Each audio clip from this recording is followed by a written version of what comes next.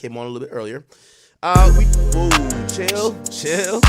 Free YB, man. Free YB till it's backwards. Y'all got it right. We are going to immediately hop into this upcoming press conference. There's a press conference scheduled in Houston by attorney Tony Busby, who apparently is representing 100 clients that he claims are all victims of Diddy. And I'm going to be honest with you, man. If Diddy, it's no way Diddy's dick was this active while he had to maintain a family, 8 girlfriends, run 5 separate business, promote Ciroc, Bad Boy, De Leon, run marathons, do vote or die. It's no way. It's shit like this that make me realize when you think you working hard, the devil is working harder. So get your lazy ass up. If Diddy had time to victimize hundreds of people, baby oil everywhere, okay? By the way, you know what, chat? So tell me how I got out the shower today right before stream. And usually I put lotion on, something like that.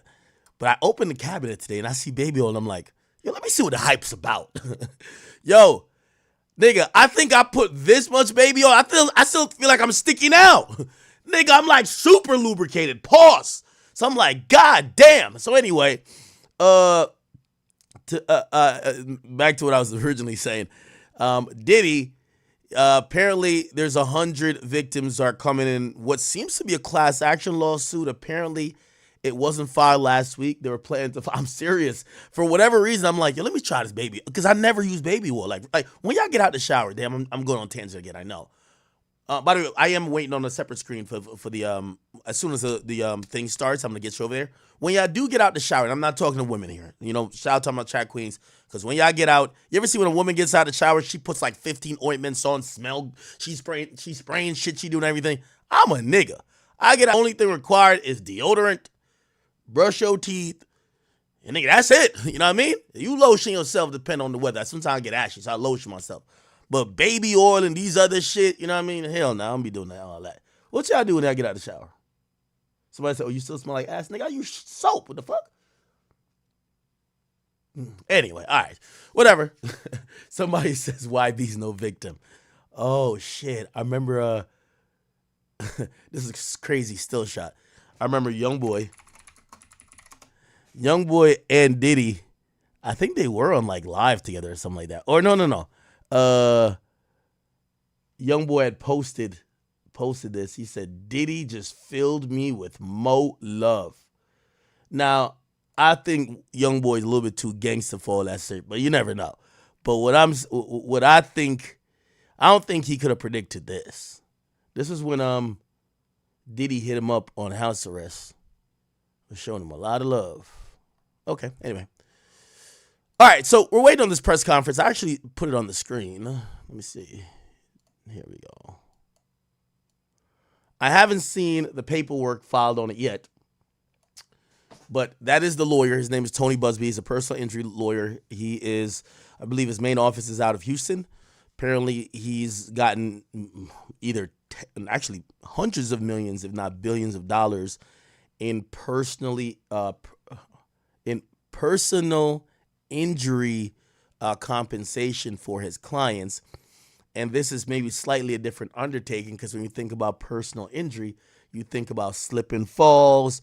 Yo, your dog bit me. I don't know, your car hit my whatever. But we're not usually thinking about, oh, you had me in a freak off and doused me with baby oil and then penetrated me anally, okay? And we're going to see what the extent of this lawsuit is. From what we were told, they did give some information to TMZ. By the way, it didn't start yet. Did it start? No. Let's refresh. It ain't start yet. Not yet. Let me see. Did they have it? Say watch now. It didn't start yet. Okay. Anyway. Again, it has ballooned to the 100 level. Apparently, and this is why everyone's kind of like curious of this, because we all know about the criminal investigation and the criminal indictment. Diddy's obviously charged there. However, we don't see anyone else who supposedly are co-conspirators, right? We like some of y'all just nosy, like, you know what I mean? Whether you care if he's guilty or not, some of y'all really want to know who's been into this weird behavior. So you want to hear names, right? And we haven't really heard the spicy names that kind of like make the story like jump off the page, even though, to be honest, I think just Diddy's name alone being involved in it should make it jump off the page. But apparently, this guy, Tony Busby, the lawyer, he says some of his clients include men. And we're like, oh shit, the dudes are finally coming out saying they got anal. Oh, what the fuck? Celebrities they love. I mean, there's a reason for this word fans. They're fanatics. I've personally already been threatened multiple times on social media. And when I agreed to pursue this, I expected as much. This isn't my first rodeo. But victims who step forward to have their voices heard should not be subjected to that kind of conduct. They should not be targeted. I want to say this, and I want to be clear about it. Although we are vetting each call as stringently as we can, I always start with a mindset that I believe victims.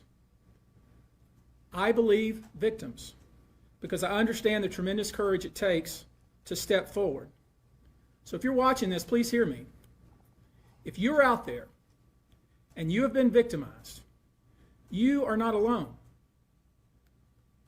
There is a great strength in numbers. You can seek redress. You can obtain justice. We can help you, and we will help you. Yo, they got a hotline number in the background. This is crazy. We are vetting every call that we receive. We have had to turn away some. For each, we ask for corroboration. I know For each, the we sound ask is for bad the here. identity of witnesses. Shit. We also have collected pictures, videos, texts. Give me a second. I'm gonna try to We watch check it on TMZ. venues. We check dates. We want to corroborate that the claims being made have legitimacy and merit. Justice. Okay, I We think have we're gonna watch it on staff TMZ now a former. because this link is fucked up. Here we go. Sorry. That being said, had as to turn away stated, some. we're vetting every call each, that we receive. we ask for corroboration. We have had to turn away For some. each, we ask for corroboration. We also have collected For each. God. Jesus Christ! What type of live stream is this? Also have collected pictures. We check videos. We check texts. We want to corroborate We that check the claims being venues. made We check have dates. legitimacy and merit. We want to corroborate We that have the claims on staff being made now. Sorry, Chad. What the fuck? Why is he doing this? major offenders Each unit claim. of Houston Police Department, who is We're helping using our us common vet sense. I don't know why this is doing that. each claim. We're being stringent because, as I said, We're using our these are common not sense. easy cases. They're very We're tough. being stringent because, as The I process said, is hard. These and are in some not easy cases, cases. the process They're very is very tough. lengthy. All right, man. What the fuck? I think I gotta go to Fox News. I think Fox News is streaming this. Fuck. Fox News. I think they're streaming it. Diddy press. God damn.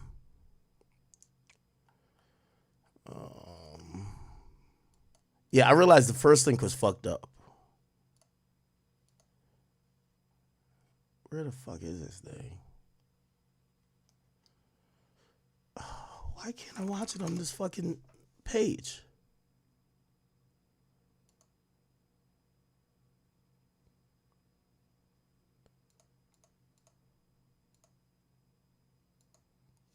Against individuals Sean at Diddy this point. Combs to pursue cases know, in civil in court this group. against Sean Diddy Combs.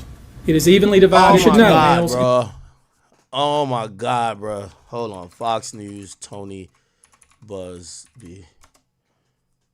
Okay, here it is. Sorry. We have an individual who was 14 years old. We have one who was 15. What?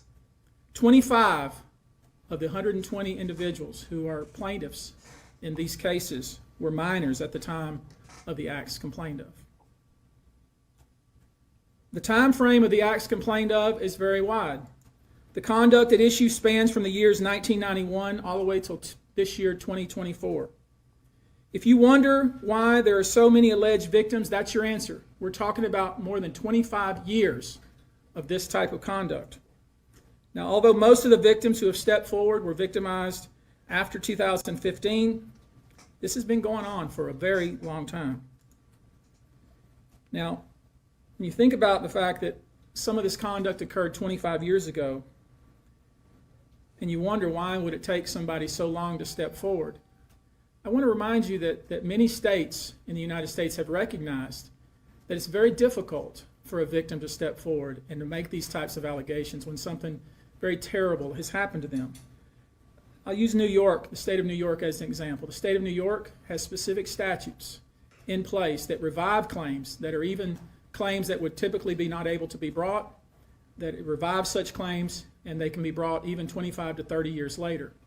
Because there's a recognition there in New York and California and other states that it's very difficult for a victim to come forward. And I would respectfully suggest the only reason many of these people are coming forward because they see other victims coming forward. And it gives them some comfort that, hey, I won't be the only one.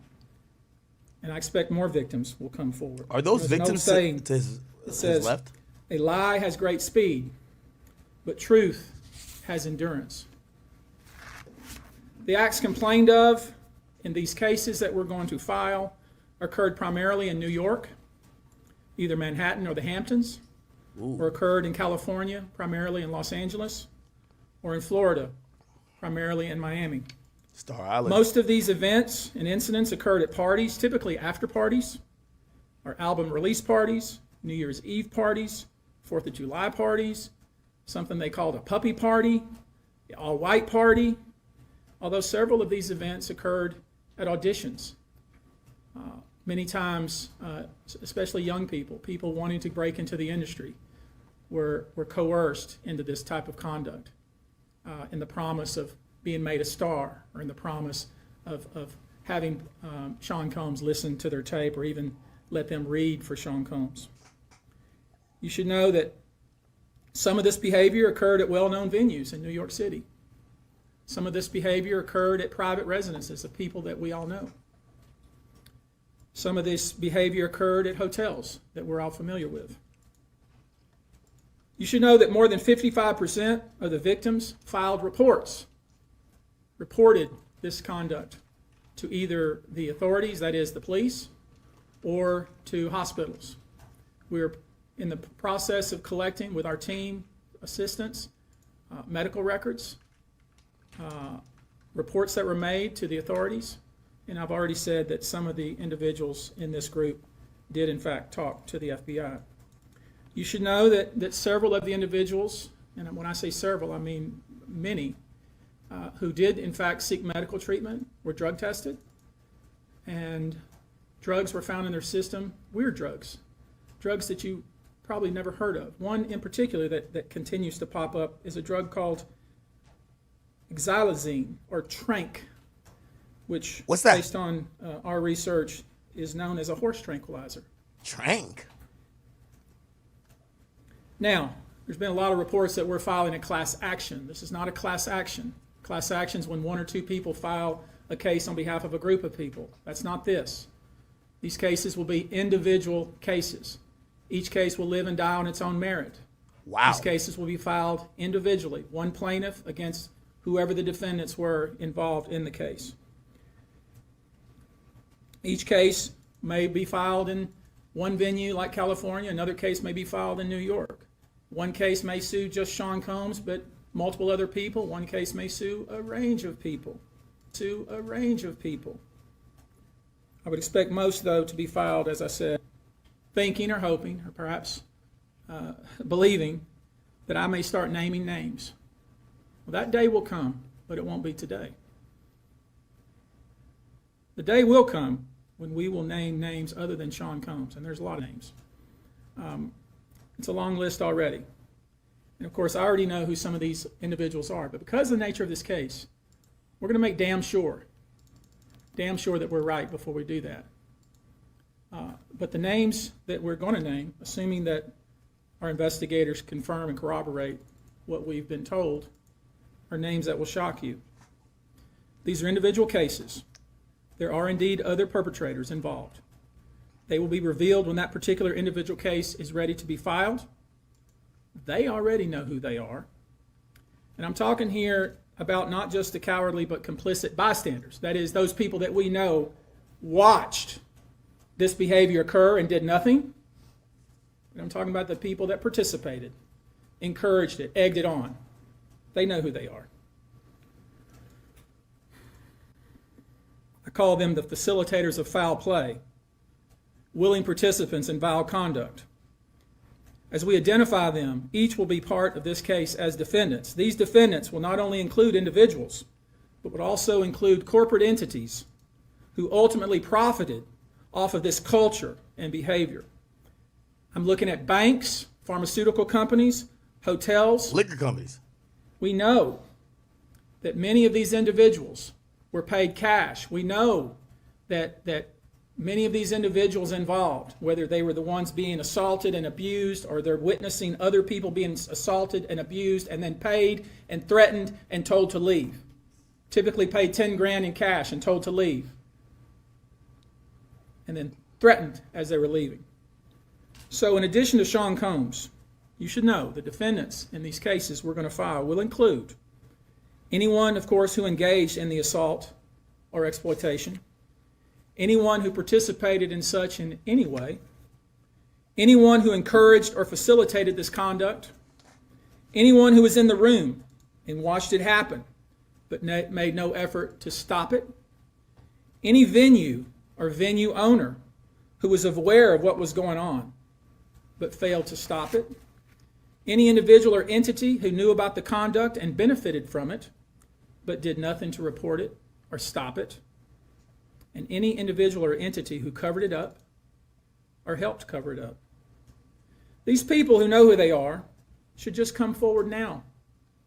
I would imagine, as we speak here, there are a myriad of people who are very nervous. You can't hide skeletons in the closet forever. I would expect there are many people out there right now who are desperately searching their memories as they delete their texts and data. Now, although these are, in fact, individual cases, there is a common theme, an MO, if you will. Typically, the victim is lured into a situation where he or she is given a drink. Typically, that drink, reported by these victims, is apparently laced with something. Once that drink takes effect, the perpetrators perform all kinds of sexual acts on the victims, many times passing him or her around as other people watch and enjoy the show, and then leave the victim ashamed, confused, injured, and wondering what happened.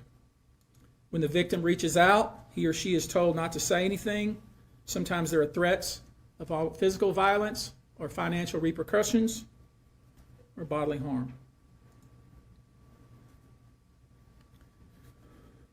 The claims we intend to bring will include the following: violent sexual assault or rape, sexual abuse, facilitated sex with a controlled substance, false imprisonment, compelling prostitution, sexual misconduct, dissemination of video recordings, false imprisonment, sexual abuse of minors. Given the large volume of cases, and given our other docket obligations, and given the fact that we want to be sure when we file these cases that they are fully vetted, I expect we'll start filing these cases against Sean Combs and other perpetrators within the next 30 days. Now, it's rare, sexual abuse, sexual exploitation, this type of activity is pervasive in our society, and it's rare we get a chance where we can really focus on this as a country and really focus on this about how pervasive this is and what we as collectively can do about it. So I thought I'd take this opportunity before I go into some of the individual cases and talk about some of the individual claims being made and so you'll get a sense of what this 120 people group looks like individually. I want to bring forward Carrie Paul. She's a national victim advocate who helps victims who have been victimized by this type of conduct. And she has some important words, and I hope you'll pay close attention. I think it's important that you hear from her.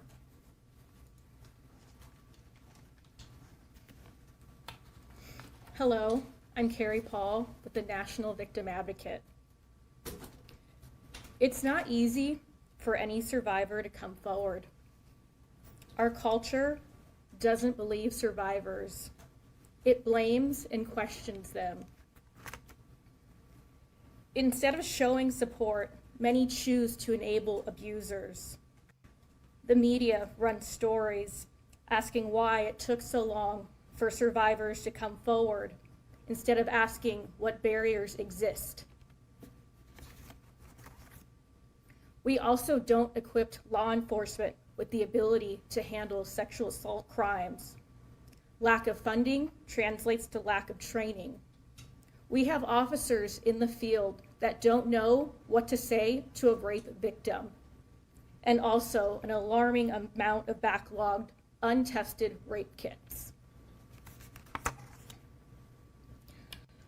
Prosecutors are focused on what they can prove in a case, and if so, how to do that at time of trial. Advocates and staff are stretched thin with growing caseloads in the criminal justice system. Most people don't know how the criminal justice works in general. There isn't enough staff or resources to adequately explain the entire process to every victim and survivor. Our culture works against victims and survivors every day, and abusers know this. Abusers work themselves into positions of power, building a public image that is trusted and financially large enough to make people look away. Abusers are unfortunately very skilled at power and control, the foundation of abuse. I'm trying to hear some names. I ain't gonna lie to you. They seek victims who are vulnerable, such as children, their employees, and their intimate partners, all who see a different version than the public does, all who rely on the abuser in some way. And for those that do come forward and aren't believed, face questions like, are you sure it happened that way? Were you drinking? What were you wearing? All of this creates an environment that enables abusers to continue abusing them and future victims. To the survivors that have come forward despite not being believed at some point in time, your courage is like nothing we have seen before. We thank you for coming forward for yourself and all survivors. And lastly, I want all survivors that are watching this to know we believe you and we support you. Thank you.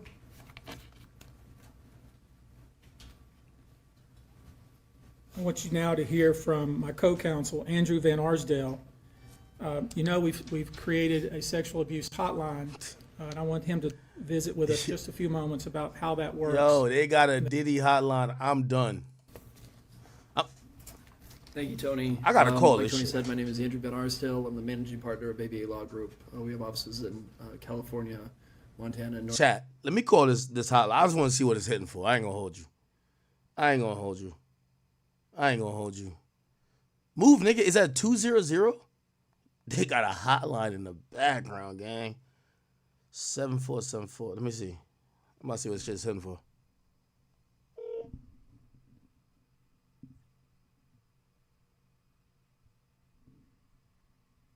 The phone stopped ringing. P. Diddy Abuse Helpline. This call is being recorded and your responses will be recorded exactly as you state them and reviewed by a... What the bumbo clot? Wait, there's this shit. Yo, chat, I swear I called it number. I swear. I'm doing it again. I hung up. I'm calling it. Oh, it's busy now. Call back. Yo, chat, I can't believe that shit. Oh, it's busy. I shouldn't have hung up. Now the other people who got touched gonna get there before me. I want to report my touching. Pause. Damn, it's busy now. This shit going crazy. Fuck. Yo, chat. Yo, did y'all hear that? My mic was muted? Yo, it says this is a P. Diddy hotline, bro. I'm done. Did y'all hear that? Hold on, I gotta call this shit back. No fucking way. Fuck. All right, let's get back to this. Jesus Christ, we don't call The this. same sort of events happening. People thrust into the circle reportedly, and horrible things happening to them as a result. And from talking to these people that have come forward these past 10 days, I can tell you unequivocally that because the federal government did what it needed to do and indicted this man, that they put him in jail and a judge kept him in jail, they tell me directly, this validates my feelings. For so long, I thought it was my fault. What is it about me that put myself in that scenario? What was I wearing at the time? What did I do to be subjected to such horrific treatment at these people that I was trying to trust? Well, we know now it was not your fault. You were victimized by a group of powerful people that operated for 30 plus years, taking advantage of their wealth and the power that they held within the music industry. So again, thank you to every single person that has come forward and contacted our office over the past 10 days. If you or someone you know suffered the same sort of treatment, please contact us at the number behind me and we will help you. Thank you. This is crazy. I think it speaks to how important this issue is in the United States. These niggas have a 1-800 number. Reputable people here that want to provide kind of information that I think victims need to hear, witnesses need to hear, the public needs to hear. Let me introduce to you now Olivia Rivers from the Texas Association Against Sexual Assault, and let her visit with you a few moments about these types of cases. Thank you. Good afternoon, everyone. My name is Q Olivia Rivers. I am just served my 6th year as the board chair for the Texas Association Against Sexual Assault. I'm also the CEO for the Bridge Over Troubled Waters, which is a local rape crisis center here in the Houston area. So thank you for being here as we address these heinous crimes. Sexual assault is not just a crime of violence against the body. It's an assault on the very essence of human dignity and safety. It shatters lives, it destroys confidence, and all too often, it leaves survivors feeling like they are voiceless, isolated, and vulnerable. The reality for many survivors is that coming forward to report their assault is one of the most difficult and daunting tasks that they will ever have to do. And for some, it may take days, months, or even years to speak up, if they ever do. The reasons for this have been mentioned, but include the fear of being disbelieved, being blamed or judged, and, of course, retaliation. The trauma of the assault itself being compounded by the trauma of the criminal justice process, where survivors must relive their experience in order to seek justice. And these feelings and fears are further exacerbated when the allegations are against prominent figures in the entertainment industry or Hollywood. Cases involving powerful figures often attract significant media attention, which can deter victims from coming forward due to fear of public exposure or scrutiny. The intense focus on these high-profile cases can make survivors feel that their personal lives are being put under a microscope, causing further emotional distress. These allegations mentioned here today, as reported, reflect deeply troubling claims that deserve thorough investigation, and no individual, regardless of their stature, is above the law or public accountability. Sadly, the statistics paint a very disturbing picture.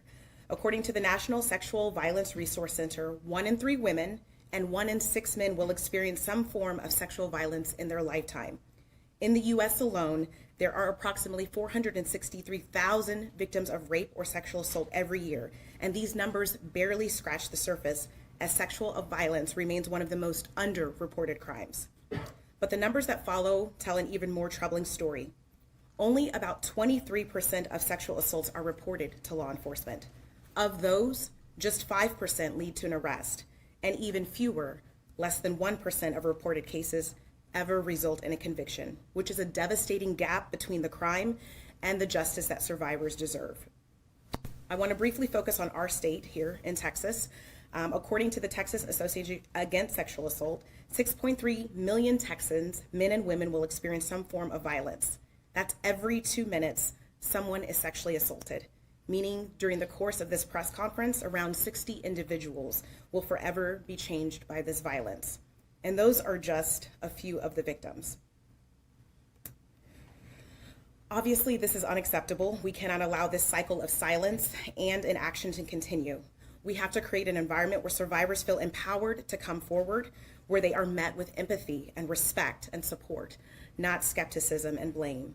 We have to ensure that our legal system is equipped to handle these cases with the seriousness they deserve, and that survivors have access to the resources that they need beyond the legal courtroom. We have to address the root causes of this epidemic: prevention, awareness, and fostering environments where respect, consent, and safety are non-negotiable values. Additionally, support for survivors has to be holistic. They have to have access to counseling, medical services, legal advocacy, and of course, community support, regardless of whether they choose to report or not. To every survivor who has come forward, your bravery is an inspiration. To those who are still grappling with their decision, know that you are not alone and that your voice matters. Your story matters. We see you, we believe you, and we are committed to fighting for a future where sexual violence is no longer tolerated and where justice is not the exception, but the standard. Thank you. I want to visit with you real quickly before we close here about some specific instances without disclosing the victim's name. You probably know that depending on the age of the victim, you can file these cases, these individual cases, under Jane Doe or John Doe. Each state is different in that respect. Typically, there is a balancing test, like the public's right to know the name of the victim and plaintiff versus the confidentiality and the safety of the plaintiff. So we'll have to struggle with that with each one of these cases. Our intention, of course, is to, like we always do, file these cases under a pseudonym until the court tells us otherwise. But let me share with you a few, just kind of give you a sense of the kind of cases and the kind of instances that people are calling and reporting that we are trying to corroborate, vet, and these are the ones that we've already corroborated, vetted, and collected evidence on. One individual who was 22 years at the time she was assaulted said that the typical MO at one of these parties that have been widely discussed in the press was that when you were handed a drink, and now we know that the drink is laced with something, if you refused to drink it, you were kicked out of the party. Now, let that sink in for a minute. I mean, the admission to this party was that you had to drink the chosen drink that was handed to you, and now we know that in most cases, I would say 90% of the cases, these individuals were drugged with some sort of drug. That was kind of the MO. Another instance, this individual who was 9 years old at the time was taken to an audition in New York City with Bad Boy Records. Other boys were there to audition as well. All of them were trying to land a record deal. All of them were minors. This individual was sexually abused, allegedly by Sean Combs and several other people at the studio in the promise to both his parents and to him himself of getting a record deal. Another instance, another minor, told allegedly by Sean Combs that he would make him a star, but he needed to visit with him in private about it, away from his parents. Once they were in a private area, allegedly Mr. Combs made the victim perform oral sex upon him. Another incident, an individual 15 years old at the time, flown to New York City to attend a party, was drugged, and then taken into a private room, allegedly in the presence of Mr. Combs, where this female individual, minor, was raped, and then other individuals took turns raping her. Another individual, 26 at the time of the occurrence, was picked up allegedly by Mr. Combs and several other people. Boy, ain't no way. In a black SUV from the airport, was given one drink in the SUV, and then literally woke up the next day not knowing what had happened, but with pain and damage to both her vagina and her anus, where she then went to the hospital. She was missing her underwear and her shoes. Another instance, an individual, this time not a minor, That's crazy. was attended a group dinner, allegedly with Sean Combs in Miami. She wasn't drinking because she was pregnant, but whatever she drank at the table, apparently, at least according to her, was laced with something. She blacked out, and she woke up in the same bed, again, allegedly, with Mr. Combs in his mansion in Miami. She drank a laced drink. It wasn't even liquor. Were torn and sore. And I could go on. I mean, literally, you're sensing a theme here. It's the same theme, and it all involves some sort of drug. One instance, an individual who was 20 years old at the time was asked to attend, just saw her on the street, asked to attend a party in a hotel. She was flattered, went to the party, was given one drink and doesn't remember anything else. Ultimately, was so messed up, went to the hospital where they found cocaine and this horse tranquilizer in her blood system. I want to give you a quote from a very young man who told us over the phone about his experience and all the things that happened to him. He says allegedly at the hands of Sean Diddy Combs and his friends in the effort to try to sign a record deal. This was kind of what he was told he would have to do. His quote is, "Had he not been in power, I feel like I could have been something great. I quit the industry because of what Sean Combs did to me." And that's really what it comes down to. We are pursuing this, asking you to support this effort, to encourage witnesses and victims to come forward and bring your evidence so we can continue to break down this wall of silence and we can continue to have these stories heard. This is the beginning of what I hope to be a national dialogue. This type of sexual assault, sexual abuse, and sexual exploitation should never happen in the United States or anywhere else. This should have never been allowed to go on for so long. This conduct has created a mass of individuals who are injured, scared, and scarred. If you are one of those individuals, we ask you to reach out. If not to us, to someone you trust. If you are someone who witnessed any of these events, we ask you to reach out. Your name can remain confidential. With that, I'll take a few questions, not many, maybe two, but if you have a question, I'll be pleased to try to answer it. Perfect. How many minors are making accusations in total? How many minors are asking? The allegations of minors in the case? I don't know what the feds are aware of, okay, but I do know it's 25 out of this 120. 25 minors. But I will say this to that point. We welcome the FBI or any authority who wants to come to us, and we're going to make that available to these victims because I think that's important. My suspicion is, based on talking with these folks, is that the FBI is just not aware of these people. The FBI has talked to some of these folks, and I'm going to try to encourage the victims to, in fact, talk to the FBI because I think they have some very important things to say. Tony, were all of the children auditioning because they were musicians, or were any of them kids of employees or anything like that? All seeking either TV or some sort of music career with promises of, we're going to make you a star. Instead, basically did things to them such that they don't want to have anything to do with the entertainment industry ever again. All right, guys. Thank you very much for your attention. We're going to go now. Thank you. Tony, do you anticipate any Houston cases? Any filed here? Locally, yeah. There's a few plaintiffs here, but I don't anticipate filing them here. Probably in New York City.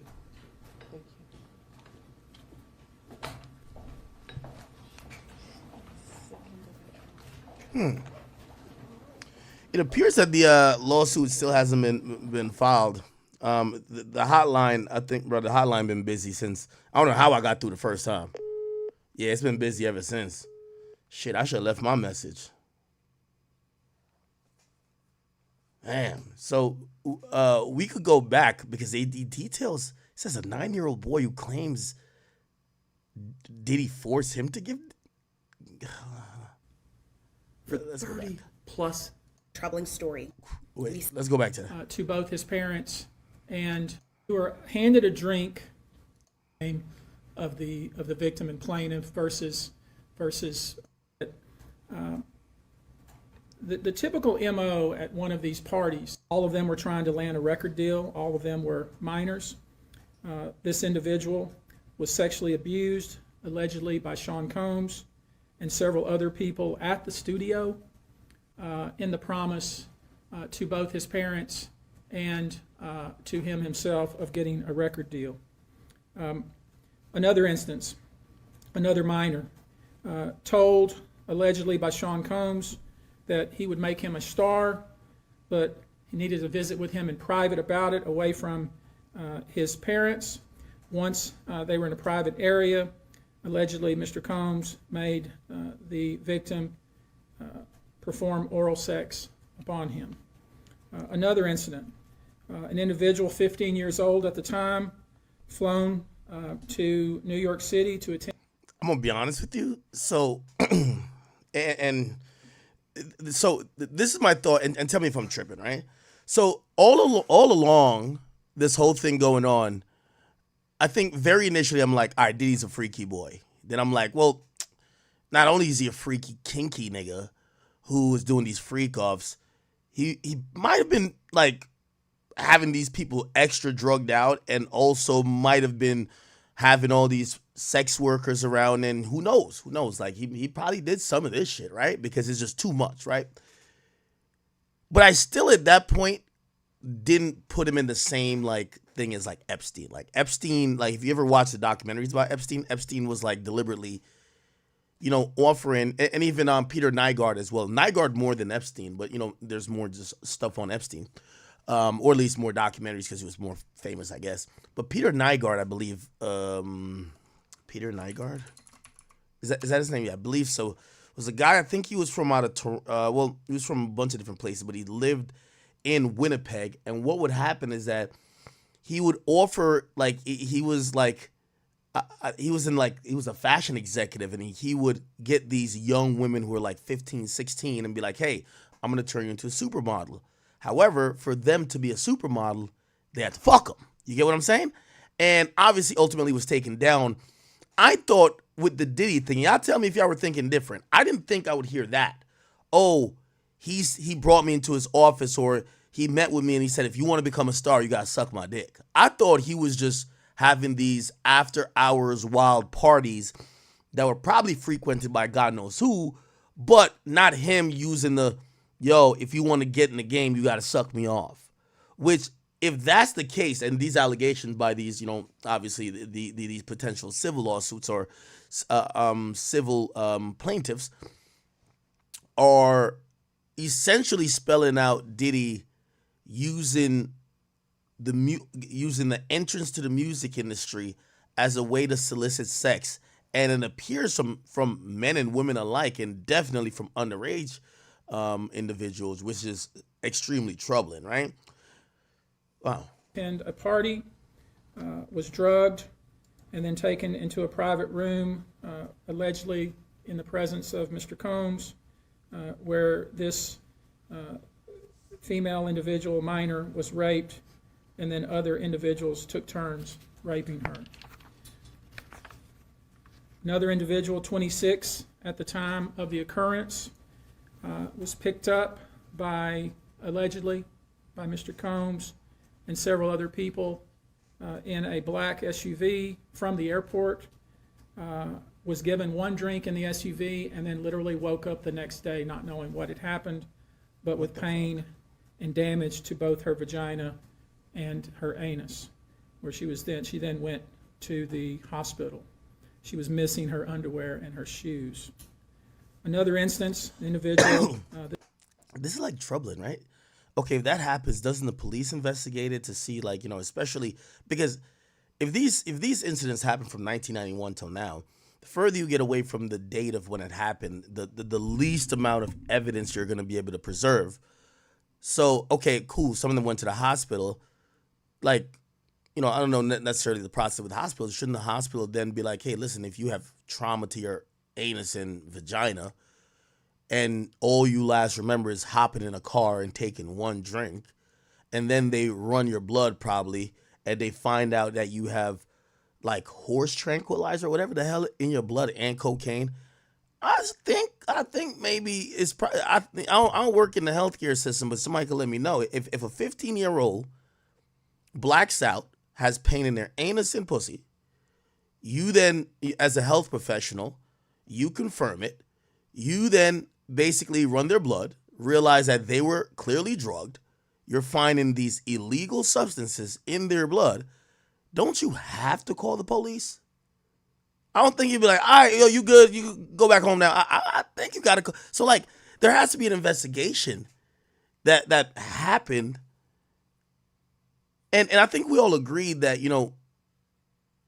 with minors, it's easier to get these charges laid down, right?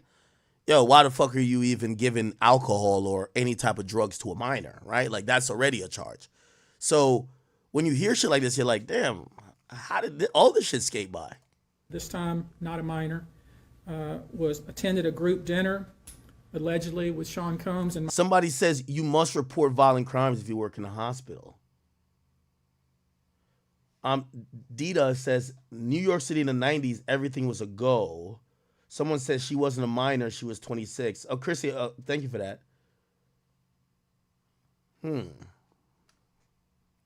Miami. She wasn't drinking because she was pregnant, but whatever she drank. Cupcake. I see you. I'm not. Listen, we're at the point now that I ain't gonna lie. 120 do sound wild, but we can't call cap on nothing. We gotta assume if 1 million people come out against Diddy, like you kind of gotta give every one of them at least a time of day to look through it, right? Just because there's just too much smoke around Diddy at this point, which you just can't. Sometimes people will be like, nah, I think these people are lying. They're just too much like, other circumstances that kind of make it look like not everybody's lying, even if there are some liars, right? So what I'm talking about is not if they're telling the truth or not. I guess what I'm talking about is that, obviously at this point, if they're not involved in this criminal proceeding against Diddy, there is going to be no recourse on a criminal level for what supposedly happened to these people, so they're pursuing it civilly. But I'm wondering, if these things are what we're hearing, the police must have got involved in some of them, right? Like you go to the hospital, your fucking ass is bleeding, your pussy is bleeding, you don't remember nothing, you took one drink. They're going to look into that, right? Like they're going to look into that.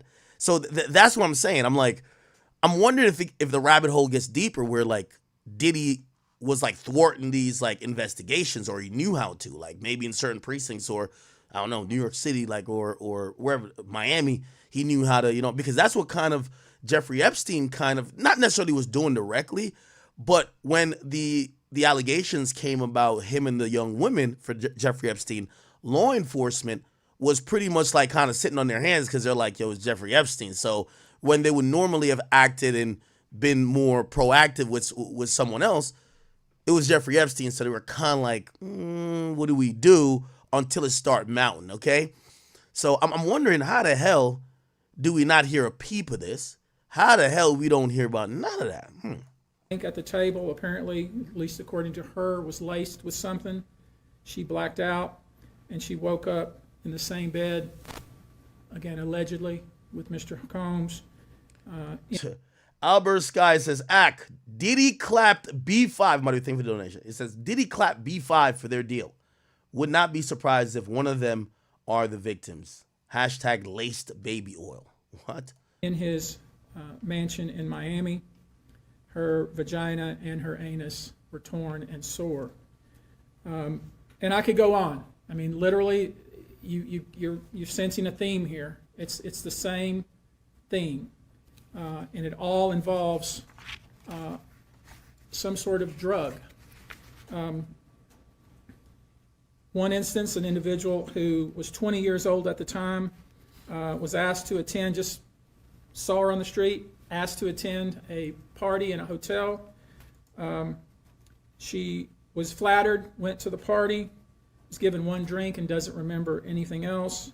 Ultimately, was so messed up, went to the hospital where they found cocaine and this horse tranquilizer in her blood system. I want to give you a quote from a very young man who told us over the phone about his experience and all the things that happened to him, he says, allegedly at the hands of Sean Diddy Combs and his friends in the effort to try to sign a we got deal. it, Chad. Your call may be recorded for call quality assurance purposes. Thank you for calling the Sean P. Diddy Abuse Helpline. This call is being recorded and your responses will be recorded exactly as you state them and reviewed by our staff and legal counsel. The information you provide is very important should you have a case. You may be asked to verify your responses by affidavit, so your complete honesty is crucial. If you agree to provide accurate information to the best of your knowledge under penalty of perjury, please press 1. Otherwise, please disconnect the phone call now. Should I press 1? I'm not sworn into court. Thank you for calling the Sean P. Diddy Abuse Helpline. This call is being recorded and your responses will be recorded exactly as you state them and reviewed by our staff and legal counsel. The information you provide is very important should you have a case. You may be asked to verify your responses by affidavit, so your complete honesty is crucial. If you agree to provide accurate information to the best of your knowledge under penalty of perjury, please press 1. Chad, should I call back? I don't know. I hung up. Should I call back? Like, I'm going to keep it a bean with you. I was just going to submit a report on behalf of my brother from Philly, Meek Mill. I was going to be like, hey, yo, this Meek Millie right here, you know what I mean, the realest nigga out of Philly. I'm in the trenches right now, rolling on the wrist. Diddy fucked me in the pool. I'm sorry. Like, I got to be honest with you now, okay? He took me shopping afterwards. He made me call him daddy. You get what I'm saying? I got to put in a report for my boy. I got to do it. Okay? Now, the only reason why I don't want to get into none of this shit, you know what I mean? I don't even want to civil somebody be like, yo, you defame none of that shit. You know what I mean? But I was going to put in a report, you know what I mean? Sometimes, you know, am I my brother's keeper? Pause. No. But anyway. Yeah. You just be like, yo, the video's online. He told me I deserved it, daddy, after he penetrated. I'm like, damn, crazy. Damn, this shit is... Yo, a Diddy hotline is crazy, nigga. This is like calling Capital One or American Express. You ever call Geico? Thank you for calling Geico. If you are in a safe location and you need roadside assistance, please press 1. They should have had this thing a little bit more thugged out. Thank you for calling the P. Diddy hotline. If he fucked you in the ass, press 1. Fucked you in the pussy, press 2. Fucked you in the pussy and ass, press 3. Meek Mill? Your direct line, press 4. Like, come on, bro. This was kind of what he was told he would have to do. His quote is, had he not been in power, I feel like I could have been something great. I quit the industry because of what Sean Combs did to me. And that's really what it comes down to. We are pursuing this, asking you to support this effort, to encourage witnesses and victims to come forward and bring your evidence so we can continue to break down this wall of silence and we can continue to have these stories heard. This is the beginning of what I hope to be a national dialogue. This type of sexual assault, Wait, did he go past the 9-year-old one yet? That's the one that's like most disturbing, right? audition in one of these parties. That are, Yeah, the 9-year-old, the one where he said 9-year-old, like that sends chills. You know what I mean? Like you get like, ooh, what the fuck? been widely discussed in the press was that when you were handed a drink, and now we know that the drink is laced with something, if you refused to drink it, you were kicked out of the party. Now, let that sink in for a minute.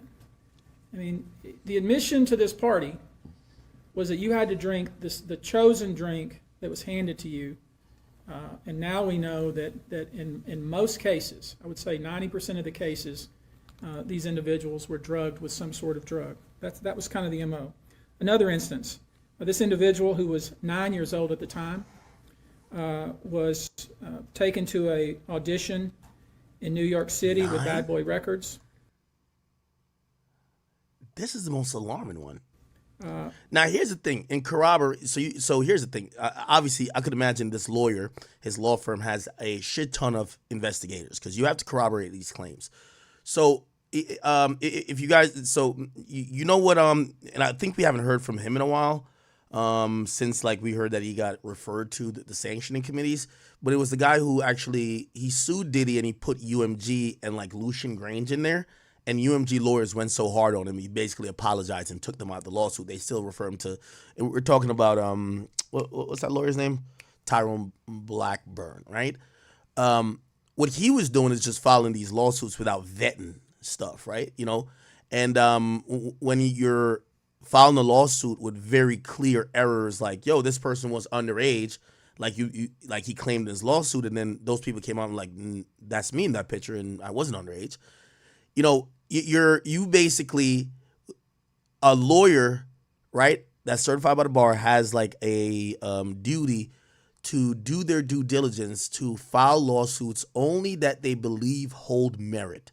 They can't just abuse the court system and clog up that system that is supposed to exist to serve justice and actually be at the benefit of people who were wronged, right?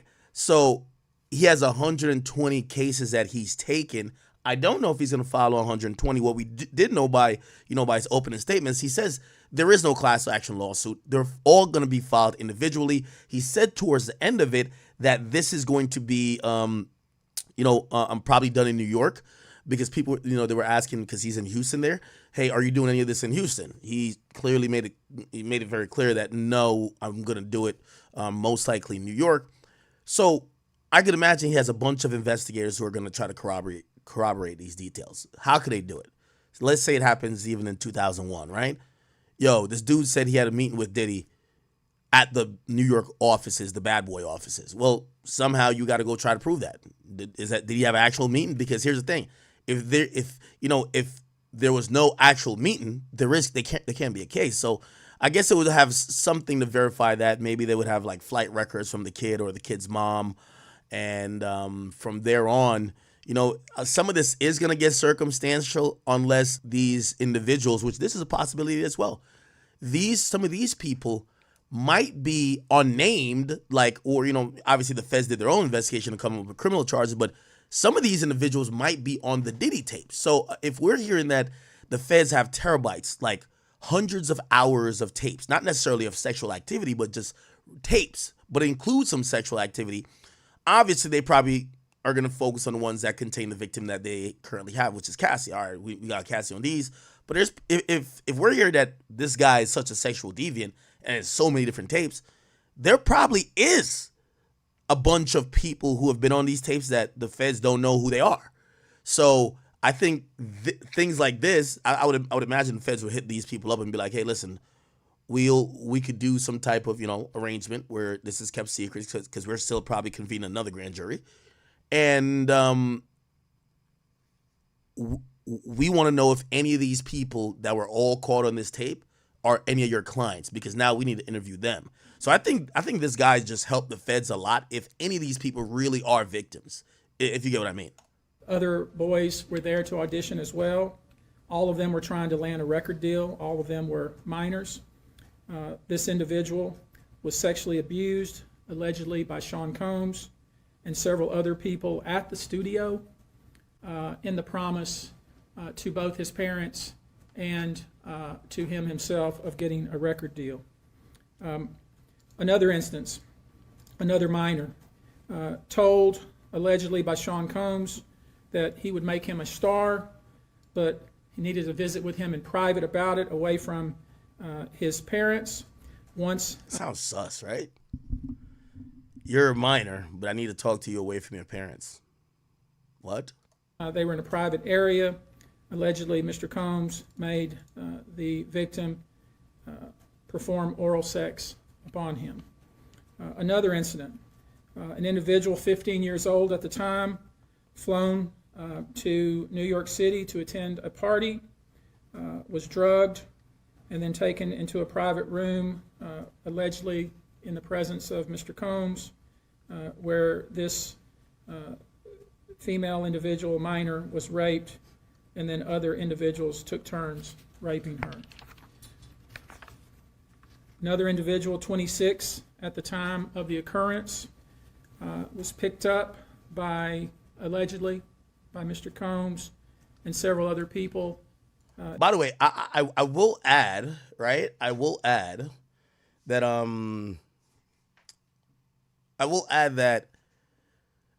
I 100% believe, and we're gonna go back to this part. It's earlier in his press conference where we want to hear the names. I feel the names are gonna be the names of people who are quiet now. Like I know he didn't say names, but I think we could reasonably come down to a list of names that would be probably in the running, especially in the realm of the ones who allegedly were in the room or could have stopped this, but allegedly didn't. Everybody who has refused to ever speak probably fits within the victim bucket or, hey, I was having fun with Diddy doing God's know what with God knows who. In a black SUV from the airport, was given one drink in the SUV and then literally woke up the next day not knowing what had happened, but with pain and damage to both her vagina and her anus, where she then went to the hospital. She was missing her underwear and her shoes. Another instance, an individual, this time not a minor, attended a group dinner. Albert Sky, thank you for the 10, bro. He says, Diddy is cooked. When they make a hotline for you like the National Suicide Hotline, it's a real problem. Bill Cosby didn't have one, and he was a nightclub pharmacist. That is wild. This is wild. Now, remember I told you at the beginning of this, right? I told you right as soon as I heard the 50 potential plaintiffs. I'm predicting that Diddy, I'm going to say 3 years. And again, these are not desires of mine. I'm just trying to be neutral and predict, right? I believe Diddy will file for bankruptcy in about 3 to 4 years. I'm going to say 3 to 4 years. Actually, let me say 3 to 5. Why? Whether he beats the case or not, and definitely, especially if he doesn't beat the case, with all of these civil suits mounting, bro, you know what I mean? I think he's just going to file bankruptcy. Again, I'm not saying he has to pay out on everything, but this is clear that it's no way that when Diddy's done doing everything he got to do, he's going to spend in the hundreds of millions of dollars, and not even necessarily on payouts, but just defending himself. From what I've heard, he has a burn rate of $2 million per month on attorneys. Then I hear he has 3 different groups of private investigators. He still has expenses, even though he's consolidating. He's selling his LA crib. Revenue at this point is kind of limited to music and, his rumored like $300 or $400 million settlement from Diageo. Again, the longer this drags out, the more people that come around. He tried to get as liquid as possible to create a war chest, but it's going to keep dwindling. This looks like it could be a long fight. Allegedly with Sean Combs in Miami. She wasn't drinking because she was pregnant, but whatever she drank at the table, apparently, at least according to her, was laced with something. She blacked out, and she woke up in the same bed, again, allegedly, with Mr. Combs in his mansion in Miami. Yeah, that was shocking. Is this one where the woman is pregnant? out. Wait. She was pregnant. Sean Combs in Miami. Was another instance, the individual. Now, again, these are still allegations. Obviously, even though we say that, we're not going to be like, oh, fuck it, they're probably lying. We just can't say that at the moment just because Diddy's too many, bro. Like, it's too many. Come on, dog. If the woman is pregnant and Diddy knows this, and if Diddy gives her an alcohol beverage, that's even a different type of evil. Now, obviously, we could also argue if you're pregnant, why are you ingesting anything? But did they say it was alcoholic, though? I don't know if they did. Individual, this time not a minor, was attended a group dinner. It's a group dinner. Allegedly with Sean Combs in Miami. She wasn't drinking because Okay, so she wasn't drinking. she was pregnant. What the fuck is this GHB shit? GHB. Like, how does it look? Is it like a pill? Or it's in a syringe? Gamma hydroxybutyrate? Is it is it an antidepressant? Or it's a depressant drug, which means it slows down messages traveling to the brain and body. It looks colorless, odorless, bitter or salty liquid, often sold in small bottles or vials. It can come as bright blue liquid known as blue nitro, and less commonly as crystal powder. Other names is juice, liquid ecstasy, liquid E, liquid X, Georgia homeboy, soap, scoop, cherry meth, blue nitro, fishies, Fanta Frank. I thought this was the date R-word drug, right? That's not what it is?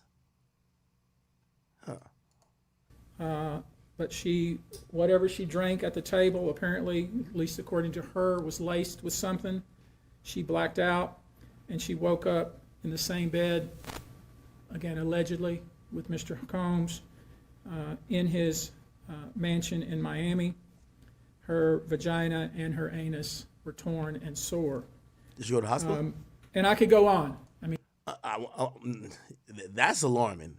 If you weren't drinking or ingesting any type of drugs and you just passed out, you blacked out and woke up with a strange man in your bed, or you're in his bed, your ass and your pussy's hurting, like, I would imagine you instantly got to go to the hospital, especially if you're pregnant, right? I mean, literally, you're sensing a theme here. It's All right, let's go to the beginning where he said, we were all waiting for names. if you're out there and you have been victimized, you are not alone. There is a great strength in numbers. You can seek redress. You can obtain justice. We can help you, and we will help you. That being said, as stated, we are vetting every call that we receive. Yo, Ruben Gonzalez, what are you talking about? It said in Texas we call GHB water. What? We have had to turn away some. For each, we ask for corroboration. For each, we ask for the identity of witnesses. We also have collected pictures, videos, texts. We check venues, we check dates. We want to corroborate that the claims being made have legitimacy and merit. We have on staff now a former detective from the Major Offenders Unit of Houston Police Department, who is helping us vet each claim. We're using our common sense.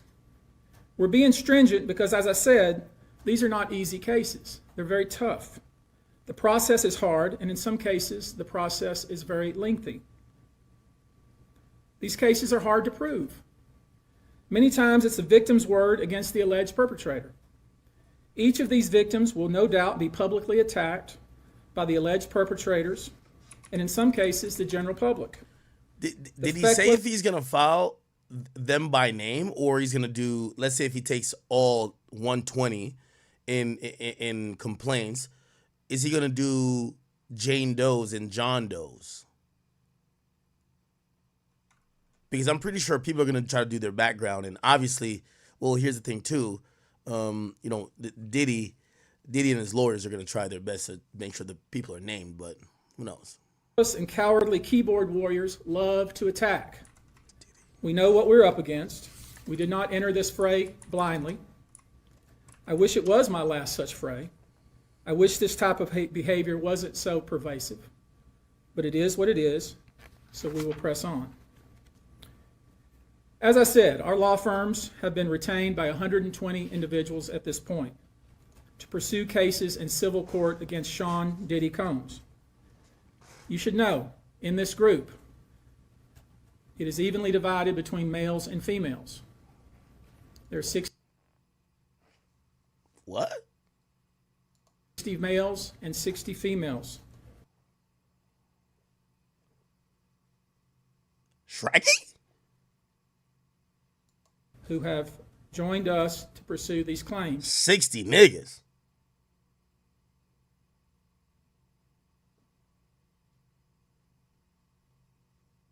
Yo, when you ask Diddy his body count, man, he probably look at you like, Playboy, you talking about women or niggas?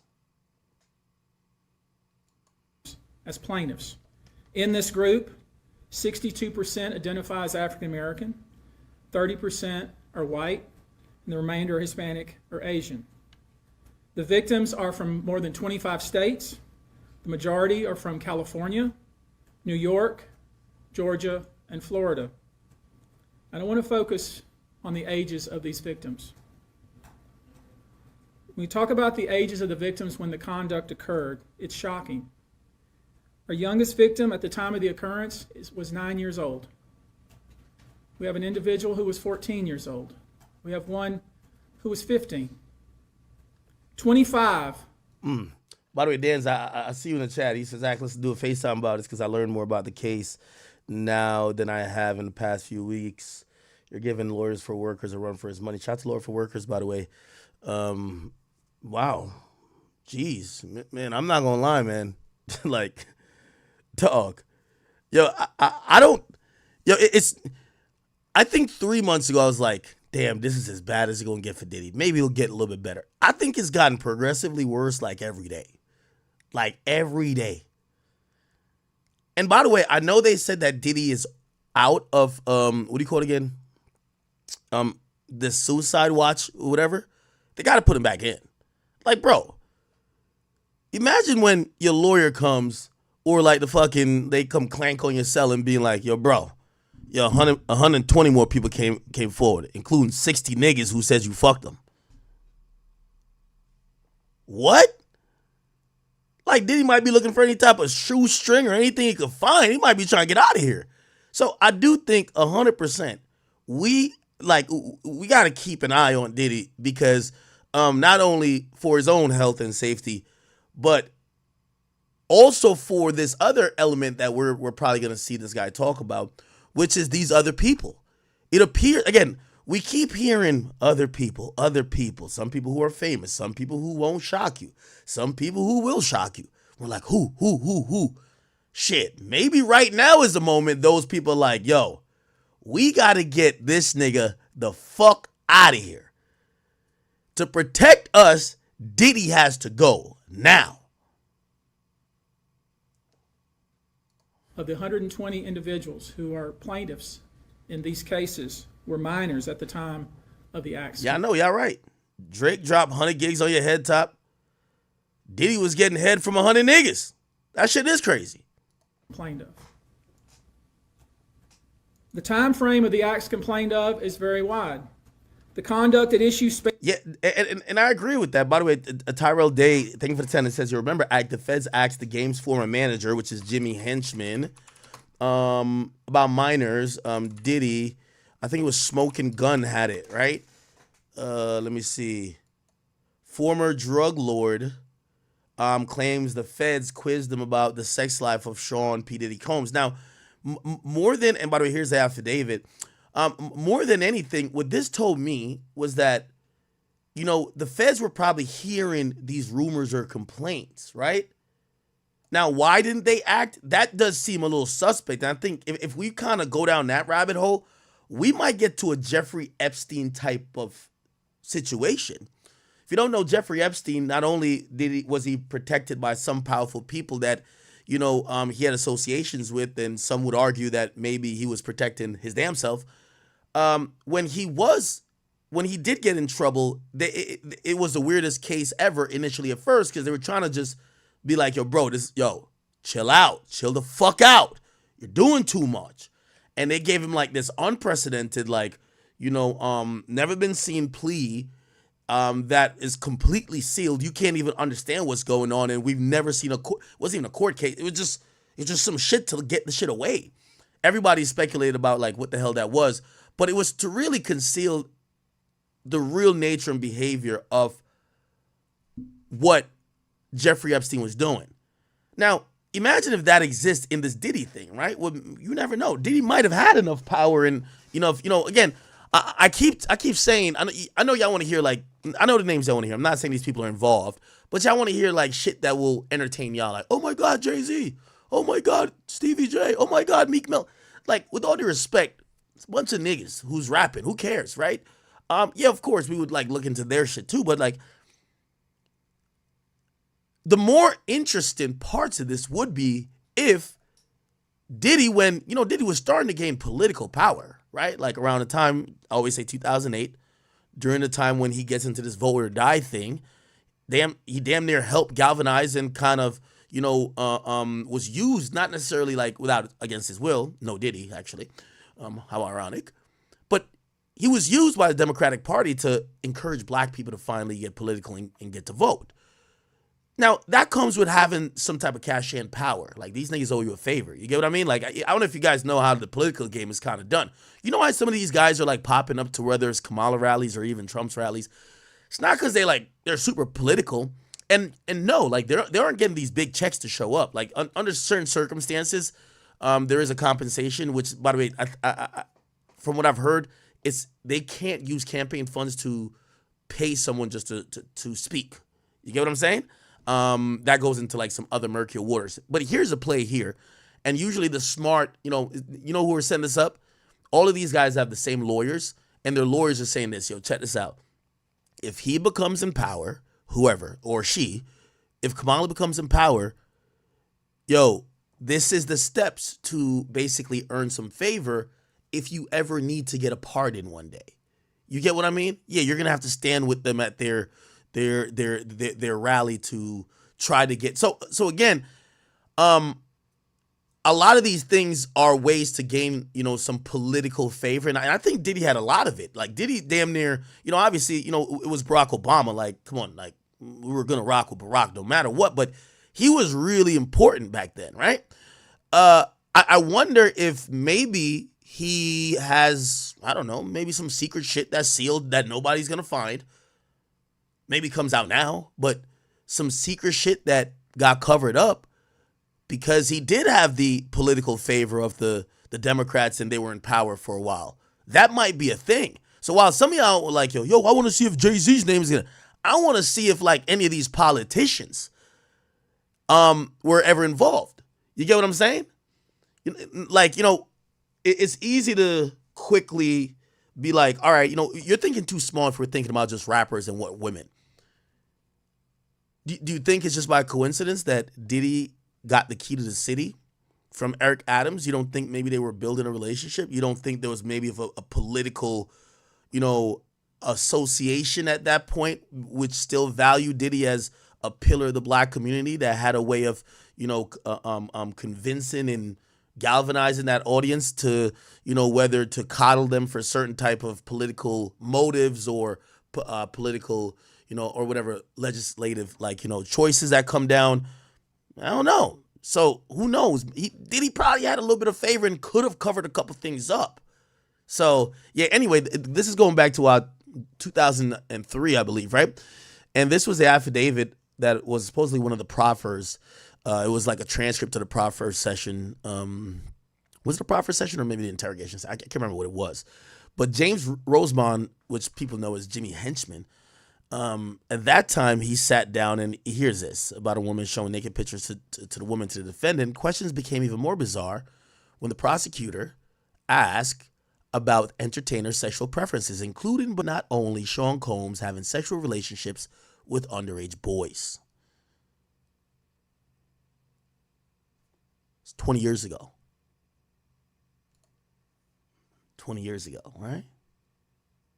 Spans from the years 1991 all the way till this year, 2024. Now, why that is important that he just said 1991, because, you know, it was a dead giveaway that the Fed's case is primarily based around Cassie, because they start their RICO. So the RICO is dated back to 2008, right? And the RICO is based on Cassie and Freakoffs. So they're almost basically saying the first, not first Freakoff, but the first instance that they're using as a crime of a Freakoff activity is in 2008. They only use Cassie. So what about when he was with J-Lo? What about earlier when he was with Kim Porter? What about when he was just, you know, he was at was it Uptown Records? Whatever it was. Like, we've heard allegations going way back from before 2008. Why didn't the Feds include it? Well, now they're saying in these civil suits it definitely spans from 1991, which is... If you wonder why there are so many alleged victims, that's your answer. We're talking about more than 25 years of this type of conduct. Now, although most of the victims who have stepped forward were victimized after 2015, this has been going on for a very long time. Now, when you think about the fact that some of this conduct... I'll answer that question. God's cologne. You said as much as you've covered this act, why have you never mentioned Jaguar Wright calling this out? By the way, I did watch a video of hers before on live. You then say, act I don't think has been mentioned that she hasn't been sued for defamation. So don't you think that counts for something? It's no longer a conspiracy act. All right. Now, Dame Dash said kind of the same thing, and I reposted that. I'll play what he said, then I'll give you my thoughts on, you know, essentially, you know, what I think. Here we go. I just wish, to be honest, that the people that are being accused of certain things, they should just step up and be like, yo, they bugging. You know what I mean? Just dead that shit. Like, you know, this is a very transparent place and world in these days. It's very easy to say that's not true. You know, I wasn't at that party. I didn't do what they said I did. And, you know, I remember when I would ask Jay, yo, well, how come they keep saying we beefing? And how come you don't say nothing about it? He'd be like, oh, I don't want to bring no fuel to it. Nah, that brought all the fuel to it. So being silent is sometimes the loudest thing in the world. So I believe if the things aren't true, because I hear the stuff that Jaguar says, and she be on like 10 toes down, like not allegedly. And I've been sued for not saying allegedly. That's why I got this problem I have now with this judgment. I have been sued for not saying allegedly. So the things she's saying, and she'd be like, no allegedly, like no Diddy pause, or like, you know, like, you know, they be like, no allegedly. I would think that they could shut that down. So I'm curious. Now, I'm not saying it's true or not. I'm saying, yo, well, how come when I say the littlest shit, like I got sued again. Now, I have to agree with him, and I'm going to try to think out loud to try to come up with a reason on why she hasn't been sued if she's not telling the truth. And again, we don't know if she's not telling the truth because a lot of people are saying a lot of her, whether it's predictions or a lot of things she said, seems to hold a little bit of water because over time we're seeing some of that, you know, apparently. And again, I won't say everything because I believe she had said something about Joe Budden, and Joe Budden, like, categorically said that just wasn't true. Well, a couple things. If we're talking about defamation or we're talking about lawsuits, I would imagine someone would send her a cease and desist, right? Like, that would be the first step. Hey, you're lying on me, and you should stop lying on me, or you should issue a retraction and tell the truth, or else I'm going to sue you. Now, the first thing might be, I don't know if Jaguar Wright, you know, we've heard that name a lot. Does Jaguar Wright have a lot of money? Is she wealthy? Does she have a lot of assets? You know, it's, you know, for someone, unless you get like a Cardi B type figure who will sue. And by the way, I don't know if people even look at Jaguar Wright as being more, you know, financially successful than even a Tasha K. When you're like Cardi, you got to have a Cardi B type figure to sue somebody who you know don't have that much money, right?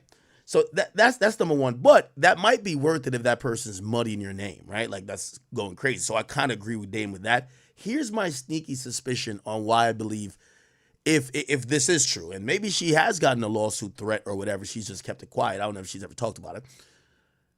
I would imagine if they haven't sued Jaguar Wright, like especially like say Jay-Z, I would imagine it would be to say, hey, the moment we send a letter to her or file a lawsuit on her, it's going to put the crosshairs on us. And even if we do believe, or even if she is lying, it might now just encourage other people to start saying whatever, they have now thought about their experiences with us back in the day. So that's the only thing I could be thinking, right? By that, again, I don't want to get sued, right? Because they take anything, but. What has Jaguar Wright said recently? Jaguar Wright.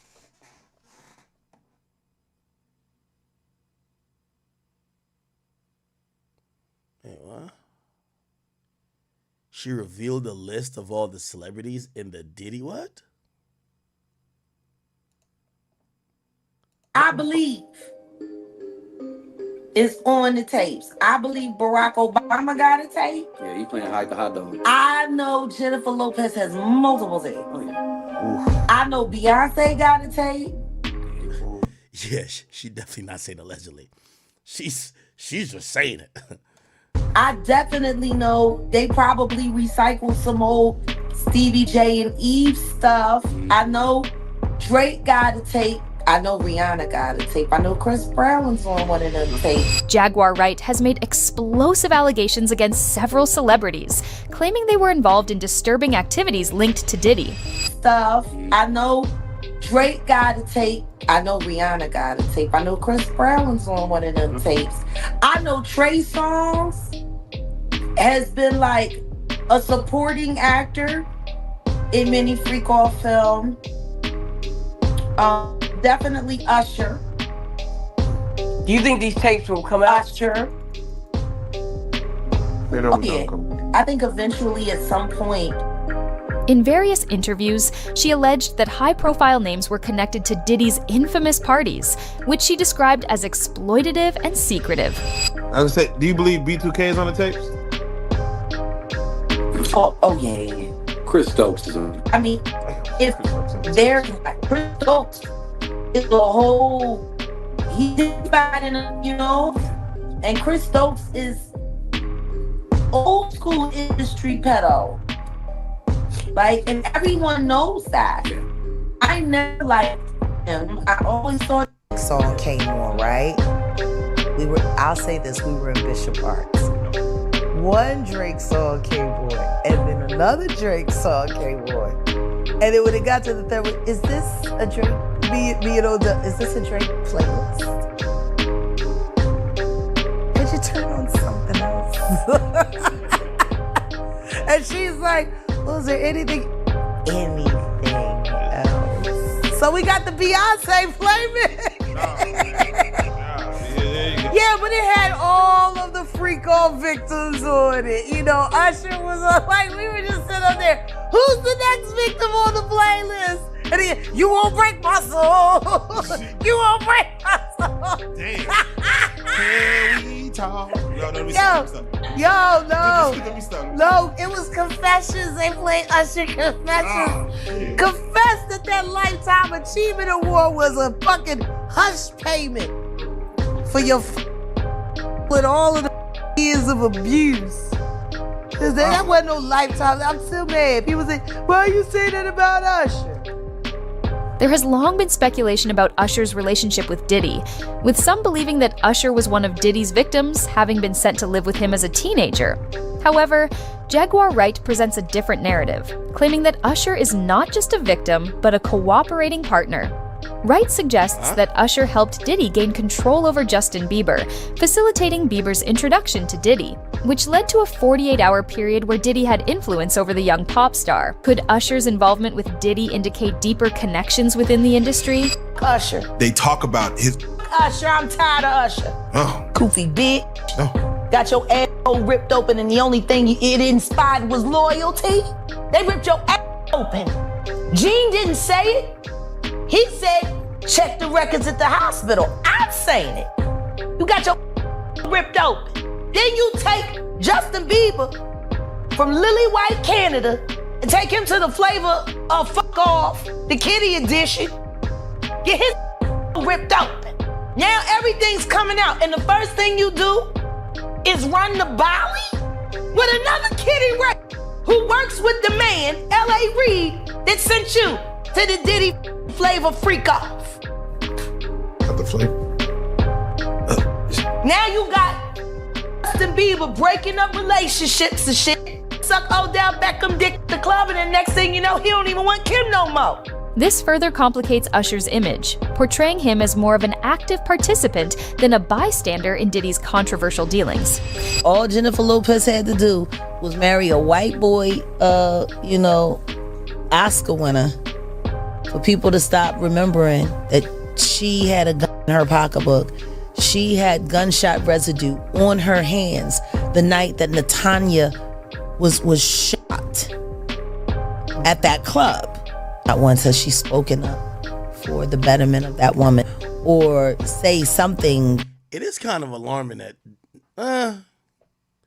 if you J-Lo, would you just shut up or would you be vocal? I think it sounds easy for everybody to say, yo, just speak up, right? But then, obviously, I would imagine some people would fit in this category. You want to speak out to say, nigga, I ain't never pimped no hoes, I ain't never get fucked by Diddy. But then, you speaking up for yourself, then somebody else might come out and be like, yeah, nigga, you didn't partake, but you didn't stop it. You saw me coming out that room crying. You saw when they sent in 10 niggas to fuck me. You allowed Diddy to do this shit. You were there. You were his friend. You partied with him. You saw when he fucking was drugging us or whatever the fuck. So I do think it's more complicated than these people like slanging dick with Diddy or Diddy fucking them and whatever the case is. I think some of these people, also don't want to look like they were complicit.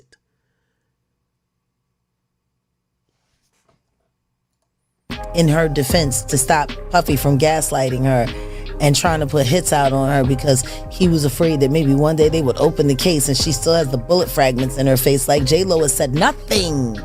You really thought that just running off and marrying Ben Affleck was going to take you out of the Diddy downfall? Jaguar Wright has also criticized Jennifer Lopez, accusing her of remaining silent about Diddy despite allegedly knowing about his misdeeds.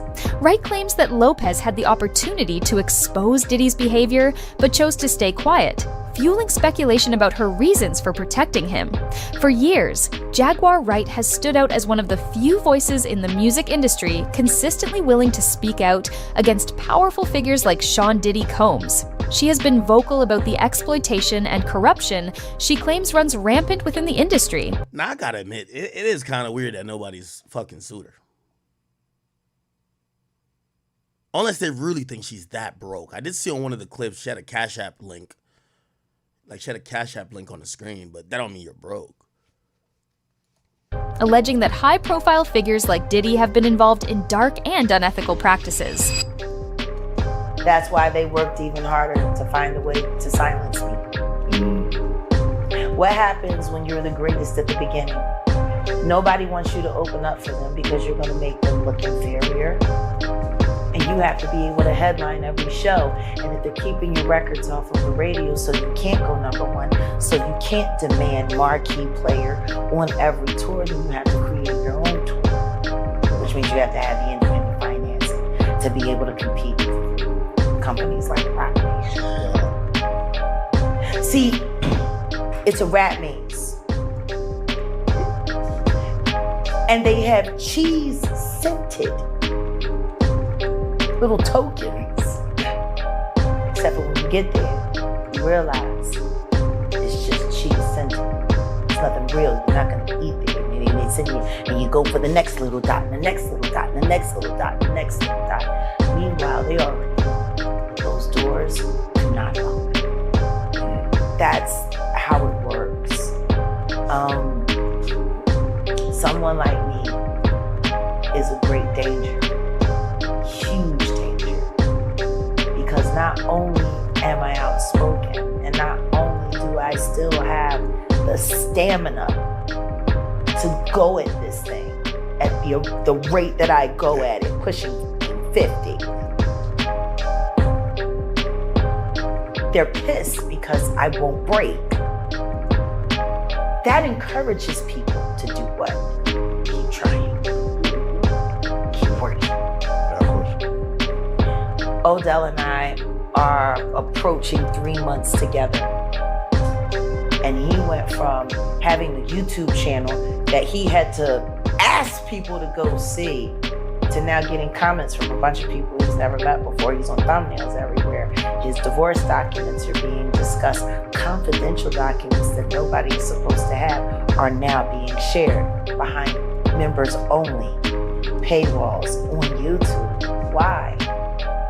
What made him pop? Why is he viral? Hey, chat, you know I was also thinking, so I have a wild ass theory, but I'm gonna sound way crazier. Like, I'm gonna sound nuts, like super nuts, even beyond whatever y'all think about Jaguar Wright. And I'm gonna tell you where it's got sparked. So for like, give me 5 minutes to explain this. I'm giving you the warning, trigger warning. Put your tinfoil hats on. This is a wild academics theory. No way the rabbit hole, pause, no Diddy, could be this deep, but let's think about it. All right, let's lay out a few things. They said this year, the music industry is in shambles, right? They're saying consumption is starting to change. I just even heard that Columbia Records apparently dropped Fabio Foreign. It appears that rap record labels, or really record labels, don't want to invest in rap artists this year. We've seen what happened to Atlantic. They're now going through a change. It's now turned to Atlantic Music Group. 300 went over to Warner. Now it got consolidated in a whole consortium with Atlantic. We've seen executives go left and right. It appears as if, give me 1 second. It appears as if the record labels are trying to save money by dumping executives, by dropping artists. So they're trying to save money. So when you think about that, then you think about if they're trying to save money because they're probably losing money, who's gaining the money? Now, just follow me down this road. This thought was sparked by this move, right? Because we keep hearing, again, these guys, like, with all due respect to Fabio Foreign, like Fabio Foreign's deal, I think he signed for like, it was like $4 million or whatever the case. Still a lot of money, right?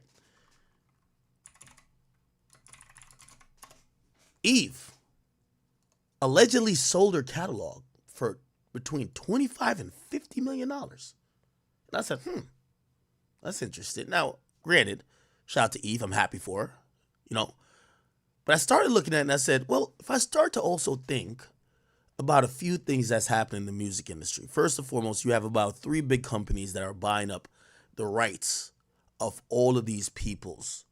They're buying up the rights of all of these people's back catalog in an era where people are complaining about music not selling now. So that don't sound, it's like buying a house when the housing market fucking sucks, right? It's like, how do we make sense of this? Like, what's up with everyone's catalog getting sold? Future sold his catalog last year. Everybody's doing these catalog deals. This, blah, blah, blah. And then I remember what even Eve recently has been talking about the music industry. Music industry. I think she mentioned something like sexual, like basically, like she basically said she felt sexually pressured. I forgot. I don't want to. Eve had recently, well, she said in 2017, she spoke about misogyny in hip hop. Is she in this article? Vice dropped an article. This is 2018. No.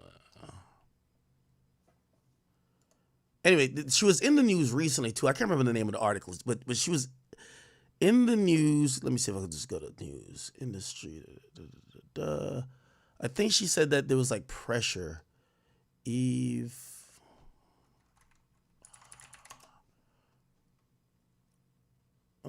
I can't find the exact article. Wait, do I have it over here? I might have it over here.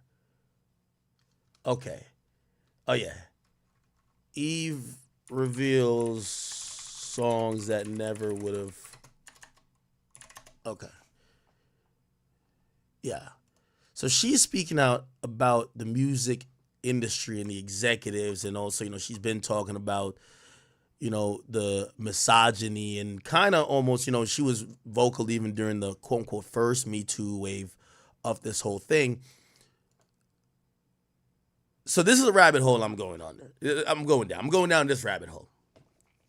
Maybe what's starting to happen in hip hop is this. You get these 3 or 4 big companies that comes in, and they're almost doing a coup on the music industry. Essentially what they're doing, right? Again, this is all a theory, but if it makes sense, let me know if it does. If it doesn't, tell me why it doesn't. These companies that are buying these people's catalog have no real stake in hip hop. But what have they done?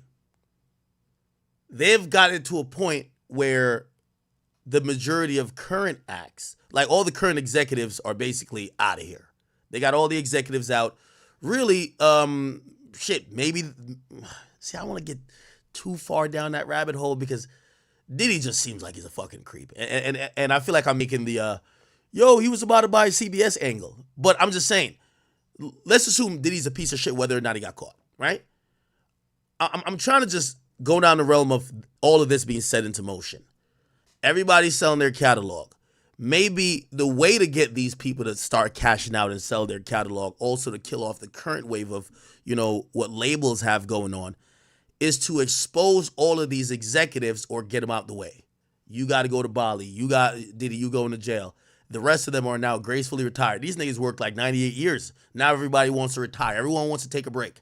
Everybody's is running for the hills, while now the artists are realizing that there is no more look. Like I've just talked to an artist who went up for a deal, and the deals that they're offering now are shitty. They're not giving, like, you're not seeing the majority of these guys. They're not walking in these buildings and getting $10 million. It's not happening. So they're getting offered for little to nothing for their talent these days. What's actually the most demanded commodity is their back catalog. So when I look at the companies buying up the back catalog, and then I see the shambles that the current music industry that's continuing the catalog is currently in. They don't want to drop albums. They don't want to sign new artists. The artists they got, they're dropping. And then the executives in the game, they're all coming under fire. They're all silently retiring. They're just resigning. They're stepping out. Diddy's about to go to jail. Jay is like quiet as a church mouse. That nigga's in Bali doing some other shit. But while all this is happening, there's some companies out there dropping big bucks. I'm like, could this be related? Because the current industry is in shambles. But it does encourage people, like, if I'm an artist right now, I would try to get a deal to sell my catalog. Because if you're going to treat your catalog, I know it's your hard-earned work, but if you're going to treat it like a stock, it only looks like, for the foreseeable future, looking at how the music industry is going, if you could get a big check right now, get that check, and shit, maybe later on you could possibly think about buying it back if you really care that much, but it might be worth the highest right now. And apparently these companies that are doing these catalog deals, they're throwing exorbitant amount of money. They don't give a fuck. They're overpaying, supposedly. Like, when you think about what a catalog is worth, it's kind of like a valuation of a company to a certain extent. Okay, what's your revenue for the year? Okay, let's 7x it or like 10x it.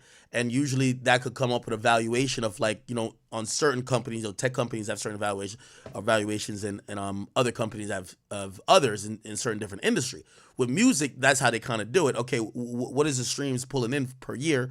How much do you own of, whether your masters or your publishing, if they're doing a deal for both? And then they kind of do a 10x or whatever the case is. But from what I'm hearing, the people who are selling their catalog, these companies are going above. So, like, for example, Future got like $70 million or something like that. Apparently, I heard that his catalog was like worth like around $50 million, but they give you the extra 20. So they clearly just want to control the assets. But then I'm now thinking, what are their play? Like, I can't even get it. I don't even understand their play. Is their play just kind of being the bank? But why are they seemingly, I don't know. It feels like almost a coup in a way for some really powerful people to get back control of music. And also, in the meanwhile, rid themselves of the current crop of labels who, by the way, I don't know if you know, so the labels these days, they're the bullies. So every now and then you see labels like, yo, take our music off TikTok or we're suing y'all. And them and TikTok go into a fight. And then basically TikTok has to fold because if you can't listen to your favorite artist, you can't have their music on the platform. The platform's kind of devalued. They kind of do the same thing to Spotify, Apple Music, and Pandora and Amazon Music when they got to come up with these, 3-year deals of licensing or whatever the case is. And they have to give out equity to these labels. So essentially what has happened for a really long time over the span of 40 to 50 years is that these record labels have had this monopoly running this music industry. And even though technology has changed how music is consumed, because they have catalog, that's the thing, right? They own catalog. Like, if you wonder why they have so much power, or like why, like, say SoundCloud at first, that's why they failed. They didn't do their deal in time. For places like Spotify, they just gave up ownership. Why do you have to? Because they own the catalog. Well, if there's another company coming in to buy the catalog, doesn't it seem like they're trying to, obviously, not all of these artists own all their catalog or own everything. And also, here's the thing, too. Somebody like Eve, maybe her rights has reverted back to her because she's been in the game a long time. Regardless, here's the point. It feels like these companies, and this is a wild theory, just to summarize again, the TLDR version, or too long to read, whatever. Anyway, these companies coming in to buy catalogs, in a weird world, could say, this is our way to buy the industry. We're going to get rid of all the executives. We're going to basically have all these labels in financial turmoil where they got to save money, then spend money. So no more investments. When they stop investing, when Atlantic stops investing in music, they have to rely on their catalog. However, this company is also targeting catalog, and they're doing purchases that way. So it almost appears that, they have set fire to the industry, whether putting artists in a place where currently the music landscape is not really progressing. All they got to do is rely on their back catalog. Now they want to sell their back catalog because they're getting offered 130% for what it's really valued. Then also the current labels are all under fire. Their executives are running for the hill, and Diddy finna go to jail. Jay-Z quiet as a mouse. That other nigga in Bali, shit is going down. You know what I mean? And maybe some nefarious attempt. I don't know. I just thought of that on the fly. Could be false. Who knows? That was the case, then Set in the West channel should be at 50K subscribers. What made him so important that they had to stalk him down? Go through his personal documents, reach out to people in his family, reach out to his first ex-wife, his second ex-wife, encourage ex-wives to get restraining orders against him and me for a thumbnail, hoping to break my bond so I'll go back to jail. It's a lot. But I have to ask, back in the day, who was your best manager that handled your business correctly back when? Richard Nichols. And what was it about him that, he got right back then? He focused on letting me be me. And he only focused on deals that gave to that. He never wanted me to turn down. He wanted me to turn up. He wanted. She talking about Diddy. A decent report, but Snoop got some answering to do. According to Jaguar Wright, Wendy Williams was one of the first public figures to expose Diddy's alleged misconduct. Wright says that when Wendy Williams talked about homo thugs, she was talking about Diddy. Going up cars. Yeah. Is he this gangster that behind the scenes is that him? Or is that Shout out to Wendy Williams. the first woman to uncover the homo thugs. That's what these why she say it like that though? Damn. down low bitch was called when Wendy first started talking about it in the 90s, the homo thug. She talking about Diddy. And then what's the stuff that's happening with Wendy Williams? You think this is all connection too? Of course. They've been waiting. He's been waiting. He was waiting for Kim. Remember? He was waiting. The casket was ready. She was literally casket ready. What that mean? Some people are saying the whole Wendy Williams documentary that she's pretty much allegedly playing this way to keep herself safe from him, from any unaliving. It's been working for Orlando Brown. Why wouldn't it work for Wendy? To play crazy. Does Orlando Brown even know Diddy? Why wouldn't it work? Hey. Hey. The oosh gosh whoosh wash. Orlando's brilliant. Right. Yeah. Y'all spent time with him. We did. He's highly intelligent. Yes. Imagine what it's been like to wear this character for this long. No. I can only... That he does is a character. Actually, the shit he does online is the best acting he does. Is he speaking truth? Of course he is. You know? We seen Quiet on set. Major pain in his ass. Literally. Since he was a kid. Man. And then eating milk, running the fuck around, talking about expensive pain in his ass. Wait, this is Philly you're talking about now. Wait a minute, Jack. Fuck me. Wait a minute. He's a f***ing Fruit Loop. He Diddy fried. This is Philly. He's a deep fried period. He Diddy fried. He Diddy fried. He the Diddy do-I-bop. Fuck me. Real rap. You think that audio that they put out was real? Yeah, that was him. Okay. Yeah, he and Jay-Z were involved. Fucking Hove beats. Shit, I was just listening to Watch the Throne earlier this week, and that shit was enraging me. Cause I'm like, y'all motherfuckers was living for this fucking album and was Kanye. And then all of y'all made all of this money on this motherfucking dude, and now all of a sudden, who, him? Like he was good enough when you let him slump Just Blaze's fucking whole career. He was the shit. That's the whole issue in itself. It was worth putting Just Blaze on the line for, because Just Blaze was Rockefeller production until Kanye. Yeah. Who's Just Blaze producing for now? That I don't know. Who is? Yeah, I'm about to say that I don't know.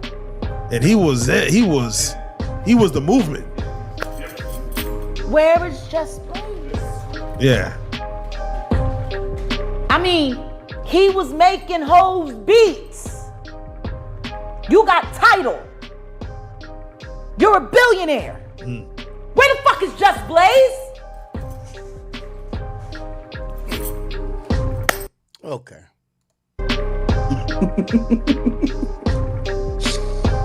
Oh, this about to get fun for me. Yeah. Let me add. There's nothing like, have you ever seen what happens to a rat when it's trapped in a heated environment? It'll eat through anything. Claw eat its way through anything. So I want y'all to imagine this. I got Jay-Z on his back with his stomach exposed. Diddy is the rat that I'm using. And I'm gonna take a metal trash can and put it right on Jay-Z's stomach with Diddy right in there. And I'm gonna heat that bitch up and see what he eat through. Fuck you, Sean. Both of y'all. I got you, bitch. I told you. Another person Wright has called out is Stevie J, a music producer closely associated with Diddy. Stevie J has publicly defended Diddy, claiming that he has never committed any crimes. Wright, however, sees Stevie J as one of Diddy's enablers, helping to protect his image despite being aware of the darker side of his actions. See, that's another thing too. I think Stevie J is trying to be a good friend. This is assuming that he's not involved in any of this fuck shit.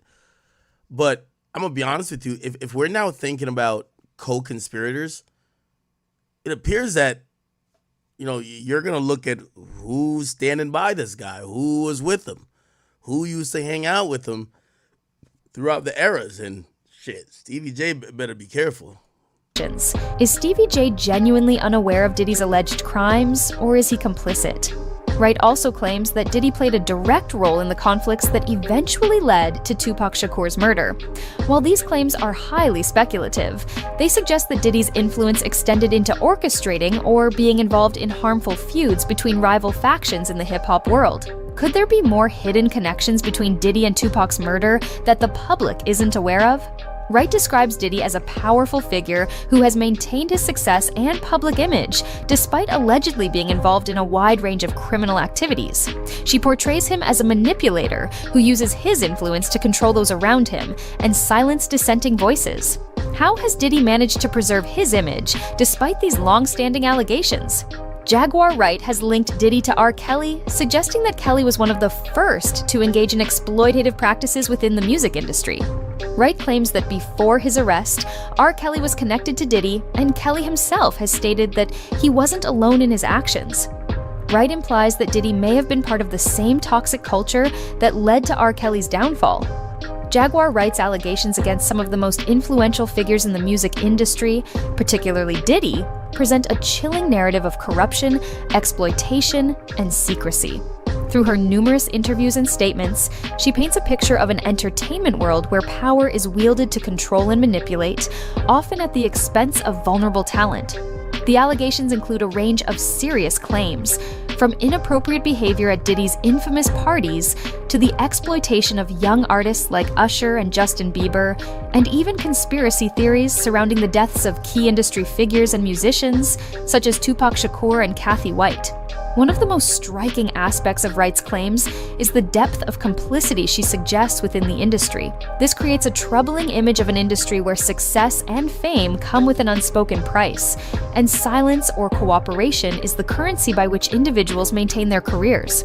Wright's allegations present a complex and disturbing portrait of the music industry, where power is wielded to exploit and control, and silence is maintained. All right. Well,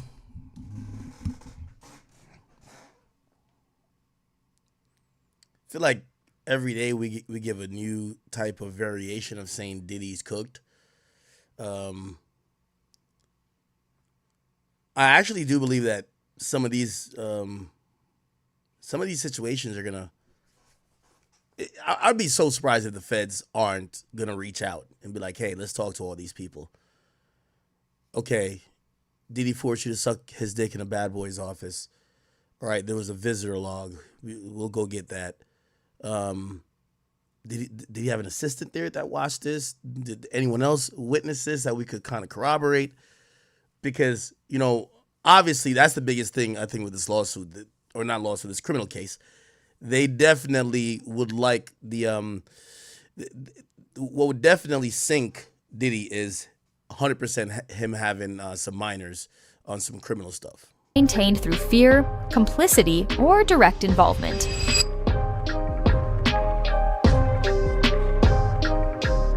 Do you know what? You know she's part white. Yeah. She's a Rothschild. The Luciferian motherfuckers that co-own YouTube, that are friends with the monster, Leroy Cohen, that mentored and bags Jay-Z. Camille is a Rothschild. Y'all didn't know that. All right, Jaguar, right? Yeah, I'm gonna be honest with you. I'm a little bit shocked, like with Jaguar. Right? I don't know whether to believe her. I don't know if sometimes she's just kind of like yapping, or she's actually just telling the truth on like a sinister type of way. Now, here's the thing, and let me add myself into this. There are people, because do y'all consider me to be a part of the industry? I guess I am, right? I guess I always looked at like, I feel like I affect the industry, right? Which I guess by in turn means I'm in the industry, but I don't really know these guys. Like I know a handful of people. I've never met Diddy. I've never met Jay-Z. Like I seen Jay-Z at Kendrick's concert when everybody kept looking up and he was wearing white and like, hey, that's Hov. And I'm like, oh, okay. Never met him. I haven't met, actually I met 50 Cent. I met 50 Cent. 6ix9ine had me meet 50 Cent at a club out here in Jersey. Never met Drake. I don't know if I'm in the industry, but I guess I don't know, whatever you want to say. But here's the point I'm making, right? Okay, let's say I'm in this industry, right? I think what no one wants to like admit is that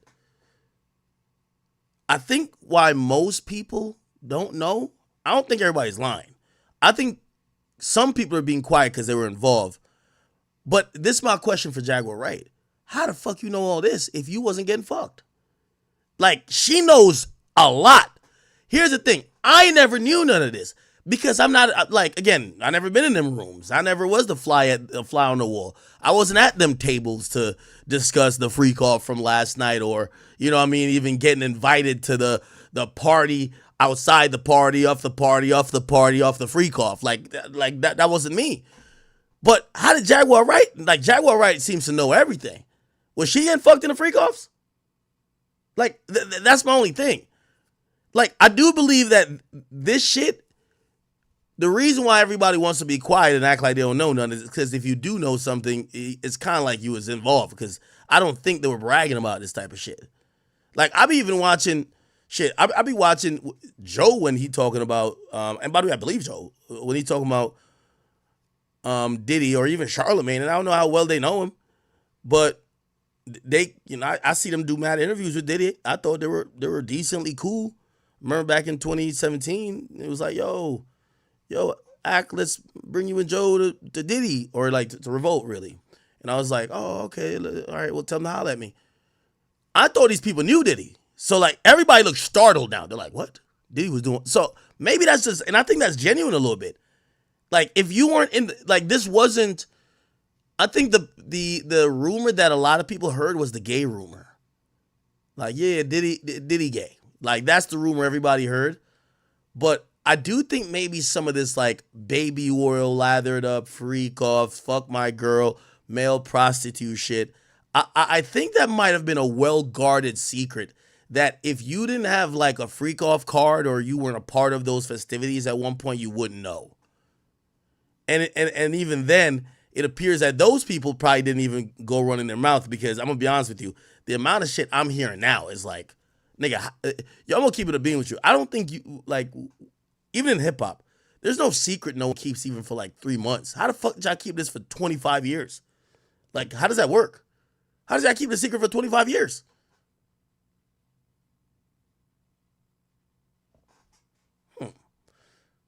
Did you? Well, now, Dame Dash also spoke about if Jay-Z was next. True fact.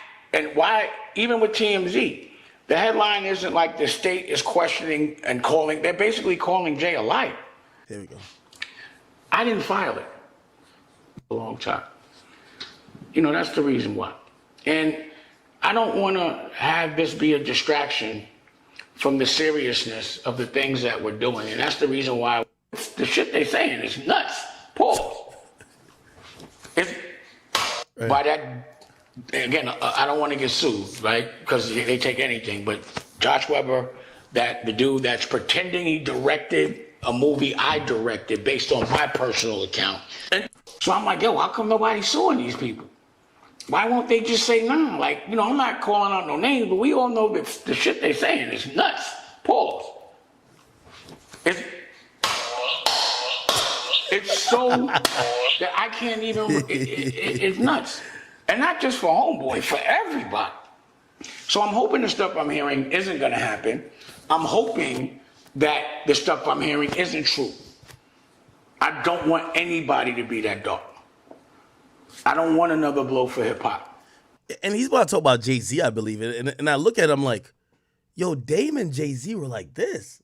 Like, bro, I mean, like, you don't think you'd be able to, maybe not after y'all split, but like, you should be able to vouch for Jay a bit. Not like saying you were there every time he pulled his dick out, but it's like, nah, yo, I was with Jay for this amount of time. Like, I knew what type of guy he was. He wasn't a guy that was into blah, blah, blah. Him not even being able to say that kind of tells me, man, there's mad secrets in this, like, you know, entertainment game. You know?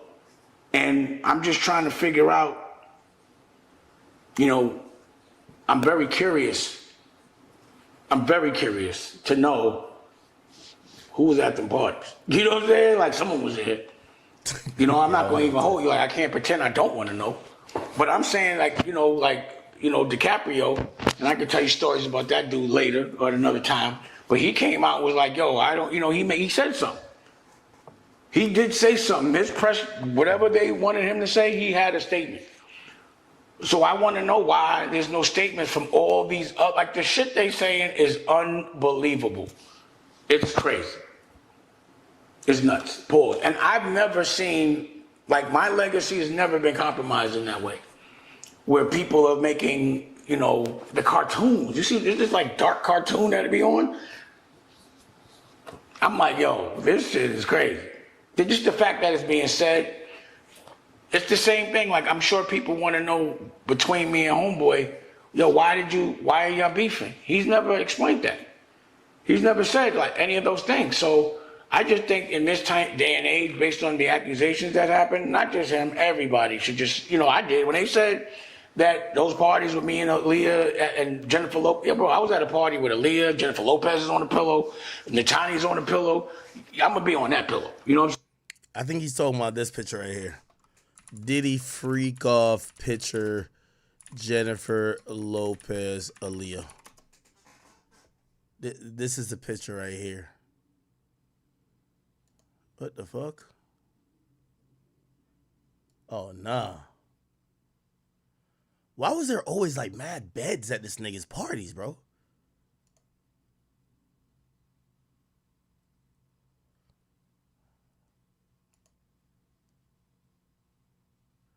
No, these were the white. Oh yeah, these are the white parties. Is this? Oh yeah, here we go. You got Dame Dash over here. Dame right here. You got Aaliyah right here. J-Lo right here. Is this Andre Harrell? I don't know who this is. And apparently it was a white party. But Diddy got on red. I guess he was just trying to let y'all know y'all booty hole finna bleed when he fuck y'all. Damn. Okay. I'm saying, but not next to no dudes. And then I'm out. But I addressed it. You know, I'm transparent. Like, you could ask me any question. Like, I say no, and you could ask me why I said no, and I'll explain it to you. You could challenge me. But at the end of the day, if I'm expecting you to consume the things that I'm doing, my products, I do believe that you deserve a certain degree of honesty. Like, why do we all have to wait? I don't want to wait. Just tell us what happened. Or tell us it didn't happen. See something. Not just y'all, anyone that's being accused of that shit, bro, because we definitely want to know. The whole world wants to know. But when people start resigning and people start erasing their Twitters, then it just starts to look suspicious and, you know, it makes people ask questions. What do you think is the best way to handle these situations, Chad? Like, seriously, right? Now, obviously, I think there's a mountain of situations that now is just making, like, it's just starting to look spooky, right? Like, for example, when somebody was even trying to threaten me with some stuff, I just came online. I just say, yo, listen, here's the story. Obviously, I can't keep saying the story because I got lawyers and shit, but it's like, yo, this is what happened. Nigga, I'm innocent, but nigga, I'm not going to just sit back and act like it's not, like this isn't a thing. Now, some people might be like, that's dumb. You know what I mean? It's kind of like it's like a catch-22. Like, if you address it, some niggas are going to say you look more guilty. if you don't address it, you definitely look guilty. If you break down anything that happened, you might hurt yourself later in court. If you stay silent, you look like you're hiding. So I don't know, nigga. But I do think a simple, yo, them bitches are lying. Like, that tweet alone. You know what I mean? I ain't gonna lie. Trust me. Like, I don't care how much I'm paying a lawyer. I reserve the right to get that off. Them bitches are lying. Like, I reserve the right to at least say that. You feel what I'm saying? I don't know if I could, but that might be different for me though, right? Because for me, it just feels preposterous. I had to, I talk a lot. I talk every fucking day of my life. So I'm going to be the first to talk about it. You feel what I'm saying? If everybody else can talk after me, but I'll talk first. These guys aren't that public. They're public figures, but they don't have to do an interview. They don't have to field inquiries about their personal life. So they could just kind of, I know one of these people, this motherfucker been on a 6-month vacation. Y'all know, like, the industry, everybody's taking the longest vacations now. It's like they're just waiting, like, God damn it, I'll be back when this shit is over. But that's their way of kind of getting out of having to say anything. And not necessarily that they're guilty, but they might just, they might have been all at these parties. They might have seen when, like, do you think that only the people that came forward seen Diddy slap a girl? Or seen Diddy try to do blah, blah, blah? Probably other people seen it, but niggas is probably be like, you know what, as long as my name don't get mentioned in a lawsuit or a criminal proceeding, it ain't none of my business. And I know that's going to sound crazy because you would hope that if you're seeing some crazy while, maybe non-consensual sexual shit going down, you probably would want to be like, yo, what the fuck is going on? Cut this out. But you do know, it's like somebody gets shot on your block, your mama going to tell you, nigga, go back inside, it ain't none of your business, right? You just try to mind your business because you ain't trying to get caught up in nothing, right? So I don't know if that's what it is, or perhaps these niggas are shitting bricks because they were involved in the fucking parties. Like, I would love, like I think I just seen Fabulous do an interview, or he went live, and I was like, yo, Fab, you know what we want you to talk about, right? Fabulous interview. I just seen something. It was like in a car or something. No, he was on live, I think. Oh, no, he's just on Carmelo Anthony's thing, and I'm like, yo, bro. Yo, this create like, nigga. You know what we want to ask you, right? Bruv, when Diddy said, yo, why you don't want to party with me, Fab? And you said, I do party with you. Did he? And he said, nah, man, I'm talking about party. What the fuck did that mean? Diddy, are you a victim? Like, I'm like we gotta ask these questions. Yo, this new lawyer said there's 60 men. What in the fuck? Conversation. No. I'm glitching in here. If you have a, yeah, I don't think he's talked about that. And by the way, he might just not want to talk about it. Not necessarily because him and Diddy's cool, right? Not that him and Diddy's cool, but he might just be like, yo, listen. It ain't my story to tell. But then, shit, he might be shitting bricks because if he did party with Diddy and he ain't do nothing wrong, or he was a victim himself, man, a woman might have been like, Fab was there when I was getting abused. He ain't stop it. He was watching, laughing like everybody else. While Diddy was having 20 male prostitutes fuck me in front of a group of people. I don't know. I'm about to making that up, clearly. So, I don't know. But, I don't even think we've heard even an inch of a statement from him. Pause. Like, yo, I don't rock with the things that are being alleged, or, shit. The things with this industry, you don't know if you want to attest for somebody's character, because I keep saying that the majority of people in this game aren't friends. They're like industry friends, which ain't real friends. They're friends of opportunity, time, space, and clout. So if those things don't align, they're not hanging together. They're not the person you call when you're sick. They're not the person you call to come over to play 2K. You only link up with these people at these big events. You see them at award shows. You might work with them from time to time, but they're not coming over to help you put up a fucking, chandelier in your crib. They're not helping you do that, right? Like, these are Hollywood friends. And you might think you know them, but you don't know them. So maybe that's where Fab is like, man, I don't know that nigga like that. A fan base or curious. Yeah, he didn't really say nothing there. Yeah, let's go back to the work for hire. And how you feel about people saying that you always like talking in the form of suing people. This is what business. This is going to be the lesson of the day. Applicable. They're $10 million short. Headlines. I want to make sure y'all don't look and sound stupid. And I know that call out. They're like, why you calling it Earn Your Leisure? Because it's supposed to be a business. I personally, you put them with Budweiser. We supposed to be promoting champagne.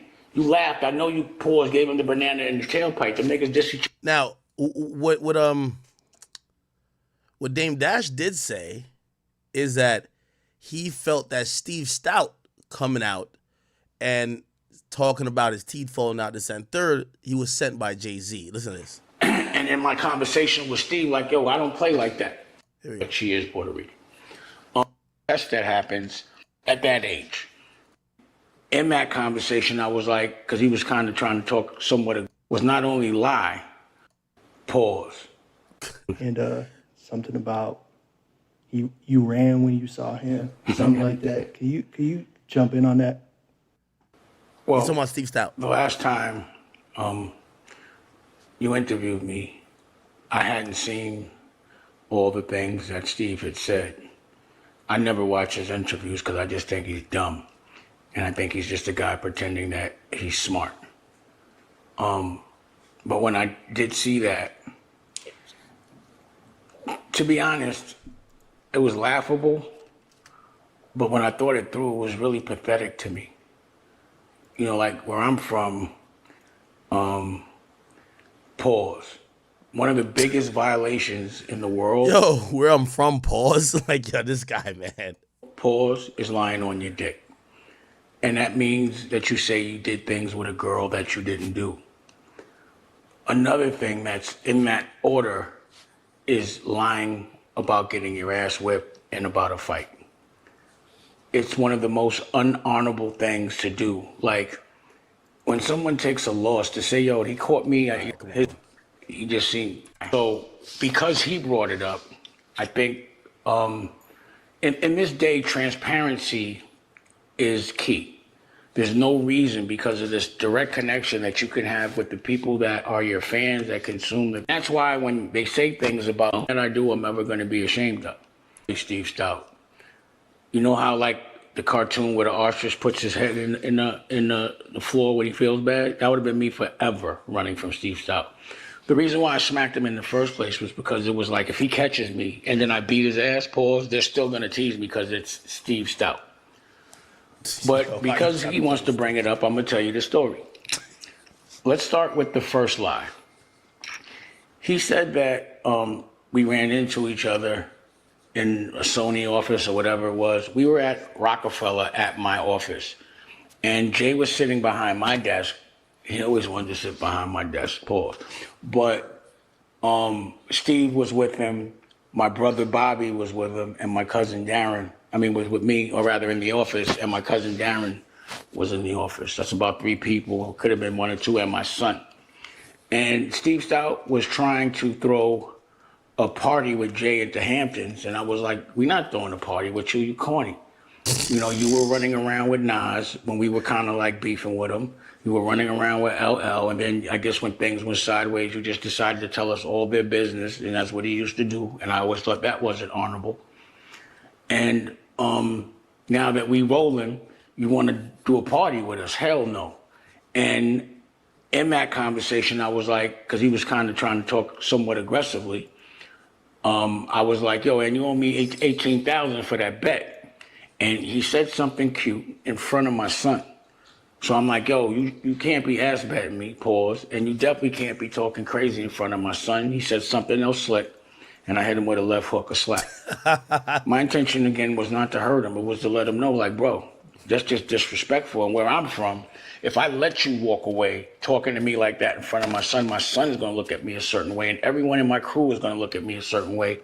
You're going to have to beat my ass, pause, today. I had a broken foot, and after I smacked him, all he said was, "Did you just smack me?" And he had just got sued by Puff. Or rather, he had just sued Puff for hitting him in the head with a bottle. So where I'm from, because, again, I didn't look at him so much as a civilian because he wasn't hanging around civilians. So where I'm from, if somebody hit me in the head with a bottle or whatever, then I got to get that back, at least at that age. I would have to there has to be some kind of a recourse. But the one thing I'm not doing is going to go to court, testify, and do all those things because at that point, I thought that was snitching. So I would always call him a rat and a snitch. When I would see him on a red carpet, I'd be, "Oh, you a rat." And, I just didn't like that. So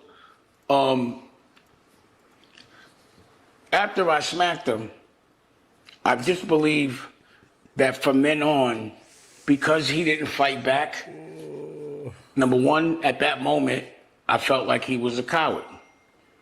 You let a man smack you, not even punch you in your face. I open hand slapped him. I didn't even want to hurt him. I just wanted to let him know, like, bruh. And I did it in front of Jay-Z because he thought because he was with Jay-Z that Jay-Z would protect him. Jay-Z didn't do anything but laugh at him.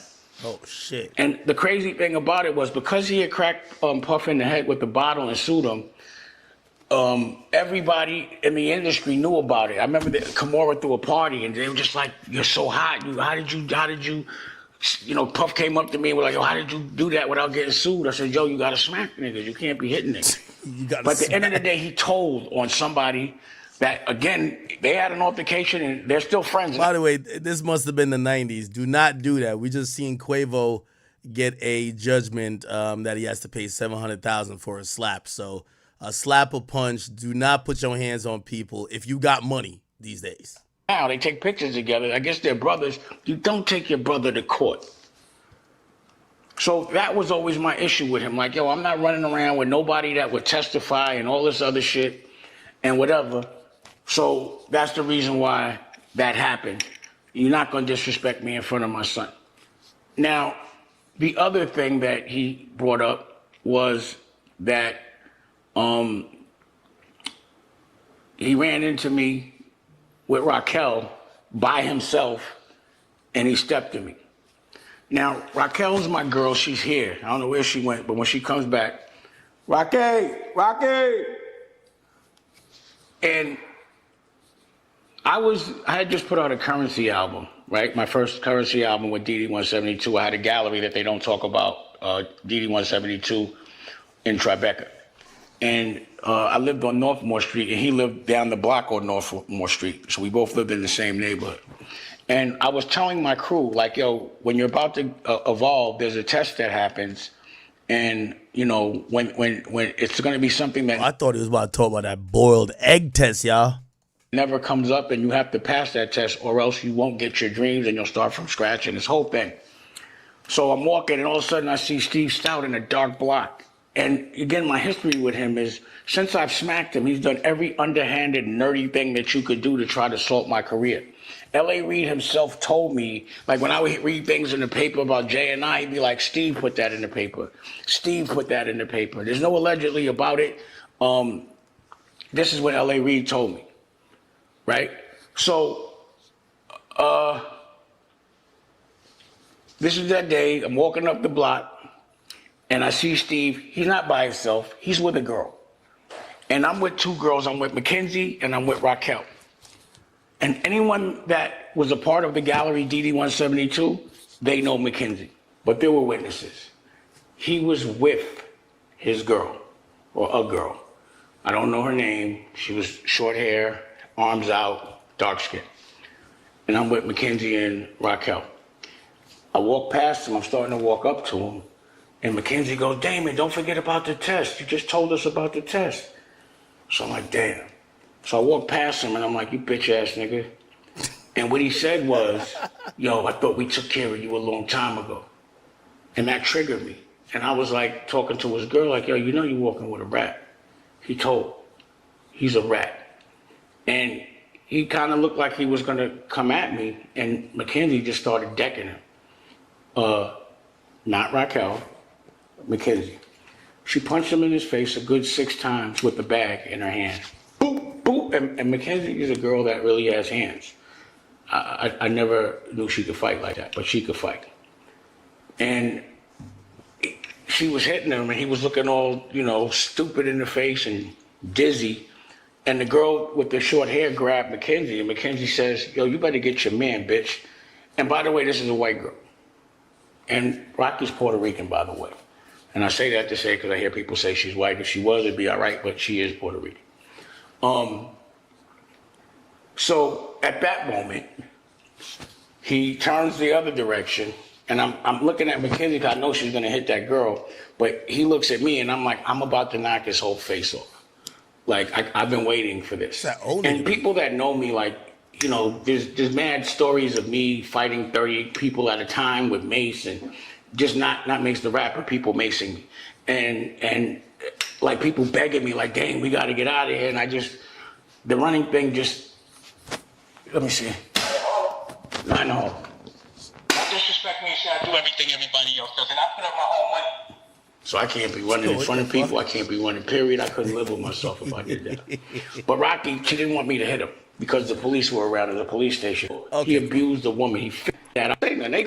He looking all dumb. And then the police came, and I was laughing like, why? Okay. And he probably didn't want it to get out in the press. That story makes him the lowest scum. I confided in him that I was signing Clue, and he went in the room. I walked up in, right, the first time I saw you was a picture of you with lipstick and a wig on from Biggie Smalls' crew, and you still work with them, and you still have. They try to divide us all the time. And United Masters, you went because I'm the one that told you and everyone else in the industry that an artist should own their masters and be screaming his accolades. What's the reason for that? It was him and all the dudes in the weirdo crew. And now they the weirdo crew to me because I know weird shit be happening. I suspected it before. Whether it's legal or not, it's weird. I don't want to be in business with people that do weirdo shit at all. And he's one of them. So, I think he got that story confused with the 10 dudes. The question is, I'm not the only person that's had these different kind of altercations with him. Like I said, when I realized that people really didn't like him, it was He mentioned Jay-Z, hold on. Trial for it. Like always talking about Dame. Oh, because he smacked him. Oh, because he ran make it business. The problem with a guy like Steve Stout, he's very reflective of the way a lot of the industry is. People in the music industry are not talented at anything. I'm broke. I'm not Freeway right now, a rock and roll album, and so you have no artistry in your body. I got a brother. I saw him. He was looking so scared. He did that. I personally can't just say something. You have to have something to support, some data to support what you say. Everything I say, I'm gonna say and have data. All right. Child support thing. Let me explain it to you. 6 months. Just an application. Don't get caught up. Say America knew, so I know you're not a young in the street. I've seen people get killed. I want to hope that that's the worst that he's been doing. With Puff, I heard about Herb having a stroke. I genuinely, he's a cool dude. Brother, man. It's like one of those, like, yo, he was telling me about Herb, and I was like, the way they glorify violence, but like, and again, I'm not glorifying this, but as a young, why life leave a person? You not glorify. It's the same thing, like, watching what's going on with Puff, it doesn't feel good. I don't want to see someone that maybe we had like a bullshit disagreement where I don't want to see them die or be tortured. I'm not going to celebrate the pain of anybody, any human. All right, I can't find the part. We were talking about Jay. Anyway.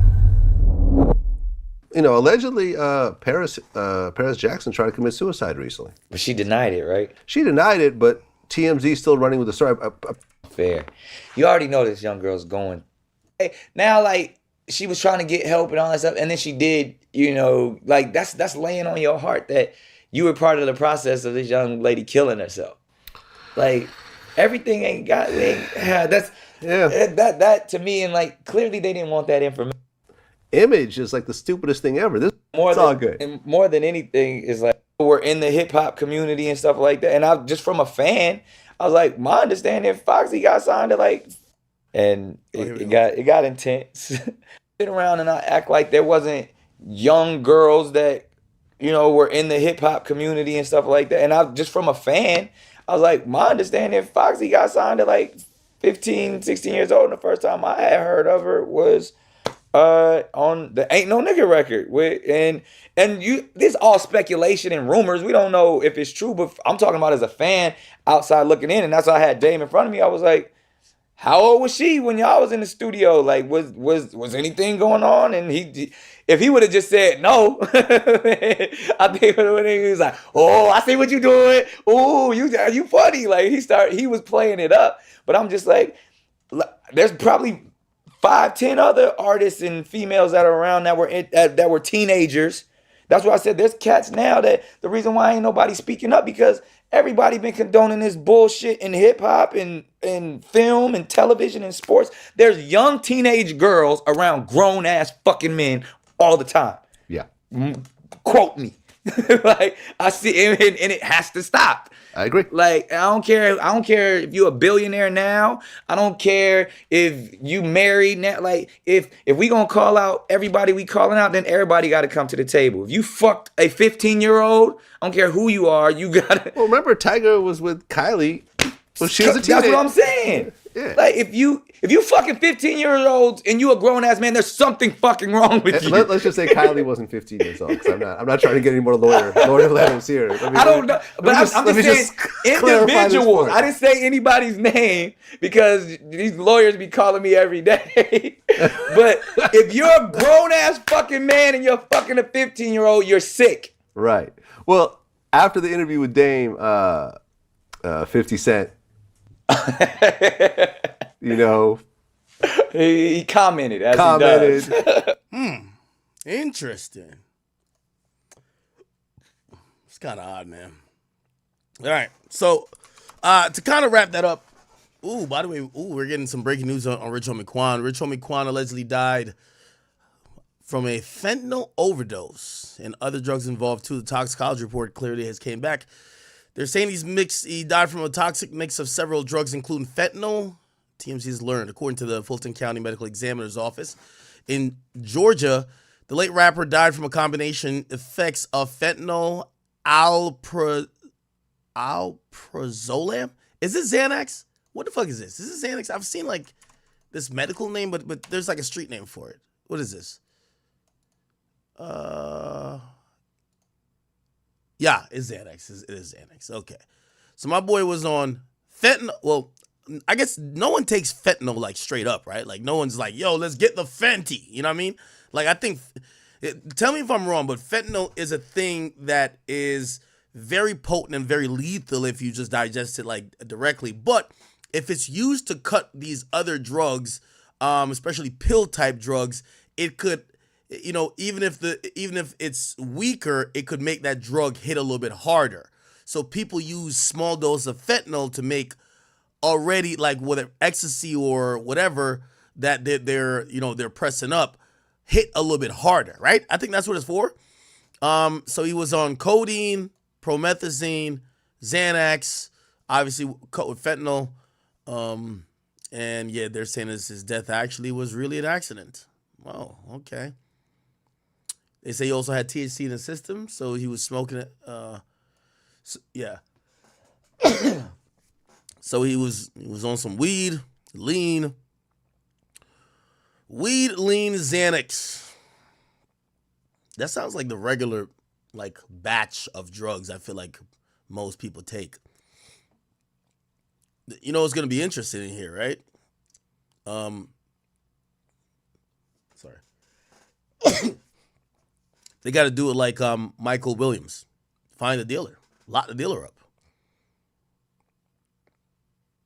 Well, I mean, if they rule his death as an accident, is there an incentive to go find the dealer that he got this from? By the way, in prescribed Xanax, because I do know they prescribe Xanax, is fentanyl in that?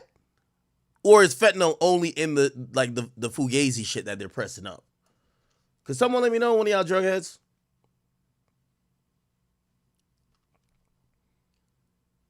Because we all know, I believe also in the Mac Miller case, they went after the person who sold Mac Miller those drugs. In Michael Williams' case, they went after that person as well. In this case, okay, so yeah, fentanyl is not used. It's only in the laced pills. Yo, can't these, like, I'm not sitting here advocating drug use or nothing like that, but can't they, like, especially if you're rich, can't you just get like a prescription? You know what I'm saying? Can't you just get a prescription? Or is it that, because I know some people who have like legit prescription for certain shit, but then their demand for the drug doesn't meet with the prescription. Like they're only prescribed this amount and they need it way more often than is prescribed.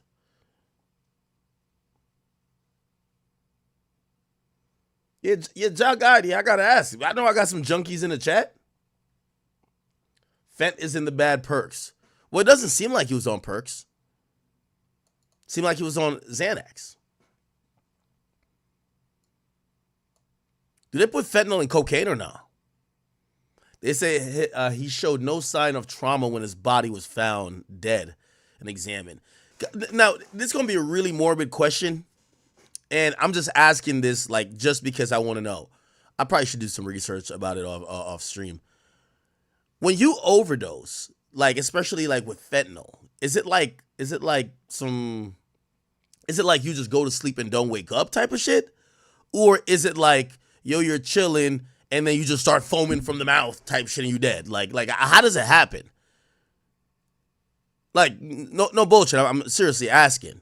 Because if I'm thinking about the story of Rich Homie Quan, looked like he was found peacefully. Like, well, at first they said they found him and he was on the ground with food in his mouth. Was he currently overdosing at the time or was he dead? But I don't think he was dead. Like, if he was deceased, then his body would be cold. Like, his limbs would be not really moving. Maybe rigor mortis didn't kick in, but like, supposedly his brother picked him up. Was it the brother or somebody picked him up and put him back on the couch? So I'm guessing maybe he was going through the somebody said you go out peacefully. All right, let's not say that. It said your body forgets to breathe. Whoa. That is crazy. Now here's the thing, right? So you know the story goes that so his girlfriend had woken up, taken the kids to school. He was sleeping before and was sleeping afterwards. Or she thought she was sleeping, and clearly she then checked on him like, damn, nigga, like, you ain't gonna get up, and then she realized he's passed. But it was supposed, it was supposed that he had died. Or he was having some type of trauma because he was found, like, on the ground with food in his mouth, right? Rich Homie Quan, food in mouth. Let's find the story. His brother first found the rapper passed out on the kitchen floor with food in his mouth before moving him. Now, even if Rich Homie Quan is a skinny dude, like, bro, if you're going to move dead weight, that's going to be heavy. As opposed to you could help somebody walk. Maybe they're tired or they're too lit. But moving a dead body, you would probably be like, yeah, this person's not alive. So I'm guessing he probably was alive then? Fuck. Just thinking about this drug overdose stuff is kind of like morbid, but yeah. So you're telling me that the way the drug affects him is that you forget to breathe? Really? So you're like breathing or like your heart beating is kind of like it's an autonomical process. Like your body just does it. It's actually controlled by a particular place in our brain that we don't necessarily have to cognizantly think, let's breathe. Like, you just breathe.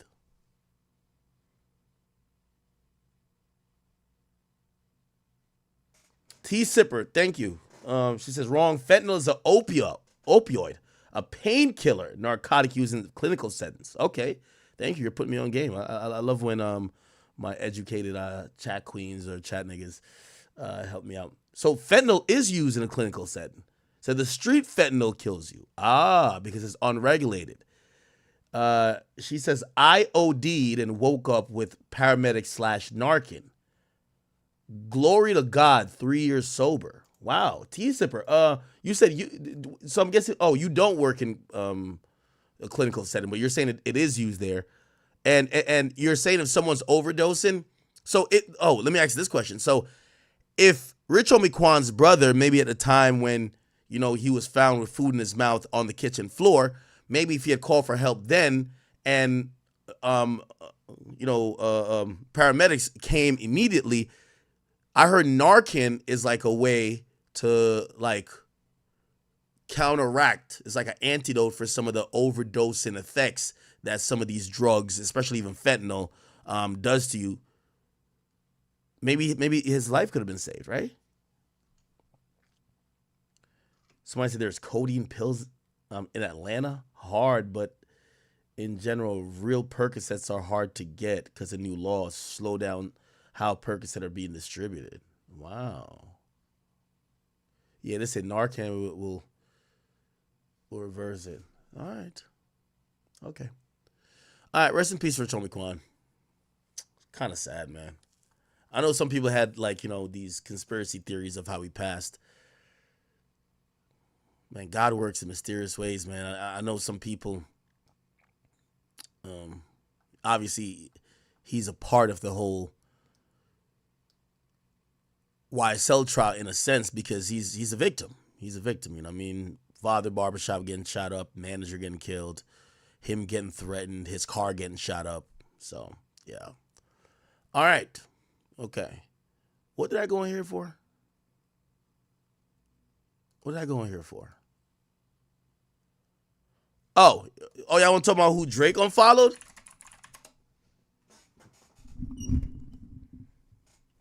I tell you, my boy Drake, he's on his first vacation. He encouraged me. He's like, yo, act, man. You've been killing it this year. We both had good years, man. Take a break, man. And I told him I'm like, end of the year. But yeah, Drake's in Turks. You feel me? Doing his thing. I think he's still in Turks, but he was yesterday. Anyway, where is it? Kirko got it. Okay, let's see what happened. So apparently Drake has now unfollowed multiple people. Kendrick, Cardi, James, LeBron James, Rick Ross, DeMar DeRozan, Joe Budden, and more. Wow. I'm going to be honest with you. This is a little bit shocking because, during the whole Meek beef, he never unfollowed Meek. And I remember saying that. I was like, yo, Drake, this nigga's trying to kill your career. This nigga's talking crazy to you. He never unfollowed Meek. I remember that. Never unfollowed that guy. And I always thought, all right, Drake follows like 3,000 people, and he's always following new artists, new entertainers type shit, new streamers. So I always just thought, okay, he's one of them people like once you follow somebody, even if they fall out with you, you still follow them. This is an attempt here to probably draw a line.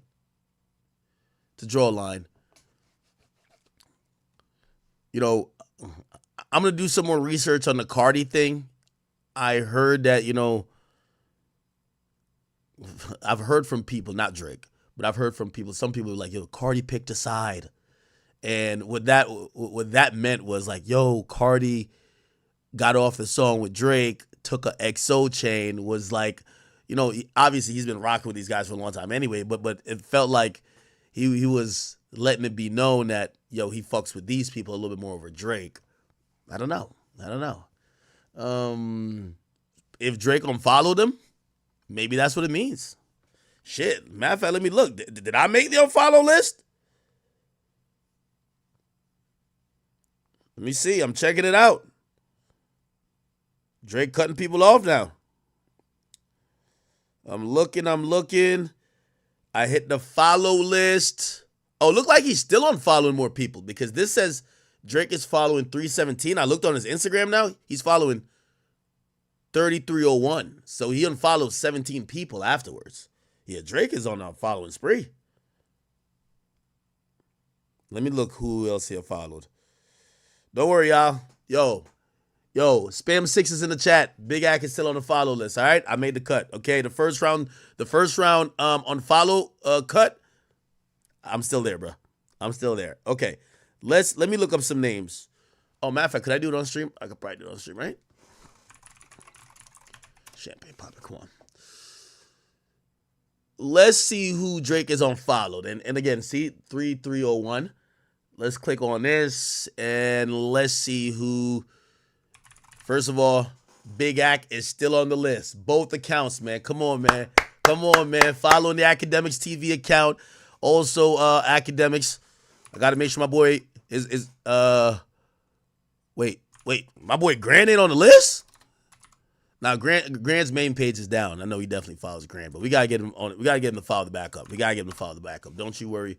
We're gonna get the Crow to follow the backup. Okay, let's see. You know what I've been interested in? J. Cole.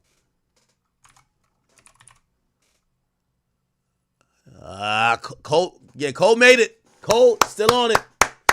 Congratulations to J. Cole. He made the first round of cuts. All right. I don't know about the second round, J. Cole, because you've been moving a little iffy.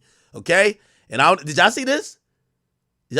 Supposedly, go check out my guys over here. You know I be following all the Toronto pages. Toronto rappers. Go follow this page right here. Shout out to them.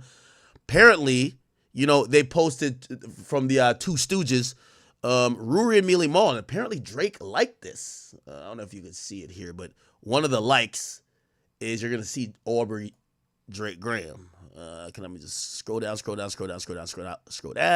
Well, first of all, Preem likes it. Preem is Drake's guy.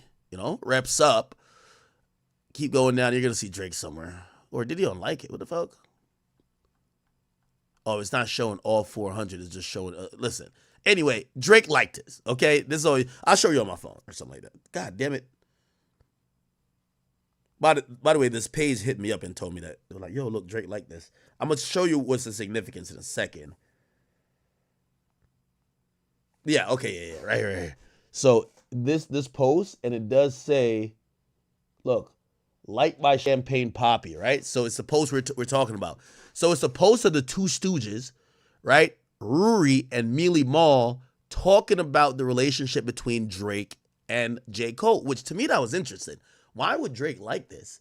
Unless J. Cole might not make round 2. He might be on the second round of cuts off the gram. You feel me? Anyway, let's listen to these bums. I feel like I'm listening to niggas from a different dimension. I could have swore I buried these bum ass niggas. But you know what? Fine. Let's go. I feel like I'm listening to a ghost nigga, but it is October. You get to the hate. This isn't hate. No, it's not even hate. It's an observation of the choices that have been made, and I have seen no one else talking about it. Ooh, the line has been drawn in the sand? After the Cash Cobain thing. What side you on? Cole chose the side, and no one's talking about it.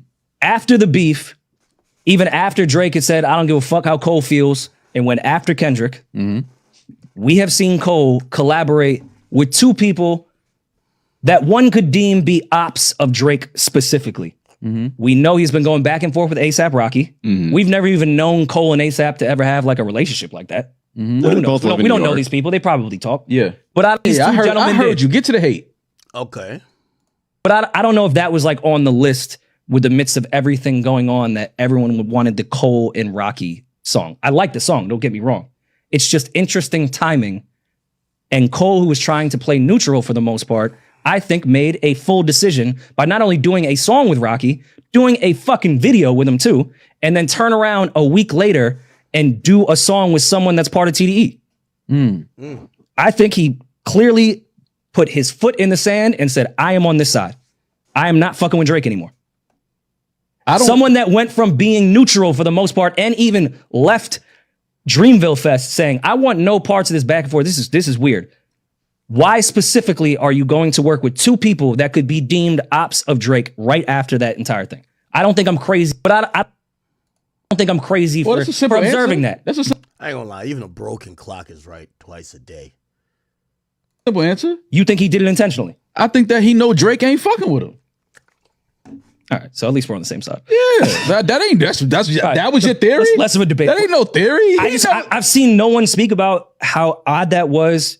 Man, just with Rocky, man. But then Daylight obviously Daylight was a trusted source during the Drake and Kendrick beef when it came to information on that side. Let me explain something. TDE. Okay, cool. Let me explain something to you. All of these niggas, I don't think I'm crazy, are very aware that the kid from the north ain't fucking with them no more. The kid from the north. Don't refer to him as. All right, the boy from the north. No, worse. Yeah, like what you want me to say? The man from the north. Okay, every one of these You rappers can use his artist. Okay. Drake. Every one of these rappers and MCs and whatever the else you want to identify them as, all of you niggas that got features that helped your career, that I handed you your first number one, some of you your only number one, they know good and goddamn. I hate to agree with these two scrubs over here, but they're right. Drake ain't fucking with half of these things. Now, I don't know about the J. Cole thing, but everybody on Follow, I think he's finally... Drake has been cryptically doing this thing where, for the first time ever, I seen him. I don't know if I reposted it. I think I did repost it, or it's definitely on Academics TV. He posted a few days ago where he put up on his burner account the plot twist joint, and he literally said he put like a meme, and he said, "Yo, these guys were never your friends. They're just like work associates." And it feels like Drake is kind of realizing like, "Yo, you didn't really have any real relationship with these guys, okay? Like you can't even sit there and be butthurt. They've all turned their back on you. They basically have, essentially, sided with somebody else or done stuff to kind of make you look crazy, okay? And I guess we just have to go off the list. If you are on the unfollow list, you have been cut, all right? Kendrick, clearly. Playboy Cardi, yeah, I haven't heard the real rumor or the real, situation behind him not ended up on the final version of No Face, but I think there's some drama there. I'm going to try to get some info on that. Yeah, I don't think he fucking with Cardi. By the way, no, actually, I did have a source on that. Hold on. Yeah, I did have a source about the Cardi thing. Hold on. Let me tell you. I did have like some source. Give me a second.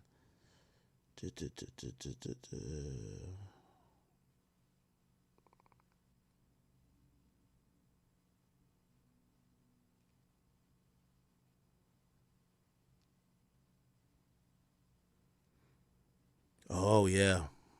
Yeah, I did hear about that.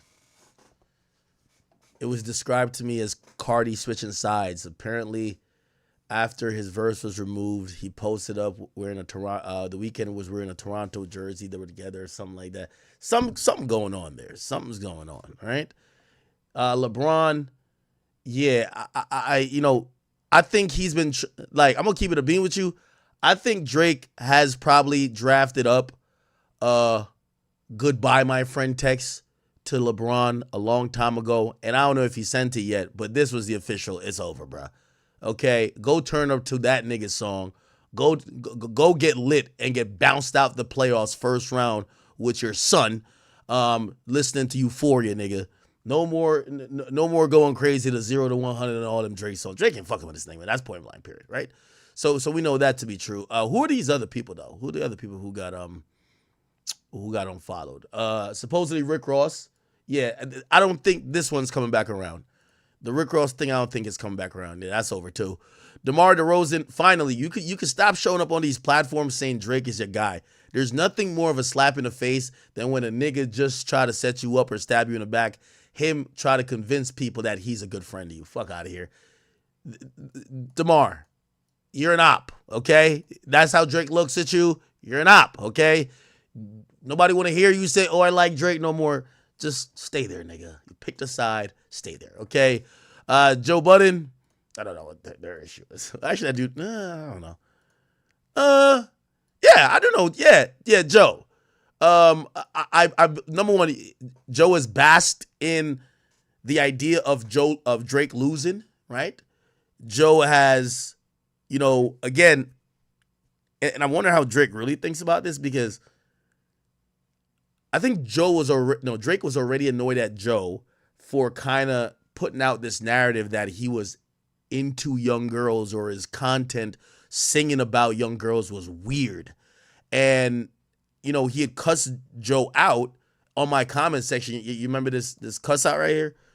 Drake, Joe Budden, a comment, right? This kind of came from, where is it at? Yeah, this kind of came from Jesus Christ. Yeah. This came from, him watching that nigga Joe kind of like say stuff that makes it feel like, he's he's a little weird, right? Let me see. What was the context? Here we go. That's yo, dog, I had to look up how old this was when I finished listening to the album. You are 36.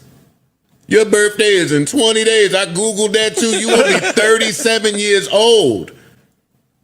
Get the away from some of these younger niggas. And yeah, so Joe started that, and then I think Drake was trying to respond but act on bother and cleverly play off of it with tailor-made freestyle when he was talking to Kendrick. Like, yo, Kendrick,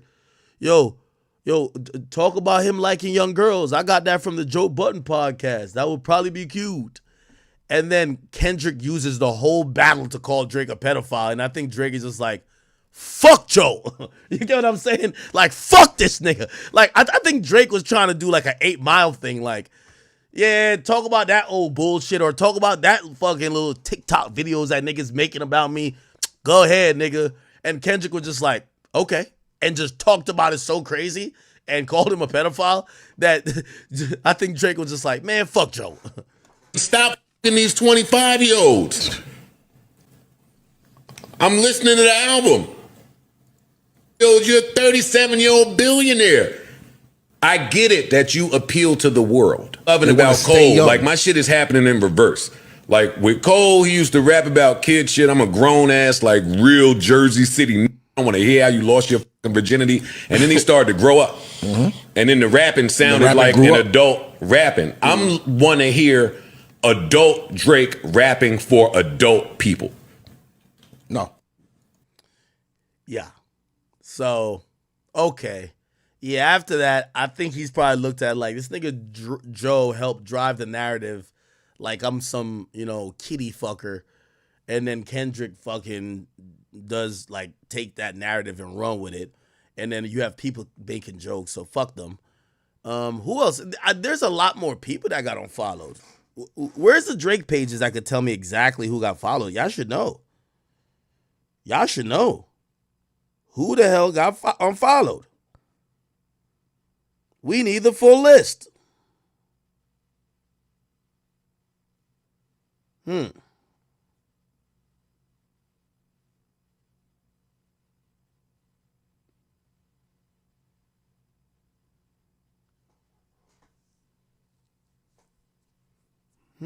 me see. Who else? Lil Wayne? Lil Wayne did not get unfollowed, nigga. Y'all are tripping. Okay? You said gutter. Yeah, YG probably got unfollowed, right? Let's look, though. YG. Nah, he still made the list. YG still made the list. Okay. Nah, Travis still on the list. You know Travis. Yeah, Travis still on the list. Nah, Jay Prince will never get unfollowed, nigga. Stop it. Yeah, both of them, yeah. Who else? Nah, Wayne is never unfollowed. Come on, stop it. Nicki not unfollowed. Who's unfollowed? Diddy? Nah, even Diddy's still on the list. Damn, Drake really not fucking with them niggas. Drake really not fucking with them niggas, bro. Serena? Did he ever follow her? Well, I mean, he might have unfollowed her a while ago. Dave Free? I don't think he ever followed Dave Free, though. Who else? Come on, give me some names. Top 5 still got to follow. What about Whack 100? Oh, no, Whack page got deleted. Does Adam 22 still got to follow? Yup. Does Vlad got to follow? Oh, no Vlad. 21 Savage got to follow still? Yup. Lil Yachty? All right, tell me some people. Oh, Schoolboy Q. He still follows Schoolboy Q. Maybe he's following Schoolboy Q to find out his next Toronto show to shut it down. I don't know. Like, all right, Rich Forever. Yeah. Kanye. Ooh, I should look at. Yeah, he's not following Kanye. Isn't Kanye's name just Ye? Oh, he still follows. He still follows Ye. Future? No way. He don't follow Nevadius. Yeah, you can't unfollow Nevadius. What about Metro? What about Metrosexual? Does he follow? He follows Kendrick other thing. What's Kendrick other Twitter call? Nav? Nav still made it. What about Ja Morant? He still follows Ja Morant. He got to see what IG baddie Ja Morant's about to fuck. That Drake could fuck her first. Yeah, man. I heard he piped the fuck out of Ja Morant's like love interest. Like that's some fucked up shit. Who else? Thug. He not unfollowing Thugger. Stop it, bro. Jojo Ruski. Nah, hell no, he don't follow that shit, nigga. I ain't gonna lie. I think if Drake sees Kendrick, he's slapping the shit out of him. Or trying to. Bronny? Nah, Bronny still got the follow. Yeah, yo, I follow your son, but not your dad. That's crazy. Yo, I follow your son, but not your dad is crazy. He definitely did not unfollow Aiden. Stop it, boy. Aiden's home team. Elliot Wilson? Ooh. Elliot Wilson off the chopping block. Oh, yeah, Elliot Wilson's gone. Elliot Wilson's gone. What about SZA? Nah, SZA got me blocked, so I can't even find her anyway. Baby Keem? Nah, you got to still follow Baby Keem in case, you're trying to line Kendrick up. You get what I'm saying? That's what Drake is probably thinking. Like, yo, I'm going to follow Keem that in case he give me the drop on Kendrick. Who else? Michael Rubin? Hell nah. This is the new White Diddy. You can't unfollow the new White Diddy. The hell? 50 rocks with Drake. Yeah, nah, hell no. Ken Carson? Yo, speaking of Ken Carson, I ain't even bringing this up to embarrass you, brother. Yo, Ken Carson got hacked and they showed that man's DMs, bro. Yo, that nigga dropped a Tony Snell in the motherfucking DMs, bro. This nigga was DMing every bitch known to man. Chick, I ain't even gonna lie to you. Y'all know some of y'all think the blue check is like a fucking superpower, but trust me, celebrities get ignored, left on red too. They just DM more bitches than you. That's the thing. Like, put it like this. Celebrities DM like on average a good 50 to 70 girls a day. So if you a regular nigga, think about this. Celebrities, blue checked up, millions of followers, 50 to 70 girls. How many girls are you DMing and you got 300 followers? Exactly. You feel me? So my boys are shooting a shot. One thing I'll say, and I'm complimenting this guy actually, Ken Carson, I fuck with you.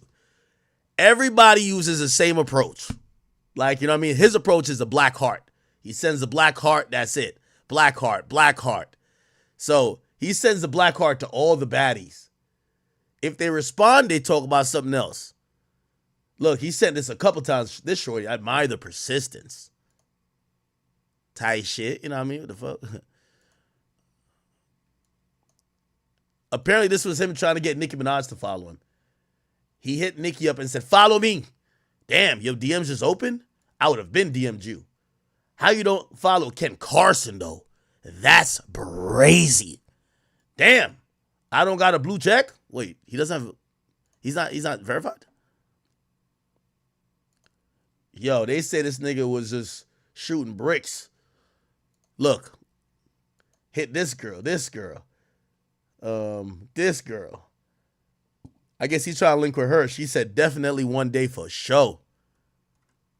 Shit, let me see if I'm gonna pull up Shorty on the other page to see his type.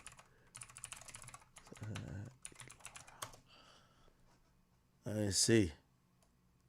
Wait, what the fuck? Hold on. Oh, here we go. Sorry. Okay. Nah, Shorty type fire though. She fire. He was trying to get with her right here. Okay. Why she leave my nigga on red? She probably got only. I ain't gonna lie. Sometimes it's a self-esteem killer when she got OnlyFans in her motherfucking bio, nigga. Yeah, these joints be leaving a real ass nigga on red when they got OnlyFans in their bio. This is crazy. I'm gonna keep it a bean with you. I'd feel a way if I got left on red by a chick named Got Throat. Like, bruv, like she's advertising sucking dick. What the fuck? Nigga, I'm Ken Carson. Nigga.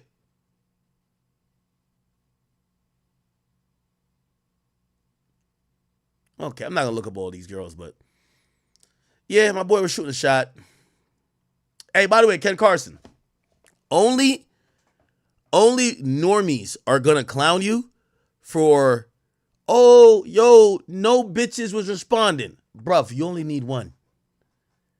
I think this was just a show, not because, these days women get hit up by so many celebrities, and this is what I was telling you about most women on social media. Like, all right, I'm gonna pull up one more girl. Just one of these girls he's DMing. Bro, these are regular girls. Ken Carson's a millionaire, right? And they look at their fucking DMs, see a millionaire rapper, and they're like, I'm okay. You get what I'm saying? That's what I'm saying. Like, everything, because sometimes, I know when I'm talking about women, y'all be like, it's only girls you're dealing. No. You're going to see these girls look average. You feel me? Average. Look at this one.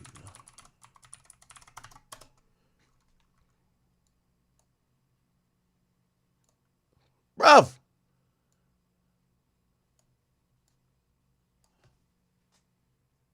Like, this girl has Ken Carson in her DMs, and she's curving them. You feel what I'm saying? So this is what I'm saying, that, regular women just get a crazy inflated head. You know what I mean? Man, this boy was shooting though, wasn't he? I ain't even gonna pull up Got Throat. That sounds like some porn star already. All right, we're good. Somebody said Ken Carson ain't a millionaire. Yes, he is. Bro, yes, he is.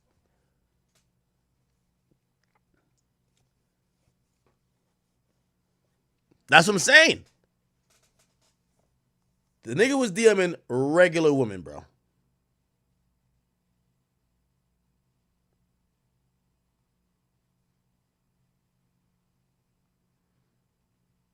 Hold on.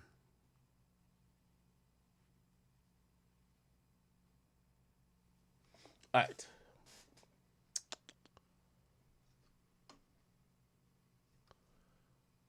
Donnell Rollins. All right, no, let's stay with this Drake thing for a while. Actually, we don't have to say it. Yeah, unless y'all find names, I'm not going to search every name. Yeah, I think Drake is going through maybe something he should have went through at the beginning of his career. Drake, you're not friends with these guys, man. Like, nigga, you're only friends with, like, Preem, Chubbs, 40. Like, other than that, bro, these guys are your coworkers. Don't matter if y'all fuck the same girls. Y'all been to Turks together 20 times. You brought them on the fucking on cargo plane. Yeah, no. They're not your friends, okay? And to be honest, what you get to realize, I think you rap about is not lonely at the top. Nigga, it definitely is lonely at the top. Because here's the thing. Everybody coming around you ain't happy for you just to be at the top and never moving. They want to be at the top too. So it's only so long they're going to celebrate you being stuck at number one without them saying, this nigga corny. Why ain't I number one? And that's where the little slick hating gonna start. Let me see. They're saying that Donnell Rollins comments on his experience at Diddy. You see, Nick, I want you to put this picture in here, right? You see this picture? Donnell in between Diddy legs on a yacht. Listen, no. Let me explain. That's where you got this baby. Let me explain. That was a day party. Right. That wasn't no day party. This was in the gift bags on Diddy's yacht. That was a day party. I got the history behind that. That was a day party. Okay. And I'm not, first off, it's a very interesting situation to even bring this up, right? And I will tell y'all, and everybody knows, and I know I'll be criticized for this, and you know, Diddy throw some of the best parties you ever go to. But you ain't had to be between his legs. But listen, you just between his legs. You know, all right, typical Diddy shit, man. All right, holy shit. All right, Drake trimming the fat. I like that. Pause. He's finally unfollowing people. The cease and desist stuff was fake. What else? There was something else I was trying to get into. Hold on.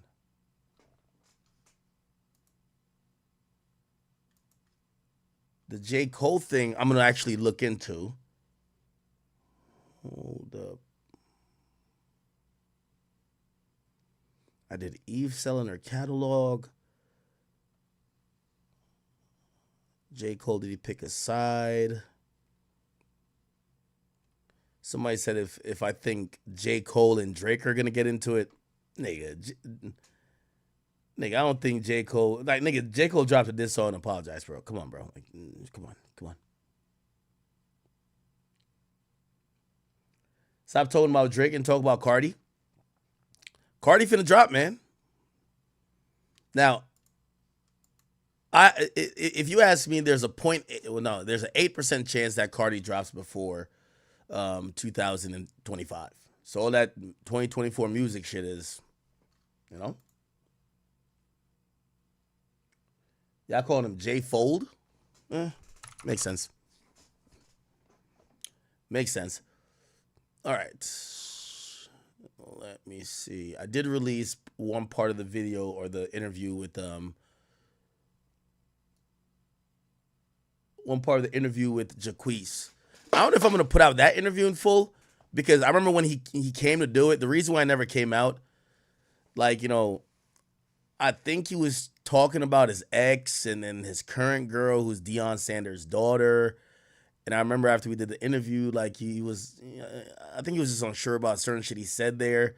So what I did is that we clipped it up, but the parts that he's talking about, like his current girl, who I think is his fiance now, and Dreezy, I think Dreezy's ex, I think we're not putting that part out. So you'll see clips, but I don't think you're gonna see the full interview because we could just edit that part out. But I think he mentions it a lot throughout the whole thing. Okay.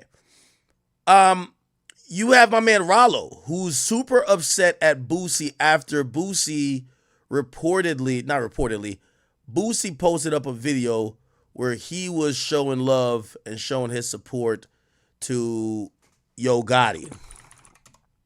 And Rollo felt like the timing on that was fucking weird, right? Let me see if I can find the video of this. Where is it?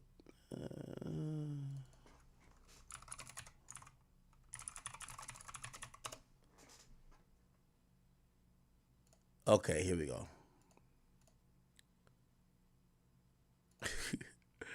Wait, where is it? Okay. So, where's the main page at?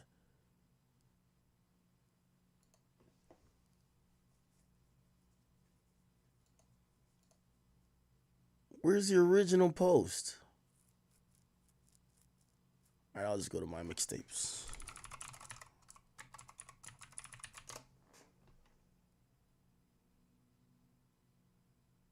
Here we go. Okay, here we go. So Boosie met up with Yo Gotti and after a long time and thanked him for taking care of his mom when he was in jail. Right? Which, by the way, I'm gonna be honest with you. I know right now it's like everybody's hating Yo Gotti, but Boosie has his own reasons why he's thankful for Gotti, and you know, I think we got to be able to differentiate rather than celebrating somebody like they're a great person or if somebody did something for you. It's like you can't blame Kodak for rocking with Trump. Trump pardoned him. Like, you know what I mean? Like, come on. What do you think? He's supposed to say fuck Trump? Like, that would be idiotic. So Boosie says that Gotti is, you know, used to send some bread to his mom when he was in jail, and he's saying thank you for that. He said, congratulations. I seen Yo come up, Yo Gotti. Me and this nigga go way back to the early 2000s, and he looked out for moms when I was gone, all right? This is it. Yeah. You know, like it's been in the game since, hey, I see this come up. I swear, look, I see this come up. How you be, good night? I appreciate you too. Every time, man. You good? Every time. I need that Boosie, man. Yeah. You know, I need you. They asking for you. They asking for you. Free and artist. Yeah. You know, like it's been in the Okay. Then that subsequently turns into Rollo is just he's a super pro Dolph type of person. He says Boosie should have left Dolph family's grieve from the trial before he did this lame ass shit. And I don't care what nobody says. And after that, he reacted with a video to the whole thing. And where's the video that he reacted? Right here.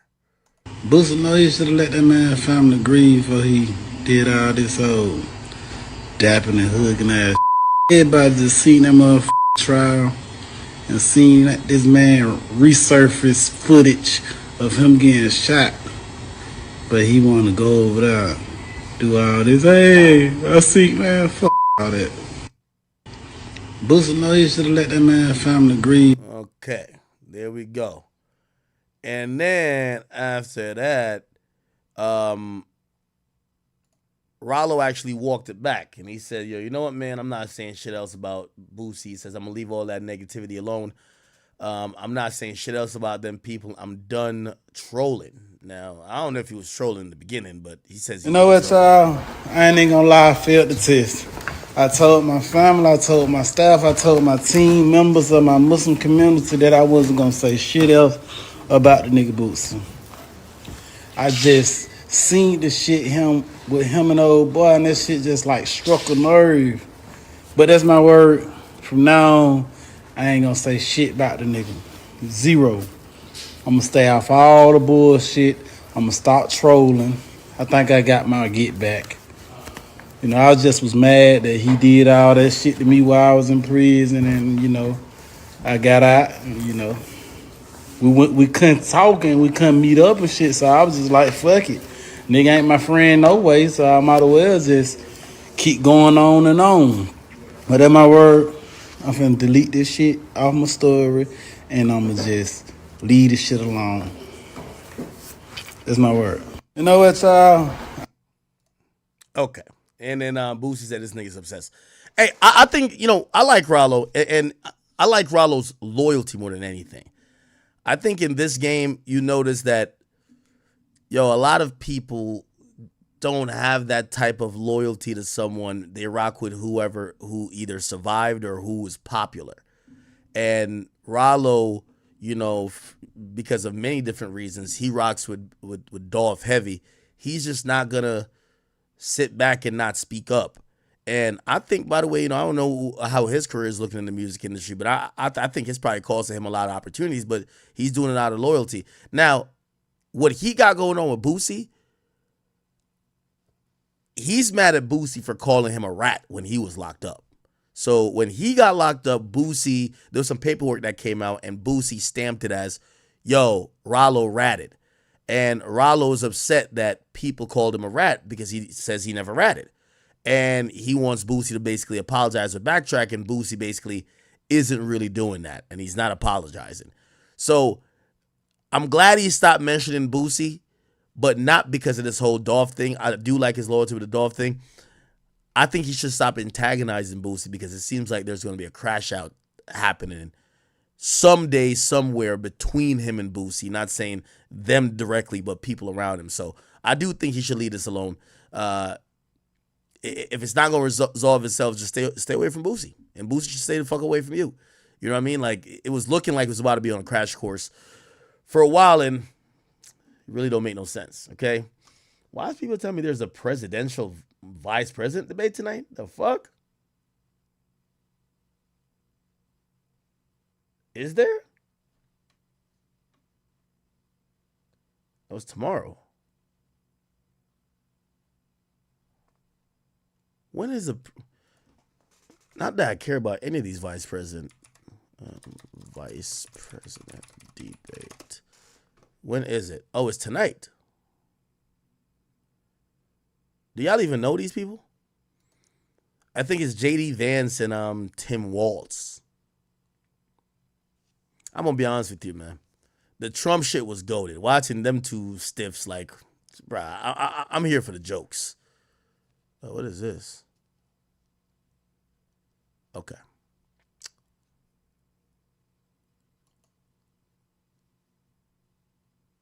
No.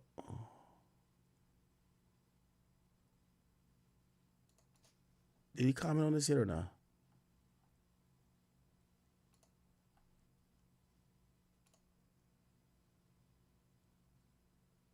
In 2020. Also, I've been in this city my whole life.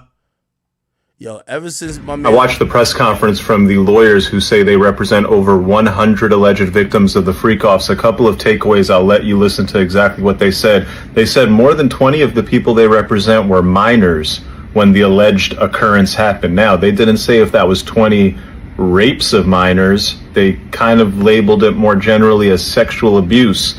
Not clear exactly what it was. They did give some descriptions. There was no mention of any specific evidence they have. There was no mention of any other specific defendants that they're identifying, like another music industry executive or something. Here it is. Let me share with you a few, just kind of give you a sense of the kind of cases and the kind of instances that people are calling and reporting that we are trying to corroborate, vet, and these are the ones that we've already corroborated, vetted, and collected evidence on.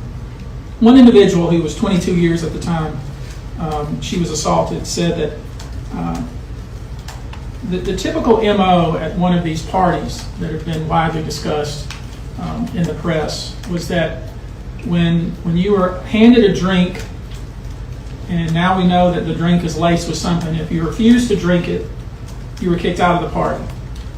Now, let that sink in for a minute. I mean, the admission to this party was that you had to drink the chosen drink that was handed to you. And now we know that in most cases, I would say 90% of the cases, these individuals were drugged with some sort of drug. That was kind of the MO. Another instance, this individual who was 9 years old at the time was taken to an audition in New York City with Bad Boy Records. Other boys were there to audition as well. All of them were trying to land a record deal. All of them were minors. This individual was sexually abused, allegedly by Sean Combs and several other people at the studio in the promise to both his parents and to him. Interesting. Some new guys like what the fuck? As Sean Combs fights one center, the MDC out in Brooklyn, this began the ball roll and is not a risk of flight. Okay. Oh, this is a new update on his. So Diddy's going for his third attempt. He's going for his third attempt at bail, and in his third attempt, not only is he retained, multiple different counsel. Some appellates, some counsel that's good at appeals. So this is technically an appeal. The first two were an appeal. The one was a magistrate judge and the one was a district judge. Now it's an appeal. So it's in the whatever. So he got new lawyers added on for this bail hearing, but also they got the transcript, and now he's trying to come up with new reasons of why he should be allowed out. And they're submitting documents, and the state is going to submit their opposition to it. And in the press, the defendant has emphasized his supposed cooperation with the government, including his willingness to surrender, meaning how he came to New York to ultimately surrender to the charges. The court should take that argument for what it truly is, attorney-crafted theater designed to convince this court that the defendant can be trusted and is not a risk of flight. Make no mistake. The defendant's recent behavior shows that he cannot be trusted or controlled, particularly now that he is facing serious charges that carry significant penalties. As Judge Tarnofsky observed, and this was the judge who originally denied bail, your lawyer asked me to trust you and to trust him, and I don't know that I think you can trust yourself, and I don't believe that counsel has the ability to control you. And then the government says in their letter, quote, indeed, since at least in or about January 2024, when the defendant was unquestionably aware of the criminal investigation, the evidence shows that he is engaged in multiple freak-offs, some involving the interstate transportation of individuals to participate. Yo, my nigga was not about to take no 8-month break off the freak-offs. Get the fuck out of here. Has continued to use narcotics, and has contacted multiple witnesses. Some of this conduct has even taken place since the defendant arrived in New York City, allegedly to sit it out and wait to be arrested. The defendant's conduct is demonstrably not cooperative and indeed highlights his inability to abide by the law or counsel's directives. And we know that District Court Judge Andrew L. Carter ultimately agreed with prosecutors, denied Combs bail for a second time, and also highlighting how prosecutors allege that Combs had improperly reached out to witnesses and purported victims to silence them from cooperating with authorities. That's a big no-no. Now, the idea here, and again, this is what I want to focus on, that these freak-offs were happening despite all the lawsuits, despite the fact that he had to seemingly know investigators were looking into him, that's a big issue. That sounds normal to me. My boy's motto is can't stop, won't stop. Why the fuck would he stop the freak-offs? Because he was getting some civil suits. My boy was saying can't stop, won't stop. Can't stop, won't stop. Like, what? Why y'all think he was going to stop it? The freak-offs, because a couple lawsuits. Big allegation. We're not talking about conduct just from the early 2000s, but essentially what prosecutors are alleging today, this year. The freak-offs allegedly happening this late, that's what I want to talk about. How could that factor into his criminal case? Actually, here's a thought. Could Combs use that as a defense? I'm going to explain what I mean in a minute. And also, talking big picture, talking about what's happening right now, I wonder how much that allegation will come into play as Combs tries once again to get pretrial. By the way, here is the notice of appeal that was filed. It's filed in federal court. And it says, notices here by giving that Sean Combs appeals to the United States Courts of Appeals for the Second Circuit from the judgment of the order denying the release on conditions entered on September, 18th. So it looks like, this is the formal paperwork to notify the court that, he's appealed the judgment. And here are the new counsel. Alexandra Shapiro from Shapiro, Arato, Bach, LLP. And the lead U.S. attorney is going to be Emily Johnson. Okay.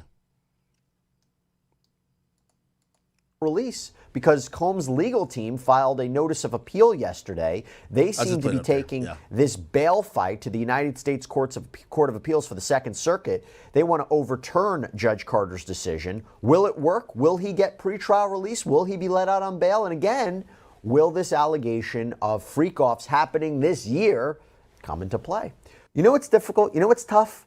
Reading through legal briefs and it just does not look good for him. And on an appellate level, looking at that, it wouldn't be a argument as to whether or not the court's order for denying of bail was a de novo, meaning that it was a question of law. It would be looking at it as a potential abuse of discretion. And I think the lower court is absolutely looking at Combs and his potential risk to society. And like you mentioned with the timeline, I mean, continuing to proceed in these freak-offs, even after the raids, is indicative of his nature to have that obstruction of justice, violating those court's orders. Let's be clear about the timeline there. Let's be clear about the timeline. And a couple of things that you mentioned, right? You mentioned that how this higher court would review this lower court's decision, really only saying, did the lower court make a mistake? Was it so egregious to deny bail? And when you have accusations like this, and you talk about the... By the way, ironically, too, his botched lawyers, I'm gonna call him, says Diddy won't even take a plea. They said Diddy is definitely trying to, completely beat the case, which I don't know. I don't know if you want to just play your hand like this. What happened? Presents the Would you be open to a plea bargain? Well, it's not up to me. It's up to Mr. Combs, and I don't see it happening. Why? because he believes he's innocent. He believes he's innocent. And what's more, he believes that he needs to stand up, not just for himself, for his family, and for everybody who's been targeted by the federal government. Mr. Combs feels A, he's innocent, which is why he's not going to plead guilty. B, he's going to be truthful about this case because he wants to portray that to the people who have loved him his whole life. And I think he also feels an obligation to people in general. Maybe it's black people, maybe it's white people, maybe it's anybody who's ever felt aggrieved and targeted by the government. He feels an obligation to those people to say, you know what, maybe I can break the model.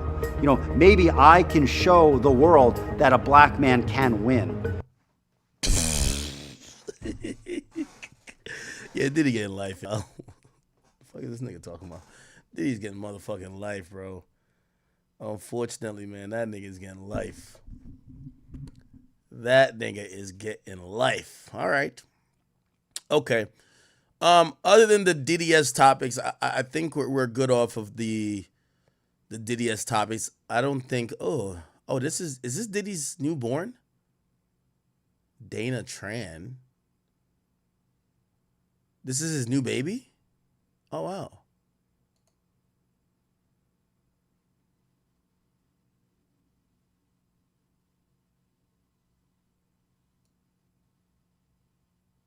Diddy got an Asian fetish, huh? Okay. I've been waiting to see when Gina's gonna sue.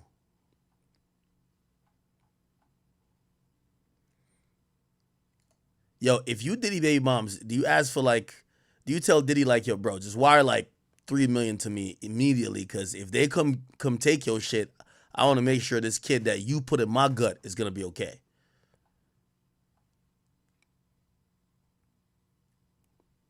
Okay. All right. Nothing to spin back to with the oh, by the way, I did hear allegedly who, but I won't say. I heard who the person was that allegedly Cardi B or Offset allegedly called Cardi B with. I heard, but I don't want to be messy and but it's I ain't gonna lie to you. I see why Offset mad. Yo, you're always gonna be mad at your girl even more when the nigga she chooses to entertain is a dog. That nigga fucking 3-4 other niggas bitches. Yo, this nigga is a dog. I'm wondering how the fuck he even got time to do his original job, which I can't tell y'all yet. I can't tell you. I want to tell y'all so bad. But I fuck with Cardi B. That's what I'm trying to tell y'all.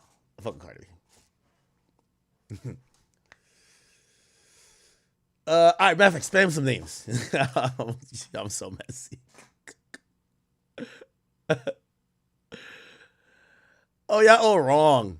Fuck, you're not even close. Nah. I give y'all one clue. It's not a rapper. It's not a rapper. It's not a rapper. It's not a rapper at all. Actually, I'll give y'all one more clue. This is the last clue. I'm moving on. It's a football player. It's an NFL nigga. Think the nigga might even call touchdown. It's an NFL nigga. I ain't gonna lie, bro. It's an NFL nigga, bro. I'm gonna just leave it there. I'm done. It's an NFL nigga. That's what I heard. I don't want to say nothing more. Oh, it's an NFL nigga gang. I'm like, nah, man. I'm like, nah, yo, if I'm Offset, man, I can't even root for that team no more, bro. I gotta drop that. That nigga low key on my fantasy team. He played good. No, he's not. Is he? Yeah, he is. Let me see if anybody gonna get it. Yeah, somebody said it. It's not Odell. But I've seen his name once or twice. It's not Odell and not Tyreek. I feel like I'm giving you, I'm almost about to reveal. It's not, yeah, it's not Odell, it's not Tyreek. What criteria y'all going off?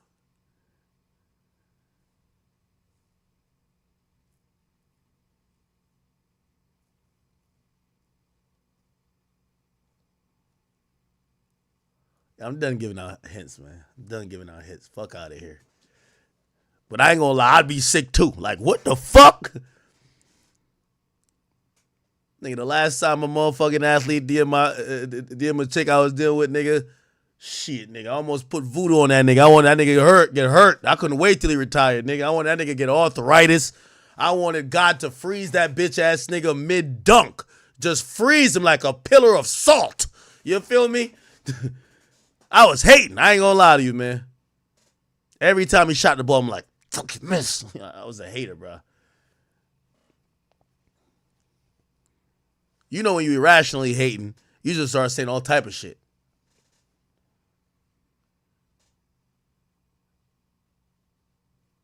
That nigga ain't even got time for you. He gonna do 2 days in the summer. He can't go. He be doing 2 days. What you talking about? I know he ain't fucking you good because like he probably sore after like 10 practices. What are you talking about? I'm done. I'm done.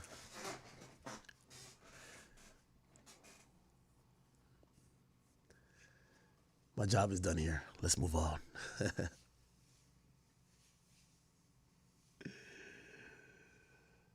Who's Legion of Doom? Who the fuck is that?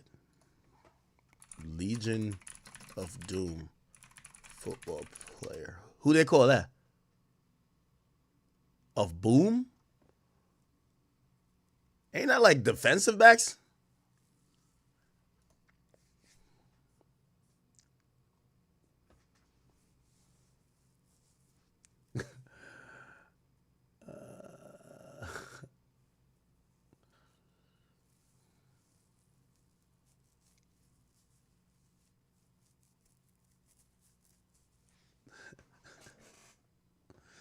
Let's move on. I'm looking at y'all responses. Y'all are kind of smart. Y'all watch a lot more football than me. Maybe I shouldn't have said football because I ain't gonna lie. Or I shouldn't have eliminated Tyreek Hill and Beckham. Fuck, that's what probably I did, right? I should have left Tyreek Hill in the mix.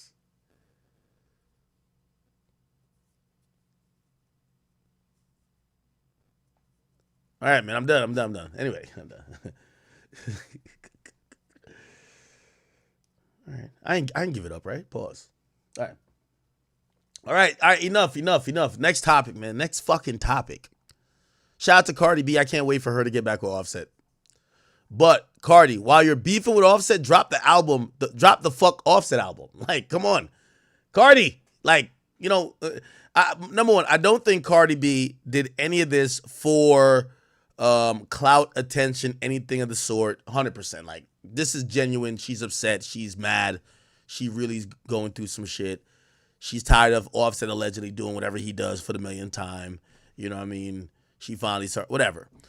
But while this is happening, you might just drop the album.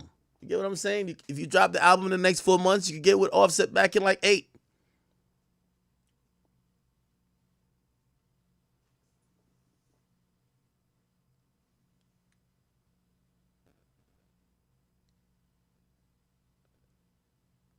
Somebody said, I exposed that Cardi has me doing PR for her?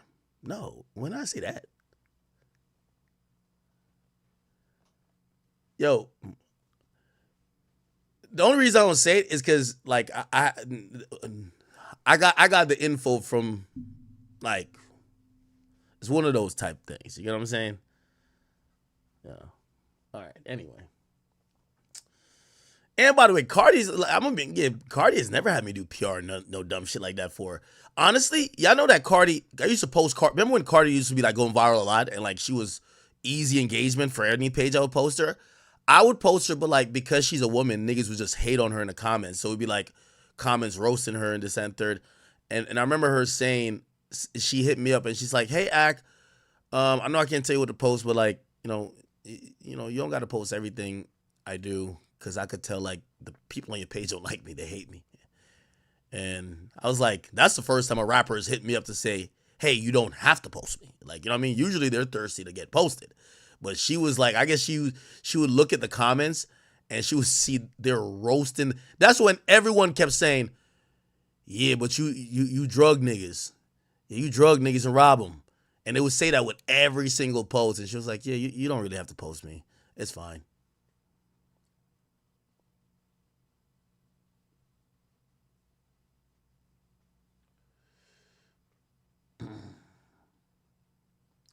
Yo, bro, could y'all stop guessing football players' names? Nigga, get the fuck over it, man. God damn it. I said too much already. Let's move on. All right. We're done talking about Diddy. I'm Diddy'd out. Pause. Yo, shout out to my boy YG, man. Apparently YG has gotten arrested for a little misdemeanor DUI after he hit the Lambo on the curb. And, yeah, probably fucked up the tire. Probably was drunk as shit.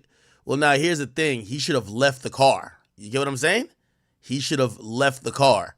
Instead, the police show up, and he probably was waiting for a tow truck or somebody to help him. The police show up, and if the police realize that you drove the car, even if they didn't see you drove it, if he probably admit that he was driving.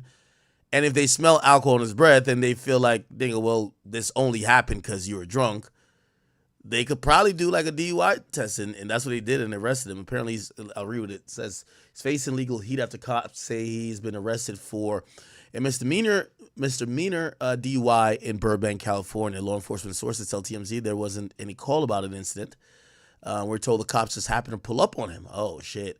And after he drove over a curb and was standing outside his car, they obtained a photo from the scene, which appeared to show YG sitting on the curb with his head rested in his arms a few feet away from the car as police officers stand in front of him.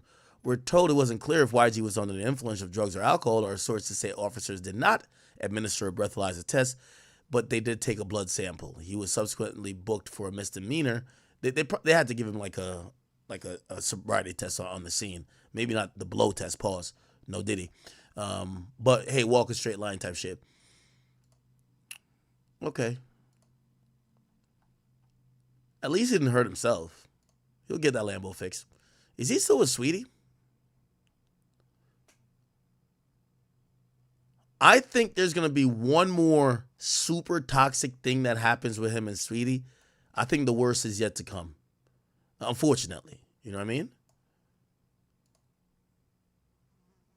Let's see. Von Miller's still in the fucking league? All right. Now I get on my Shade Room shit, people. I like talking about Shade Room topics. I ain't gonna lie to you, man. I do.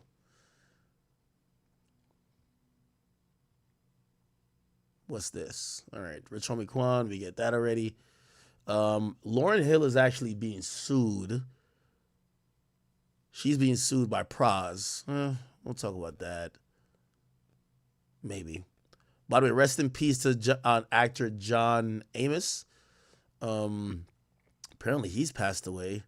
How old is he? He's passed away at 84. Wow. I think he's the father from Good Times, right? He's lived a long life. God bless him, and you know. Lord have mercy. Yeah, he looked old even back in these times. So, you know, hopefully he's lived a good life, and hopefully, you know, his family's well taken care of. But God rest his soul. Then we have what? Jermaine Dupri, who, by the way, I gotta get Jermaine Dupri on the podcast.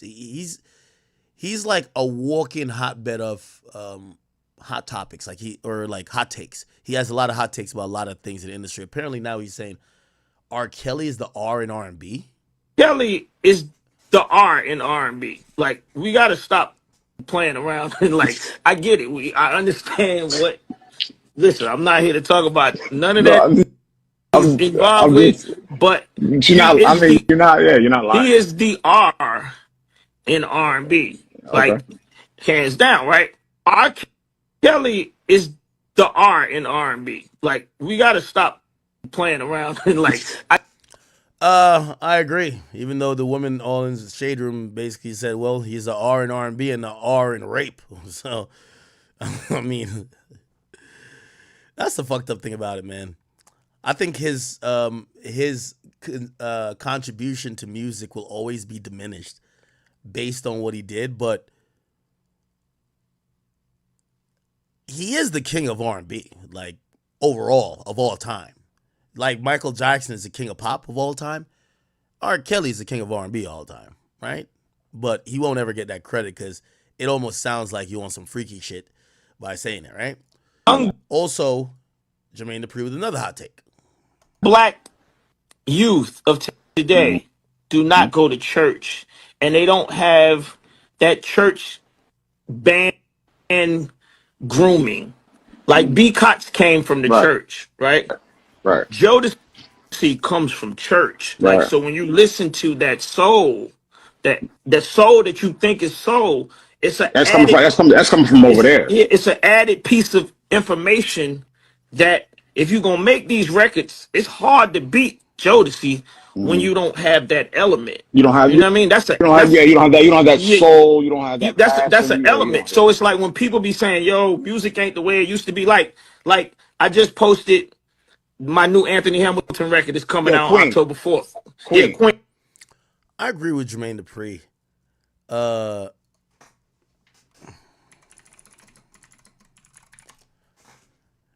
Like you could, this is what soul is, right? Like this.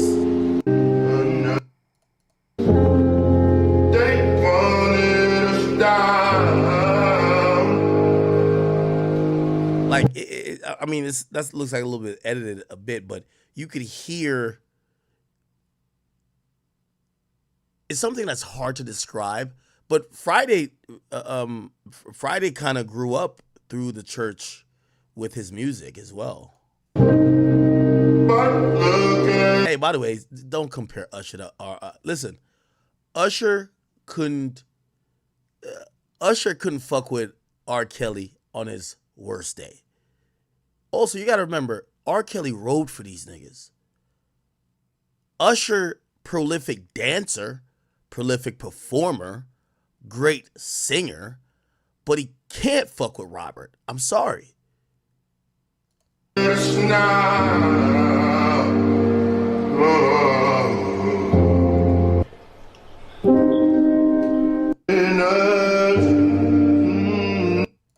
Right there, bro. Like. But I know God did, oh God did. Yeah, this comes from the church, man. Oh yes, God did. Somebody says Chris Brown. Fuck no. What the fuck is you talking about? Listen, Chris Brown will be one of the princes of pop. He'll always be one of the legends of R&B. But first of all, Chris Brown's pen, Chris Brown got a number 2 pencil, nigga. He might have a crayon. R. Kelly has a pen. Okay? Let's stop it, bro. Like, R. Kelly has written for the Whitney Houstons and, like, come on, bro. Michael, like, come on, bro. Like, it's R. Kelly. You know what I mean? Like, again, unfortunately, and I hate to draw a parallel, it's a reason why R. Kelly thought he could keep bitches in a dungeon.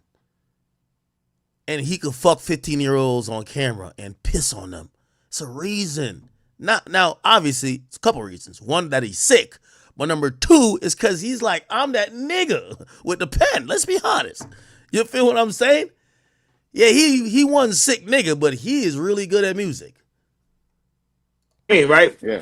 Anthony Hamilton comes from the church. Church. Like, yeah. you not gonna get that that's in his voice. Yeah. You ain't just getting that from being on. Yeah. Chris Brown might be Chris Brown is the GOAT of, like, maybe. Nah, he not even the GOAT of that. I was gonna say the GOAT of, like, partying, and I'm like, hell nah. That's Diddy. Like, Diddy's going to jail for this shit. Fuck. Like, Diddy's the GOAT of partying. Chris Brown could be like number 2. Yeah, Chris Brown. What is Chris Brown the GOAT at? Dancing, right? Like, yeah, just straight dancing. Yeah, dancing. 100%. We've never seen a dancer like Chris Brown. 100%. R&B performance. Yes, R&B performance.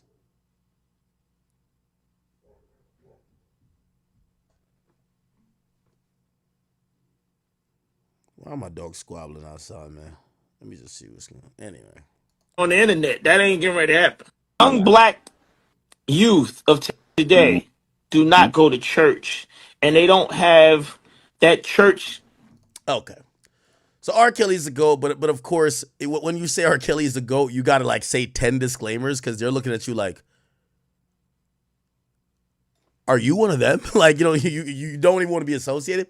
Second of all, it becomes weird when you do say R. Kelly off of, even if they don't bring up the other stuff, because of the fact that R. Kelly's music, you know, it kind of feels like he was singing about some of the shit he was mad sick about. Like, R. Kelly's lyrics were really wild. R. Kelly's best song. Like, bump and grind, right? Like, listen to these lyrics. Look at these lyrics in hindsight. My mind is telling me no. That sounds crazy. But my body's telling me yes. Baby, I don't want to hurt nobody. But it's something I must confess. I don't see nothing wrong with a little bump and grind. Okay. Let's go to another song.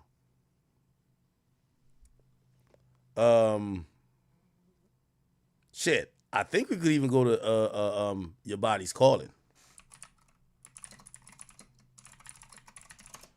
All the lyrics just sound a little bit suspect. Like maybe he was talking to a minor. You get what I'm saying? Like,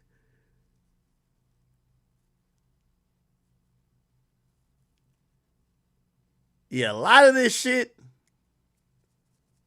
I don't know. I don't know, man. Hey, there's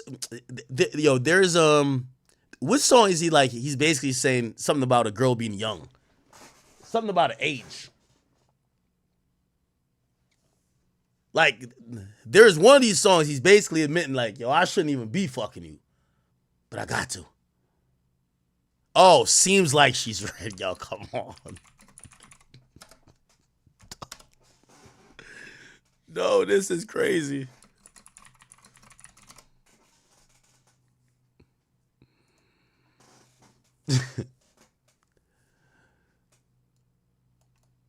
Oh, what's up, baby? Come here. I want to taste you. But I know you're going to like it, so are you ready?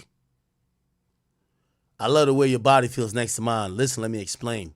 Temperature's rising. And your body... I can't even say. Girl laid on me. I placed no one above thee. Take me to your ecstasy. Amazing pen work. It seems like you're ready. It sounds like a creep trying to convince a girl to lose her virginity, bro. Trying to convince a 15-year-old to take off them Power Ranger panties and put that prepubescent pussy on his 40-year-old dick. This sounds creepy when you read the lyrics. But like, if you hear the song, you're like, ooh. But when you read the lyrics, it's just like,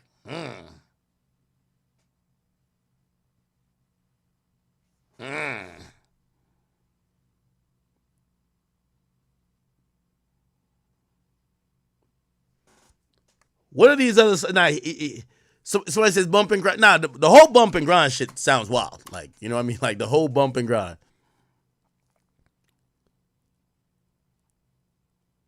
Yeah, obviously the mind tell me no part.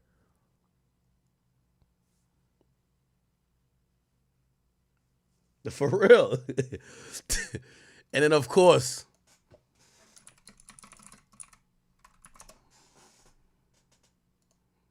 the ultimate recruit song. Do you have your passport? Did you get your shots? Girl, would you like to come back with Rob to America? America. Do you have your passport? Did you get your shots? Girl, would you like to come back with Rob to America? God damn. You know what makes this worse? Nigga says Ethiopian TV. Everybody remembers them Ethiopian commercials. You could tell that nigga was watching them Ethiopian commercials where it was like, for $1 a day, sponsor this kid for a year. You're like, what? $1 a day? Sponsor the kid for a year? It says Ethiopian TV. So you could tell he watched that BT commercial. The nigga over there talking about America like he pointing. The nigga's just pointing to America. Yeah, this nigga Rob was out of his mind, bro. I got it. Do you have your passport? Did you Nah, this was human trafficking, bro. get your shots? Girl, would you like to come back with Rob to America? Yo, why he got this look on his face? Yo.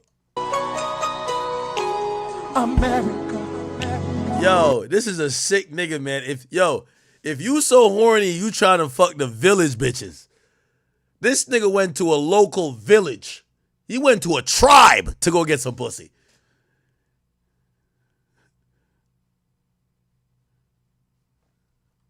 Do you have your passport? Did you get your shots? Girl, would you like to come back with Rob to America? Look at his face. He mean every word. America, America. Do you have your passport? Did you get your shots? Who wants to come back with us to America? Oh, nah.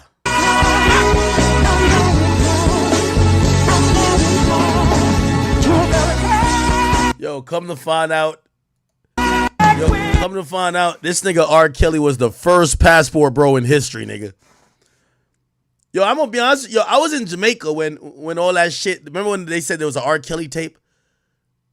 Like, R. Kelly was like that nigga was he was definitely ahead of a lot of people. He was the first passport bro. I remember niggas in Jamaica used to be describing the R. Kelly tape. They was like, yo, this nigga looked like a human vacuum cleaner. Like, this nigga was just like a human vacuum. Like, this is before Lil Wayne embraced, like, yo, we all eating pussy. I love eating pussy. Like, I think pussy eating was still a little bit taboo. They said this nigga was inhaling the pussy.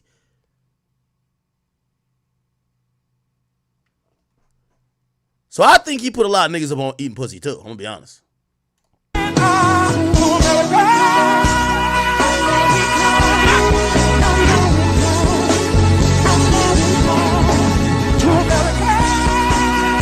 Oh, nah, not him shaking a mic like this. What's up?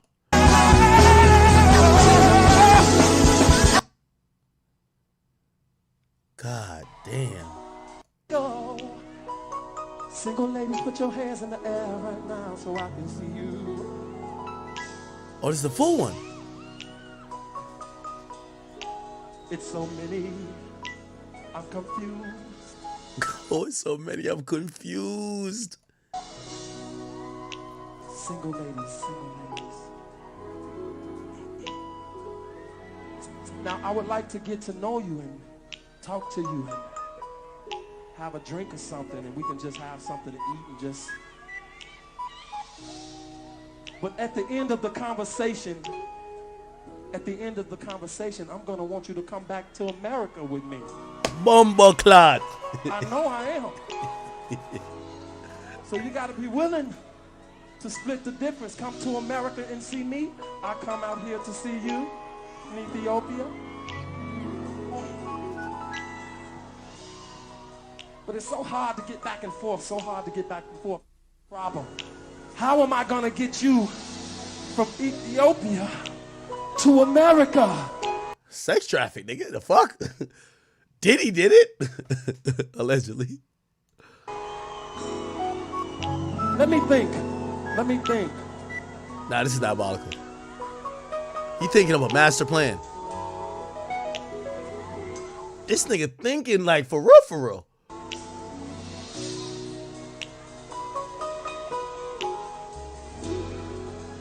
I got it. Yo, this nigga just thought up a sex trafficking plan on the fly.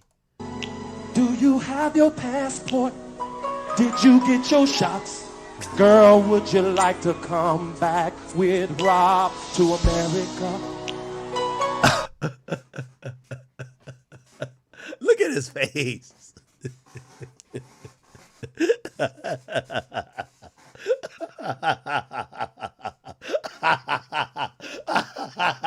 Yo, this is crazy, bro. Nah, this is crazy, dog. America. Yo, this is why, with all due respect, Chris Brown can't fuck with no R. Kelly, my nigga. I'm sorry to tell y'all, dog. Yo, R. Kelly just created on the fly a sex trafficking riz that he put in song format in 30 seconds, nigga. He said, I got it. Do you have your pass? Like, he literally created that in 30 seconds. And you want to tell me that Usher and Chris Brown better than this nigga? Fuck out of here. Do you have your passport? Did you get your shots? Girl, would you like to come back with Rob to America? America.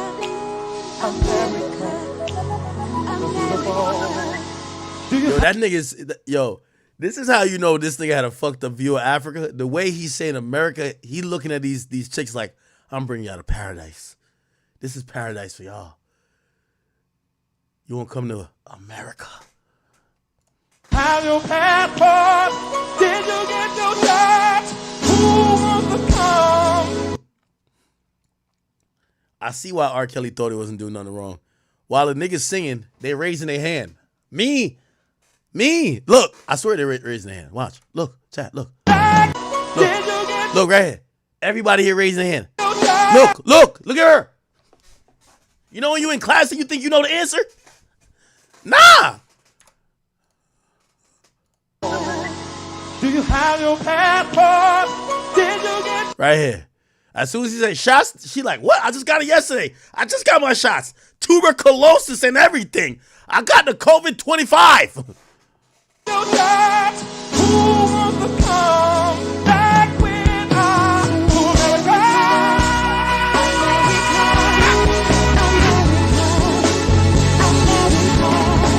To America.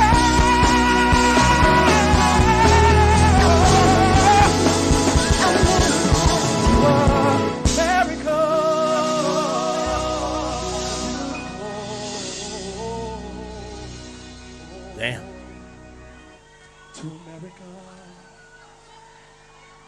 This nigga made this shit sound like on some Lion King shit, bro.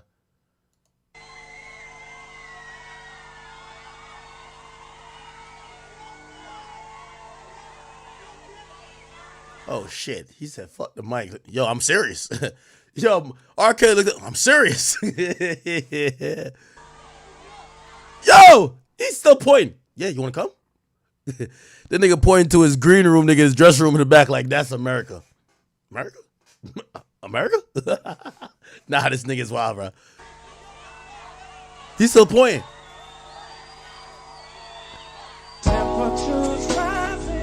Oh shit.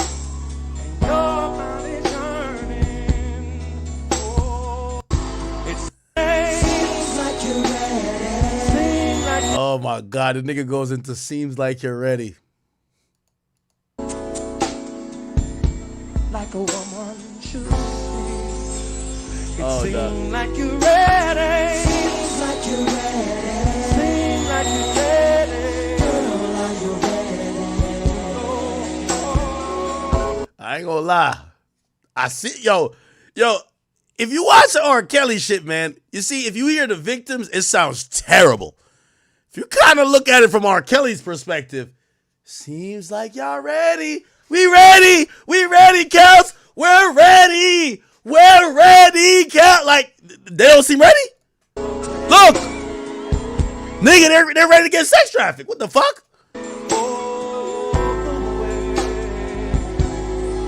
Kels might have a point. I'm gonna keep it on being like, yo, pick me. Put me in the container. Ship me overseas. Ship me.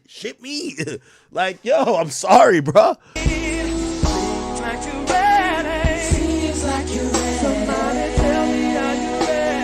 Somebody tell me, are you ready? Girl, are you ready?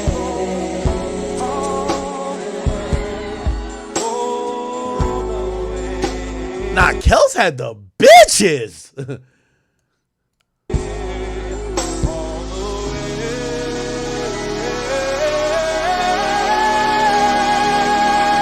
And you know Kels the GOAT. That nigga wasn't doing one dance move, nigga. He was just walking from left to right scouting. Seems like you ready. Seems like you ready. Do you want to go back with Rob to America? Like, the nigga was just walking from back left to right. Chris Brown doing too many backflips. Chris Brown can't even focus. By the time Chris Brown do 35 backflips, nigga, that nigga is dizzy. That nigga can't see the bad bitches in the front 3 rows. R. Kelly was there, like, peeping him out. Thank you. Question. Is there anybody out there single? Oh, shit. Nah, let me start from the top. Talk to y'all for a second. I got a problem.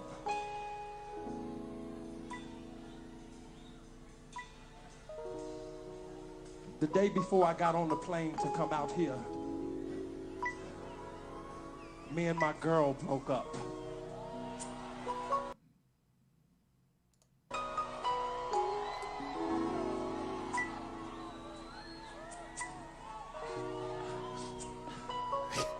Yeah, we broke up. Nah, Kelly's undefeated.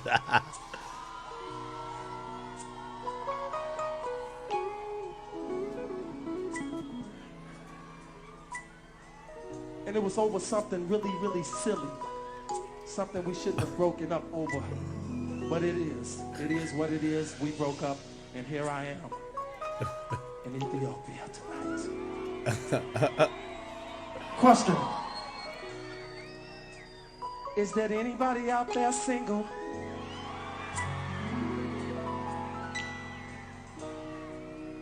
That broke up with a man and they looking for somebody else right now? At least he was respectful. You gotta be single. You gotta be single. Single ladies, put your hands in the air right now so I can see you.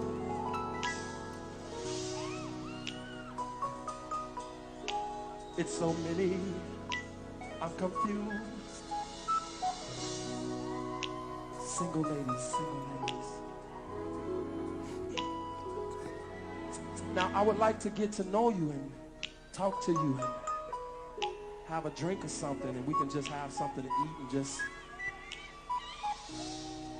But at the end of the conversation, I'm gonna want you to come back to America with me. I know I am. So you gotta be willing to split the difference. Come to America and see me. All right. Anyway, y'all seen this? Russell Brand recalls very intense Sean Diddy Combs. Let's find this. Here we go, chat. Sorry. Recalls very intense Sean Diddy Combs taking him on an enforced holiday. He said you can't say no to him. Jesus Christ. All right, can we hit play? Fuck. Here we go. I've worked too hard in life. Not even Diddy's bitch. Diddy's new to me, right? He looked after me. He took me on an enforced holiday to Vegas. He's a very intense man.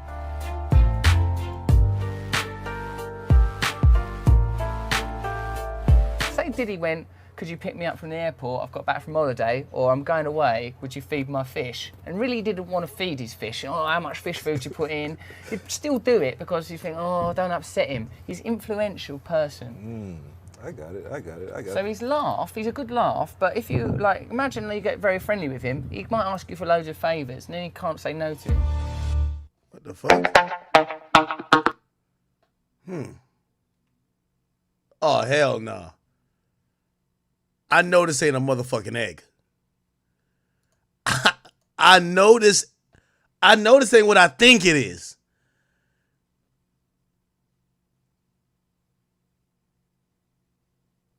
I guess this nigga passed the test. The egg didn't break. Actually, is that failing the test or passing it? What the fuck? Why do you have an egg? Oh, hell nah.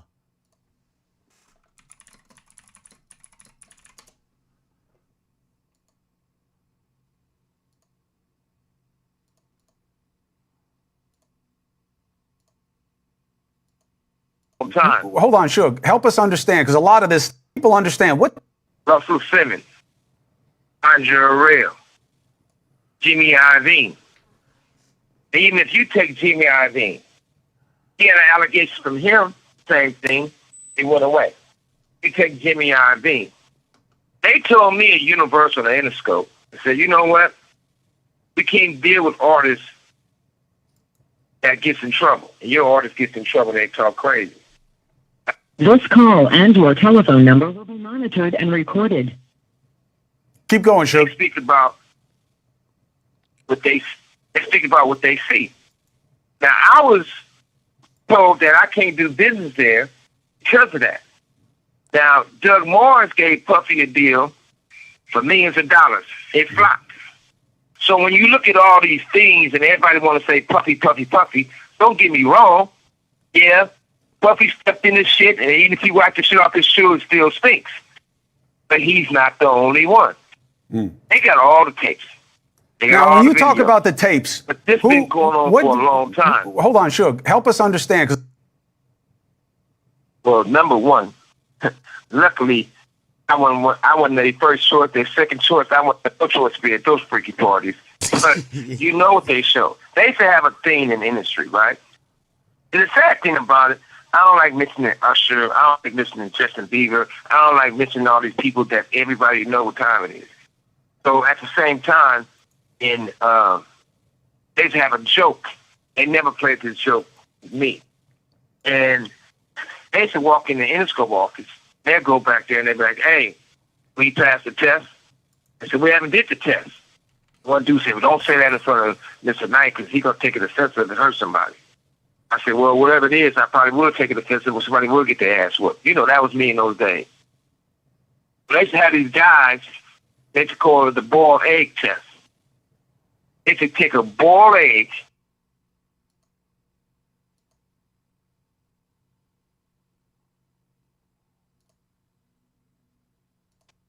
raw boiled egg, and have those guys put their pants down and bend over and they stick it up their ass.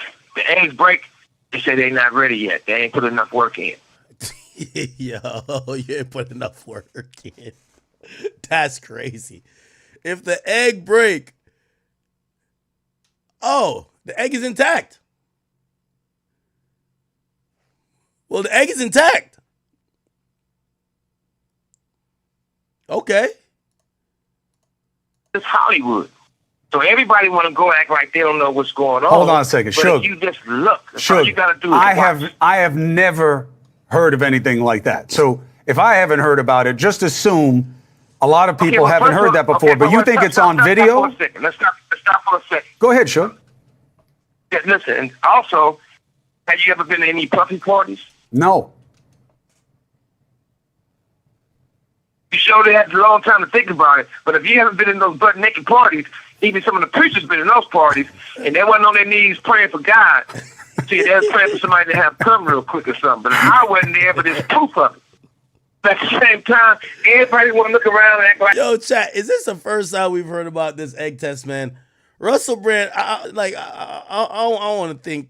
I thought he was like a woke type of dude. Unless I'm wrong. Has anyone ever talked about this egg test? I ain't gonna lie to you. Like, pause. It's fascinating a bit because like egg butt test. I don't know why I'm googling some crazy shit like that. They said if they try to put the egg in your asshole and it don't work and it break, they tell you, all right, you ain't put enough work in yet. You got to come back. And we see Russell Brand standing with Diddy and he holding the egg.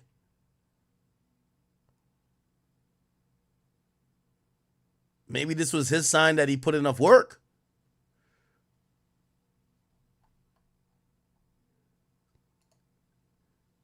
Nigga, is that doo-doo on the egg? Oh, hold on, let me zoom in on this bitch. Hold up, man.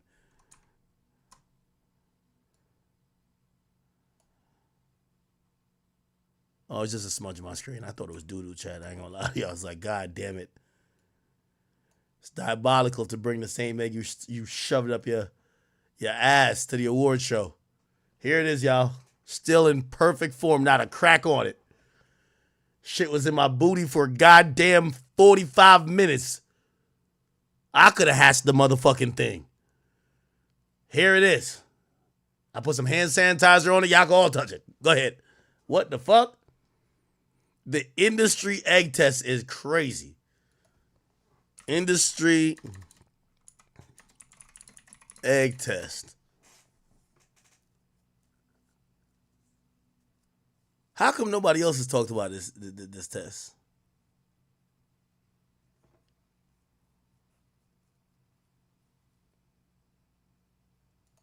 So let's bring in a close friend of Diddy and Suge Knight, producer, singer Ray J, and Diddy's Don't tell me Ray J passed the test. Former publicist, host of the podcast Naughty But Nice, Rob Shooter. First, Ray J, give us an assessment of Suge Knight's credibility. Where should he be believed? Where should he not be believed? Well, I mean, if you look at his track record, I mean, he pretty much ran the hip hop and music scene during the Death Row era. So a lot of people he know and a lot of people he has been around. I can't vouch for everything because I'm not Suge, but I can just tell you, like, most of the time, Suge is saying something is coming from experiences. He's not like making it up like he's writing Green Eggs and Ham. Like, this is serious. So first things first, it was impossible in real time to vet what he was going to say, Rob, because I didn't know what he was going to say. But we are getting responses. I didn't either, man. Oh, listen, hey, Ray J, you did nothing but help. You are helping advance the conversation with people who are willing to discuss their perspective. That is a precious commodity in this investigation right now. Did you hear me trying to tell Suge to be positive too as well? Okay, cool. I didn't know. Yes. I had to get that in. Yes, but I mean, you know, you're not going to control what he says, but you provided him the opportunity to make his witness. So you're all good as far as I'm concerned. And he made a lot of good points. Yeah, listen, I mean, this is his world. Clive Davis responds and says the points about him were not good, his spokesperson. This is a completely fabricated thread being trafficked by an incarcerated felon. But that doesn't mean he's not telling the truth. Mr. Knight's assertions about Clive Davis are 100% false. Nothing of the sort ever happened. Clive is a mentor to artists, and in keeping with this, never ever condone any such inappropriate behavior. Specifically, Rob, Suge Knight suggests that P. Diddy wasn't just taught things by his mentors, he was abused by them. And that his behaviors are a function of hurt people hurting people. Yeah, he said it last night. I was watching the show at home, Chris. It was an amazing thing to reveal. I've got to agree here with Ray J. Suge knows this world. So is he larger than life? Might he exaggerate? Maybe. I think a lot of people probably do, but... Damn, man. Crazy.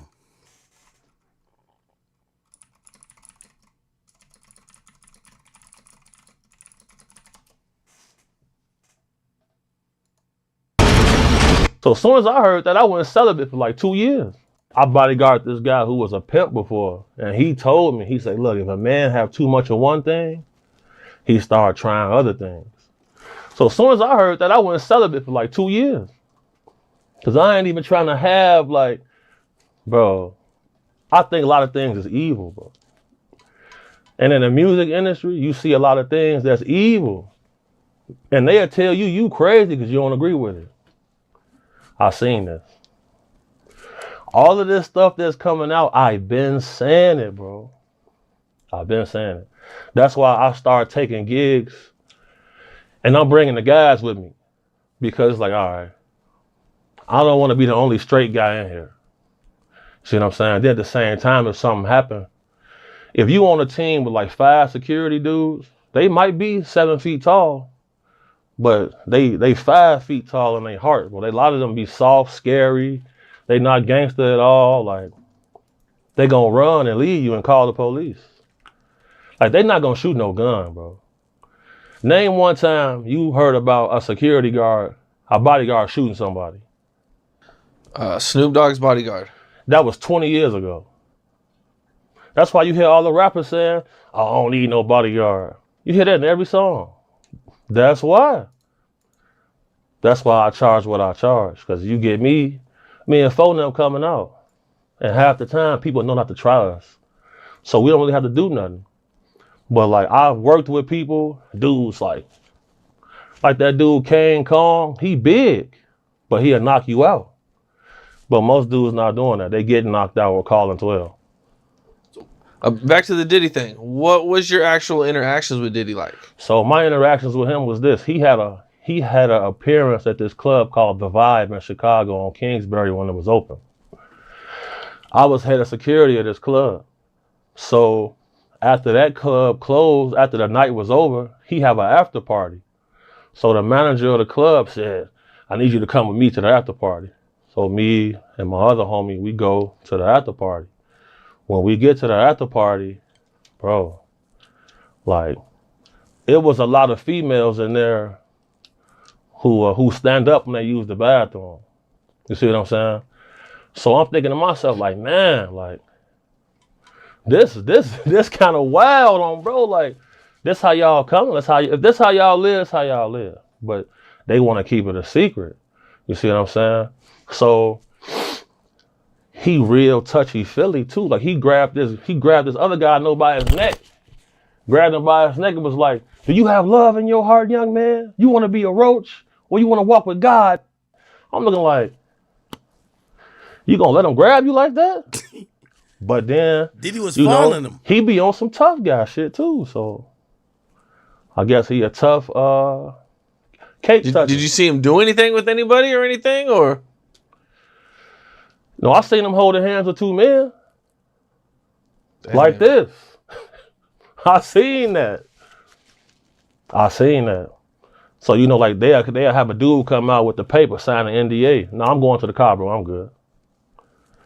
I'm not signing no NDA. I'm going to the car. I'm good. Seen that, bro. So seeing all this come in the news, people was telling me I was crazy. Said I was a hater. Hating on what? I don't want to party with the girls with the third leg, but I'm good. I'll just be with the guys chilling. I don't got to be in here with y'all. But if you're getting $1,500 for the night, you're going to try to find a gray area to operate in. You feel me? I seen these things. What do you think about them accusing Diddy of having cameras in his house so he can record celebrities and politicians and use it as blackmail? So I firmly believe that's true because in that sector of people, a lot of them practice science. Art of Dialogue been eating recently, man, because he got all the Gene Deal interviews and everybody want to hear from Gene Deal. I ain't gonna lie to you. Not at all. I agree with you on that as I think about it. But how you feel about people comparing Diddy to Hugh Hefner? You think that's a fair comparison? Not at all. Hugh Hefner never left his house with it. Sex trafficking from state to state. That's not true. If Diddy probably would have had his freaks off right there in his house and wasn't paying people to come from different states and everything like that, it might be he may have got away with it. Hugh Hefner was there at his home and most of the girls lived at his home. And if they did something with somebody, they were supposed to be consensual adults who lived in the Playboy Mansion. They were none of Diddy is getting where they saying Diddy had girls that was underage in the whole 9 yards. We don't know that because discovery hasn't been made. The prosecution haven't given a discovery to the defense team yet. So we don't know exactly what they got or exactly what they're going to put out there to them. But Hugh Hefner, I think that he wasn't taking girls and bringing other prostitutes in and taking them across state lines and doing something. I could be wrong, but I'm looking at it. I don't think it's the same thing. I don't believe Diddy case is similar to R. Kelly's in no form or fashion. Not one girl came out or nobody said that R. Kelly paid prostitutes to have sex with them. Kelly was doing all the sexing himself. Not one person came out and said R. Kelly drugged them and made them have sex with him and stuff like that. I don't think so. I don't think none of that came out in Kelly. R. Kelly's case. Bill Cosby, allegedly, he did all the work by himself.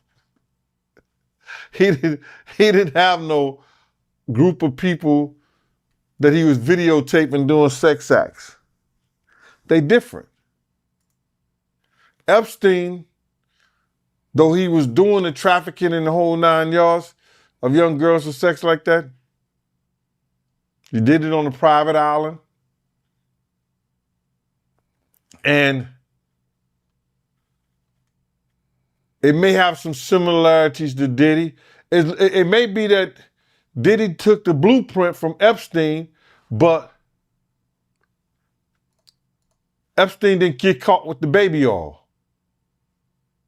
Okay. We'll switch gears a little bit real quick. Yo, Travis Scott, man. Shout out to my boy Travis Scott.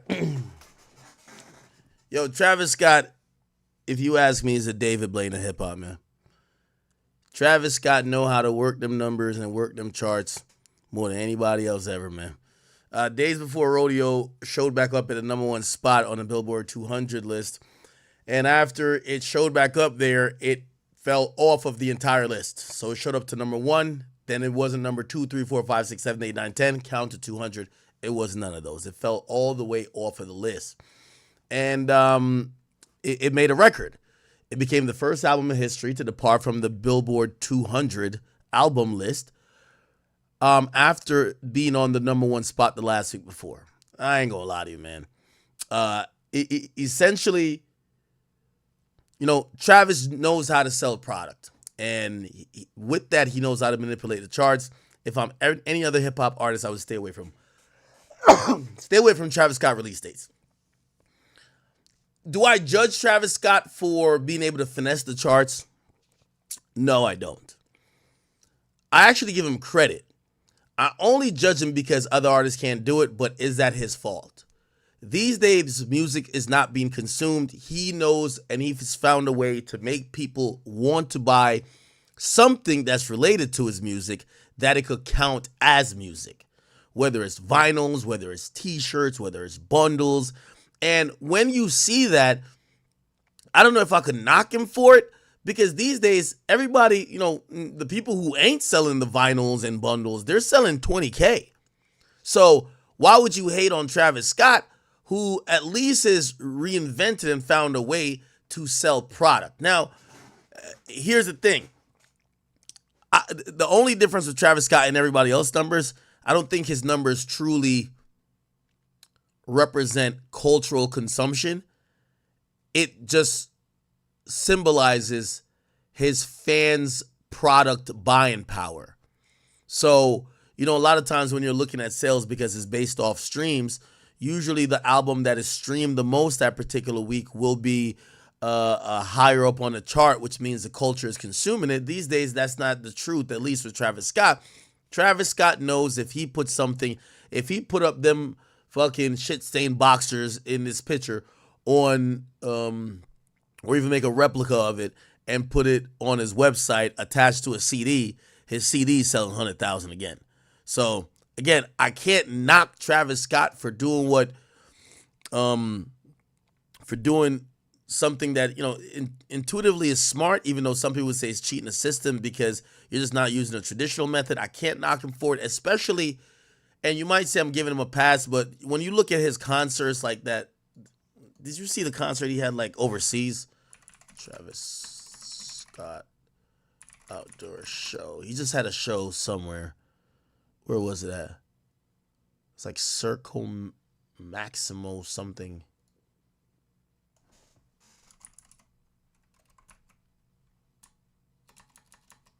Had like 140K people.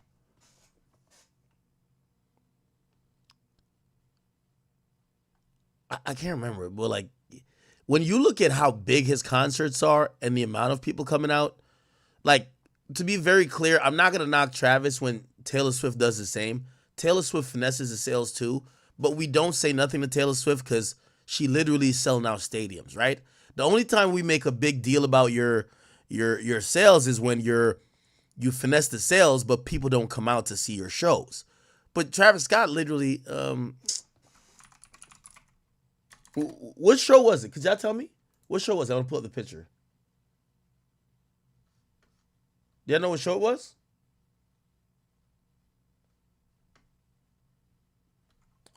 Travis Scott. It was like some show like in maybe South America. Or Brazil. It was the Brazil show? Yeah, like, look at this fucking thing. 115,000 people. Like, this looks disgusting. Like, this looks fucking disgusting. Like, clearly the consumption is there. Like, I'm gonna be honest with you, it would be disrespectful that this nigga puts out, if you sell that many tickets for one show, 115,000. Like, it's kind of, like, I'm gonna be honest with you, I think the way how music is sold should change. Or how music is reportedly sold should change. I think when these guys are charging $300, but really Live Nation don't want to do this. But it should be like this, right? Because sales are about perception, and you're consuming the music, whether live or in some format at the show. I think if you're paying, if a artist is going on tour and their average ticket price is at least $100, $10 of that should be allocated to purchasing the CD. So when you buy a ticket, you buy a CD. Because, again, it's ridiculous that these guys could sell 115,000 people in one random city, or not one random city, but like in one city for one show, and then obviously Travis is not going to just drop and sell like 75,000, but yeah, it should show that this guy's music is being consumed a lot. So I think that they should count everything as bundles, right? We should encourage fans to purchase, more collaborations. Like, obviously, not on some, V-Lone just has some good shirts, so I'm going to just say, buy these V-Lone shirts, you get my album free. But, like, tour tickets, like, you're still trying to consume the art. Tour merch, you're consuming the art. So, again, when you look at this, I can't complain. Even though he's definitely finessing.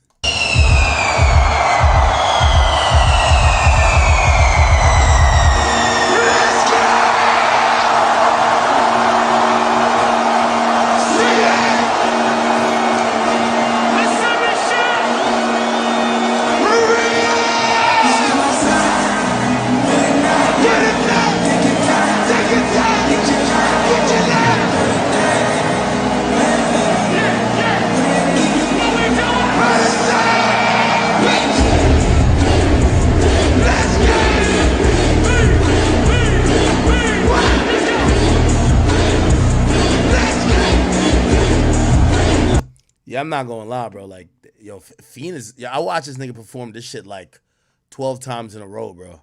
This shit's crazy. This is a fucking movie. Kid you not. So I'm not that mad that he finesses the shit. I do think we got to start changing the way how we, because when you see these guys like sell, whatever amount they sell, you kind of think that that's the gauge of how big of an artist they are. And some of these guys are way bigger. You know what I mean? Pause. So I'm not that mad at it, even though he's 100% finessing. But to be honest, Taylor Swift does it. We have no problem with it. We still say she's the biggest. Travis is clearly one of the biggest artists, period. Look at the venue.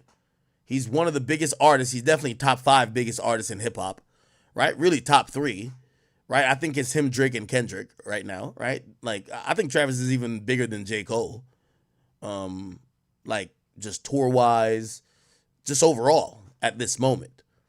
So, I don't care that much about a finesse, okay? I think the other rappers need to step their fucking game up, learn how to sell some tickets, learn how to, use your brand to create a purchasable commodity when it comes to your music, whether it be tour merch, or other things that could be directly connected to your music. And I believe that we should start counting ticket sales for, like, why we don't count ticket sales for album sales.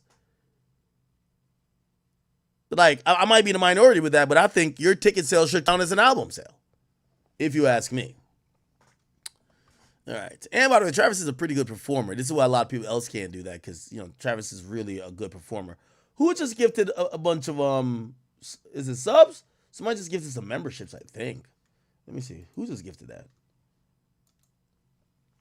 By the way, if you're watching on the King Academics channel, you guys can become a member. If you're watching on Twitch, you could become a subscriber. Let me get over to the Academy channel. They be cooking up over there. Okay.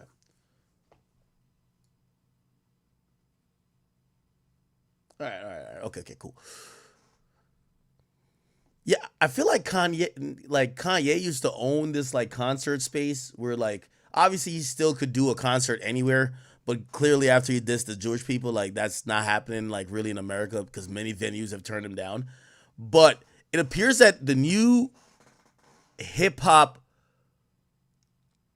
performer king is Travis Scott, right?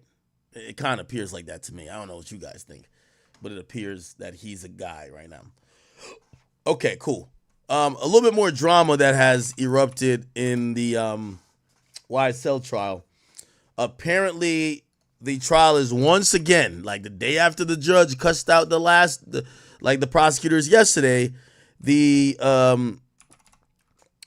we're having some more drama, and apparently someone photographed a witness that was supposedly not supposed to be photographed, and here's what happened. Problem, and I don't know if it was any of you, but we need to get to the bottom of it, or I'm going to have to excuse everybody from utilizing cameras anymore, because there is an instruction that this witness not be in any way filmed or documented, no visual images of this witness.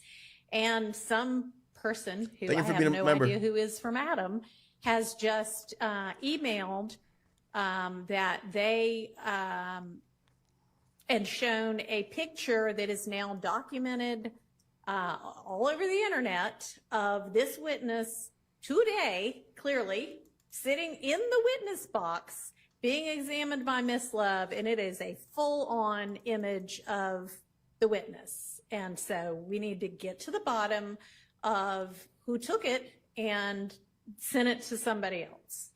And it was posted by somebody named Empress Fox, Protect the Flag, America, I guess, 2028, with the disclaimer, this was sent to me. I didn't take the photo or own it. So, one by one.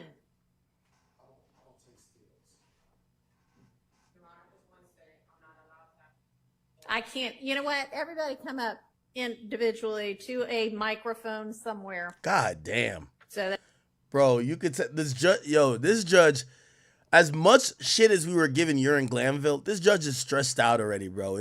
She's only been on the case a month now. She's stressed the fuck out. She sounds stressed out. I can hear you, identify yourself, and say what you need to say.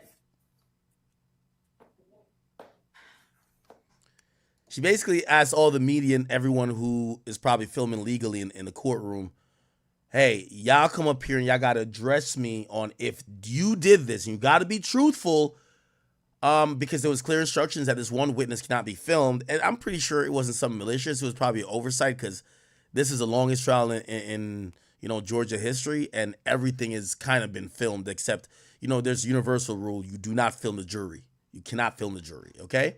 But most of these, in the Memphis case, remember they would show people getting on the stand below the head, right? They would show just pan down.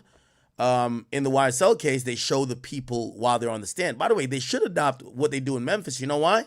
You wouldn't get people like Woody playing that around so much and eventually turn into this huge social media figure because he got lit from him being seen for 30 days straight on a big trial.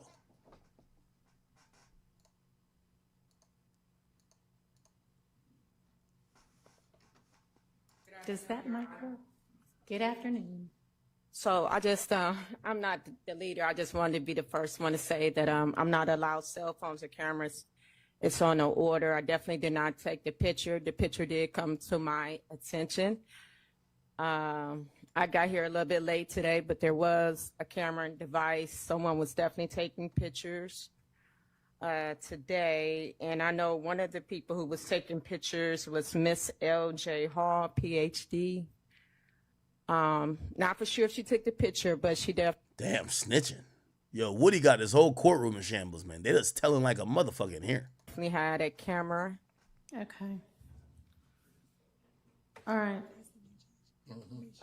And remind me your name. I'm sorry. Yes, my name is Nicole Borden. Okay. All right. Thank you.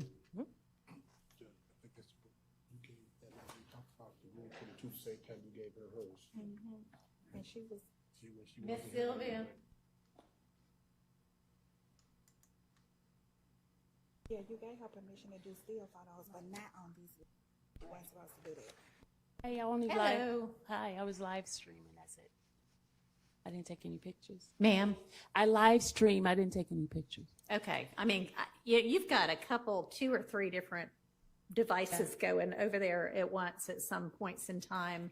And it looks like sometimes you do take photos. Are you taking photos? Yeah, I only take photos of the defendant. That's All it. right. Or you.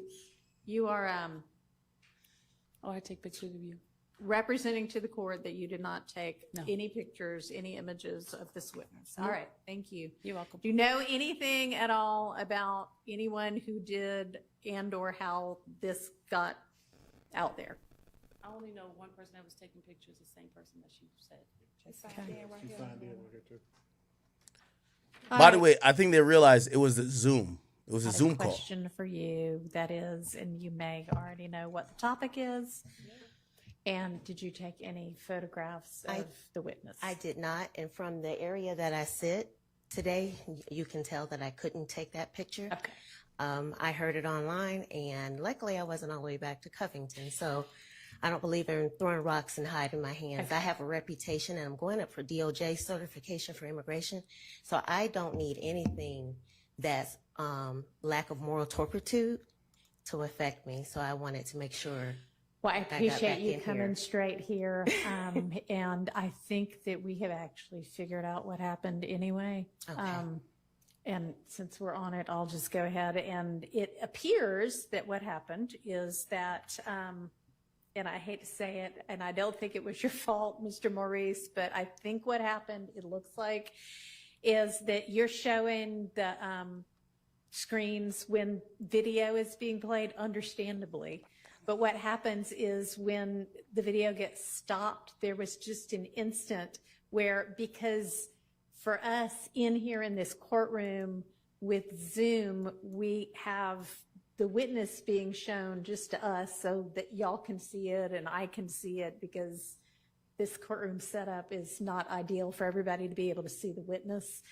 And it showed for just a second the witness, because it captured the Zoom that got shown that's just interior here, but anybody, of course, can screen grab it, and it looks like that's what happened.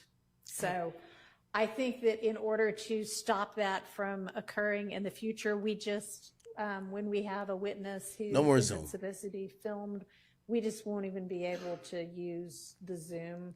Okay. All right, man. Drama like usual every day. Yo, Lil Durk just dropped his track list for Love Songs for the Streets 3. It looks like there's 12 tracks. Turn Up a Notch, Timeless Love featuring Sabrina Carpenter, Went Hollywood for a Year, Truly Blessed, War Scars featuring Speed and Kai. Damn, okay. Speed and Kai getting features up in the bit. Lose Control, Come Home featuring Rod Wave and Morgan Wallen. Wow, this sounds dope. Anti-Hero featuring Future. Discontinuing Walk Hard.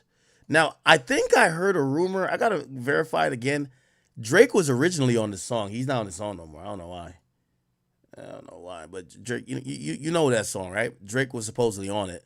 Apparently he's not on it no more. That's My Dog, Old Days, and Sing This Song featuring Le Bebe. Okay? It's executive produced by Rod Wave. Yeah, here we go. Okay. I can't wait to hear what Durk is talking about in this new project. I'm really excited to hear it. I think Durk is almost like taking a little bit off, not really in terms of a break, but I think he's just chilled out and kind of like, focused on moving better as a person. We've seen changes in his life. I'm hoping the music's going to reflect that, and I'm hoping the music's still good. So I'm excited to hear however it turned out, but I'm anticipating it to be some good stuff. Shout out to Nicki Minaj and Big Zoo. It looks like, Big Zoo is beating, I don't know if the allegations, but he's beating the assertions that he can't go to the kiddie park, okay? My boy's over here cooling at the kiddie park. You feel what I'm saying? Who said Big Zoo ain't good at the local park? Who said that? Which one of y'all motherfuckers said Big Zoo ain't good at the local park, nigga? Exactly, nigga. Nigga blooded up. Big blood. Feel me? So, my boy's still hanging out at the parks. He got his kid. He's chilling with his wife. Nicki Minaj bringing him to the playpen. All is good. So, and by the way, Nicki says, they used to be giving y'all the fake news so loud and proud. I thought a brain vessel was going to pop. You'd have to have a brain for that, though. Gag City, Kansas, tonight. Okay, perfect. All right. Yeah, I thought this dude couldn't go near schools and parks. I guess that was a lie. Shit. I always had in my back pocket that, me and Nikki got into it a bunch of times. She told me that Big Zoo was going to beat me up one time. Nigga, I've always had this plan. If I ever, I know where every local high school, actually, no, I want to run next to a kindergarten. Yeah, I know he definitely can. Well, that's what I thought. So I was like, if I ever see Big Zoo, and as soon as he throw up all that blood shit, nigga, I'm on, as soon as he do the hieroglyphics, say, I'm finna kill you, nigga, I run right by the school. Yeah. But damn, look like this nigga could chase me there now. I used to look at it like he was a vampire. If you ever beefing with a vampire, you just run into the sunlight and be like, yup, can't get me now, motherfucker. But clearly Big Zoo could go anywhere. What the fuck? This is not good. And he says, I let them run with the fake news drag for years just so that I could get this good laugh. I'm a different type of hoe. Petty. Well, also double entendre because her husband name is Petty. Kansas City, tonight is the night, doll babies. Oh, so we got to be happy for Zoo.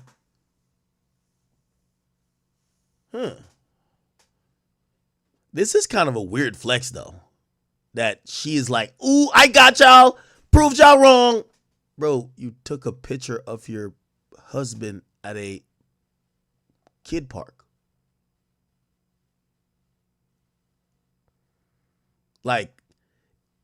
Even if he's allowed to be there legally, that's not like the flex. Yeah, my husband could show to the park too. That's not the flex. You know what I'm saying? Somebody say, oh, this is like 6ix9ine taking a pic in O Block, man.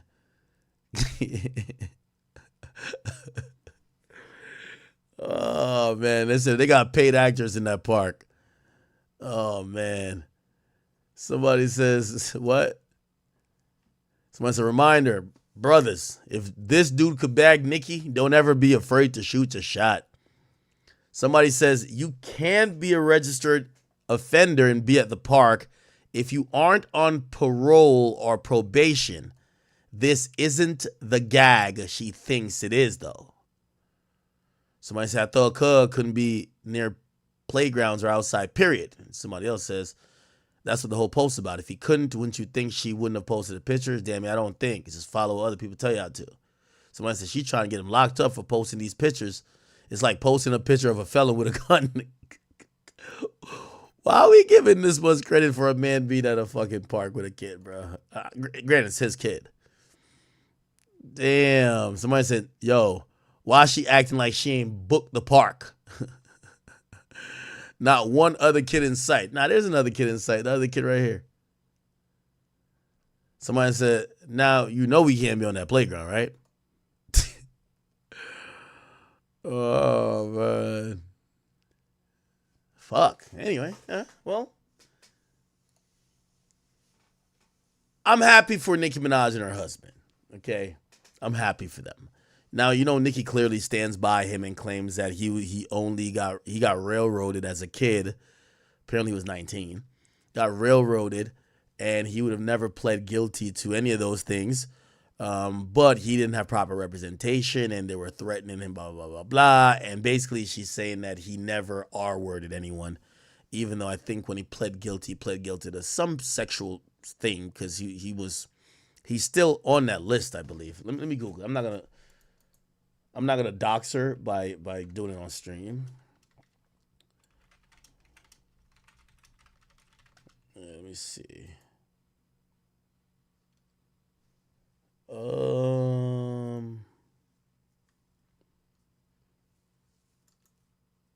Does it ever expire? If you on like this list?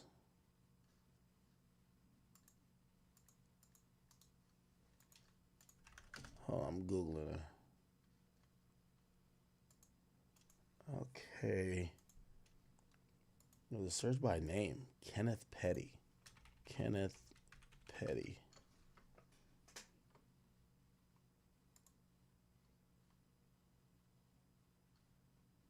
Damn. Yeah, he still pops up.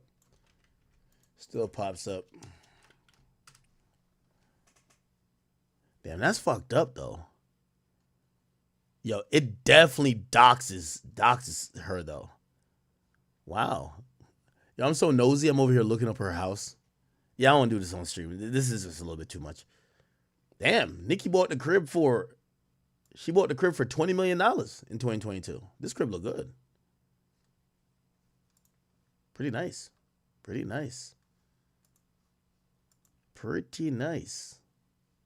Okay. Good for Nicki. You know what I mean? It's a small wins. I guess that's the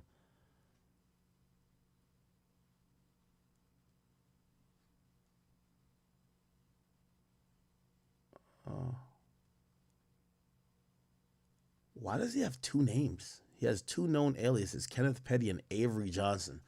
Oh, he probably went under a different name or changed his name later. Okay, all right, bet. All good. Wholesome moment of the day, people. The wholesome moment of the day, LeBron James and his sperm. Bronny James. They were in Media Day, and for Media Day, you essentially watched LeBron and his son have a moment, which I think is pretty wholesome. I think the league is going to promote the fuck out of this. They can't wait till, one of them throws an alley-oop to the other. That's going to just be like the biggest thing because it's a feel-good moment. But listen to them in their first joint interview as NBA players together. At practice, that was well documented last week. We heard your take on it, where you said great defense, but better offense. Can we get your vantage point? What you thought about that? All right, in all seriousness, please. I looked at the film and he did step out of bounds, but I'm not gonna go there. No, you can go there. I'm not gonna go there right now. That's a big part of it. But what do you mean you're not gonna go there right now? You just went there. I mean, I definitely did. But I stepped out of bounds. He stepped out of bounds. By the way, this is probably good for Bronny. Like, you know, LeBron is used to this. He's probably jaded by like all this attention. You can see everybody in the gym is just like looking like, oh my God. I think LeBron sitting next to his son is probably gonna help ease and calm some nerves, and hopefully, you know, if he could get to another level of play by being comfortable, I think his father kind of not only, you know, LeBron, the pressure is on LeBron, right? Like the pressure not necessarily is on, well, I guess it's on Bronny too to not be a scrub, but you know, maybe his father could help alleviate that pressure because it's LeBron. To have that camera angle of the baseline like that. All I know is I gotta stop. Tell him about the stop I got on you when you dribbled out of bounds, though. Now that was a foul too. He slapped my whole arm, and we see. Did they call it? No. Did the ref call it? I mean, I'm not gonna get that call right now. I'm not gonna get that call right now. I'm playing against. Yeah, you're a rookie guy anyway. Exactly. This. Had a moment at practice that was well documented. That's dope, man. Now, I you know, I Had a moment at practice. I definitely think Bronny gonna average about 0.73 points a game, maybe 0.01 rebounds, and it's fine. You know what I mean? I think we need a feel-good moment in these days and times where, to be honest, I think there's just more negative shit that people are talking about than positive stuff, all right? Wow. We've seen Zion Williams get pressed over Kendrick, so apparently there's some there's a reporter who clearly must be one of the K-bots. Like, this person was quizzing Zion Williams on why he didn't have Kendrick Lamar on his summer workout playlist. Listen to this. Why wasn't Kendrick Lamar in your list for off-season workout playlists? Jeez Christ. What makes you wait first? Before we go to the first part of the question, what made you ask that second question? Well, I just feel like you had two good songs you could have been playing in the gym, man. Euphoria, that. And what songs would those be? Euphoria, Not Like Us. I'm trying to just understand where was the greatness of the summer in your track list? I'm confused. Man, I hear you. You know, you're entitled to your opinion. I'm entitled to mine. But saying that, come on, it's Kendrick Lamar. Like, I really got to sit up here and talk about how good of an artist he is. You just need to hear it, man. Sometimes misunderstanding got to be explained, but you ain't explaining it, you know? Why wasn't Kendrick Lamar in your list? I'm going to be honest with you. This dude was definitely one of them K-barbs. Yo, for y'all Kendrick fans, man, it got to suck over that side, man.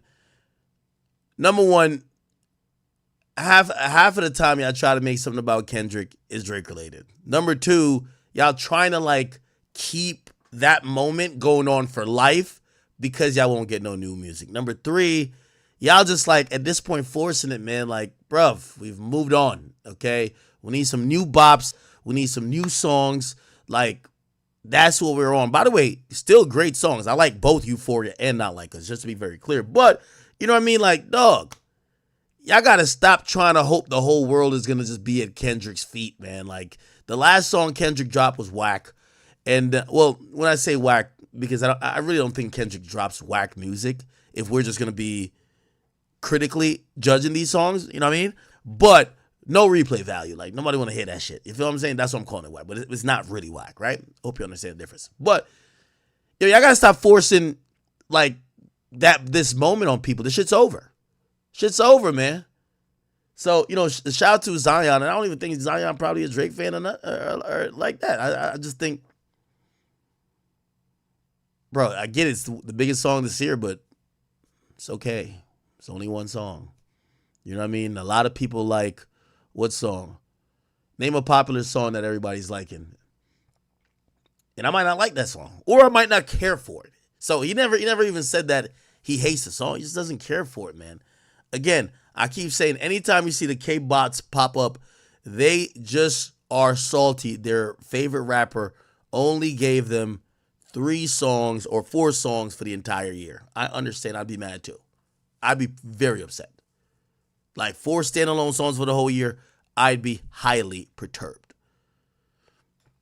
Okay, I don't know if you guys saw my my interview with Jaquise, but go to my main page, and if you go watch that, you'll see the interview with Jaquise, and the last video is the one him talking about the fight. Remember this? When he got online and he was just like, yo, wait, Jaquise Trey Songz fight. He went online and he went crazy right here. I know Chiggs is in it. Say, guys, here's on your little brother. You's a rape. Period. This nigga's a bitch, bro. This nigga came in the club talking about rape. Fuck you talking about rape for a bitch ass nigga? Then you come outside the club and swing on your little brother. You's a bitch. Chris Brown the GOAT. You's a bitch, brother. That was random. Chris Brown the GOAT. About a bitch. That ain't even my bitch. You talking about bitches that's with these niggas? The workers? You talking about people that came with these niggas? Hey man, fuck you bitch ass nigga. You a rapist, bitch. And I don't give a fuck if you tell anybody anything about what we text you. Put the message on there, bro. Fuck you bitch ass nigga. You can never come around me. Fuck you, nigga. Now Jaquise posted. Yeah, then he posted this whole thing. He said, fuck Trey Songz. He can't come back to Atlanta. That was crazy. He said, fuck Trey Songz. He showed the two strand of dreads that got ripped out. And he said, you can't come back to Atlanta. This nigga came in the club and said I got on a Q fit. Whole time the nigga hating. This man dancing, introducing himself to niggas, all type of shit. Bitch ass nigga. And I gave that bitch ass nigga a compliment. Man, fuck you, pussy. You a hoe, boy, that love to be fake. And this nigga pulled out my dread. You better be glad them boys wasn't with me. You over with in the A. Every show we gonna be there. From the 8 to North Carolina to Florida. All of that shit. Okay? Now, he finally spoke on the fight. And he spoke on it to me.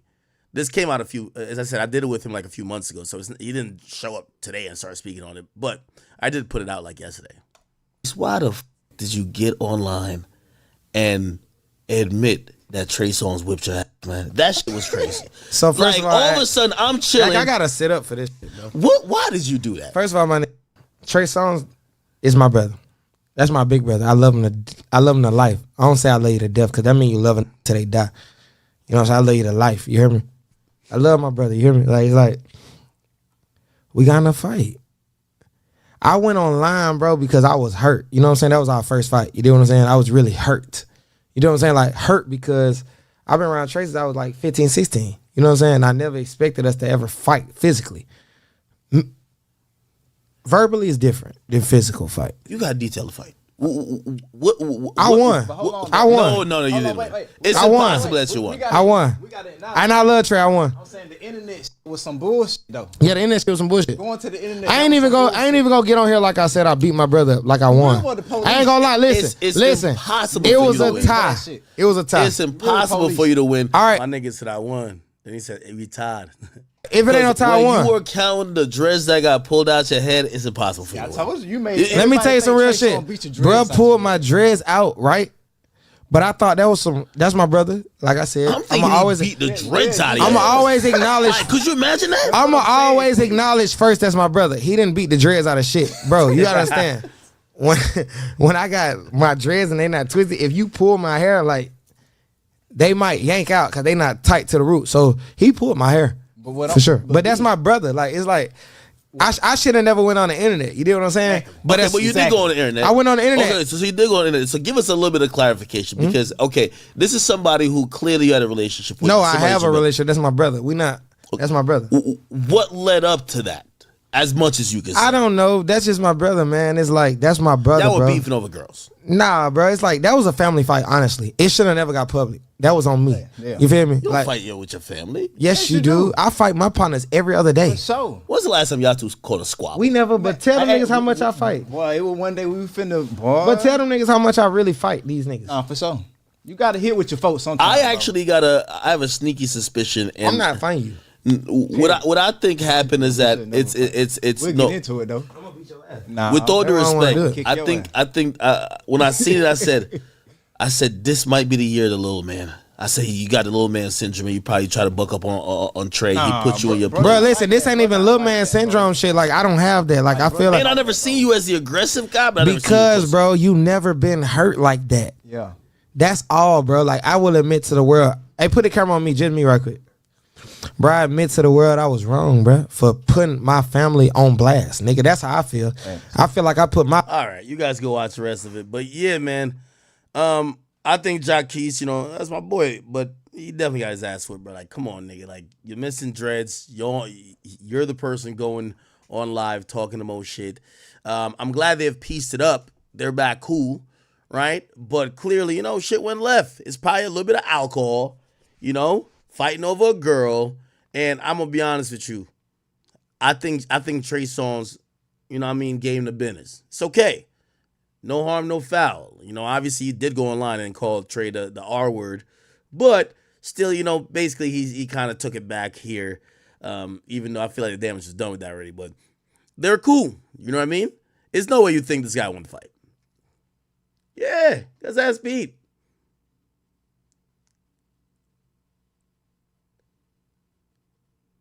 Someone said, oh, what? Oh, that interview's from months ago. Yeah, I look at that, and I think I'm down 10 pounds from there. Promise y'all. Serious.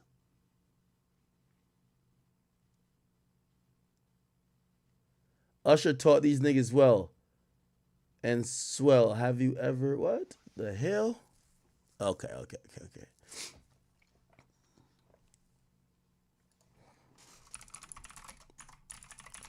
All right, so y'all go watch it on the main page, please. Leave a comment when you finally do watch it. August Alsina is finally off the vacation with his nigga. And apparently he responded to a comment. Someone says, yo, listen, man, name a celebrity that deserve apology from the general public. He said, bruh, August Alsina, y'all been so nasty to him in the last years. You know what's so funny? Why the fuck does August Alsina deserve an apology? That nigga fuck Will Smith's wife. I think Will Smith needed an apology. Gets his wife fucked. Slaps a nigga and then gets clowned for it. His girl don't even stick up for him. She thinking about Tupac. Like, Will needs an apology. Not no damn August Alsina. August Alsina been looking like he in the best love of his life. August Alsina and his boyfriend. Talking about this nigga saved me. Look. August's alleged boyfriend has rumored to be around 18 or 19. Like, pause. You feel me? Look. Bumbleclot. Nigga, the nigga had to exhale to tell you this fuckery. Love showed up. But in a new way. Did August Alsina just... Rasclot. How he been going through a tough time? Huh? How?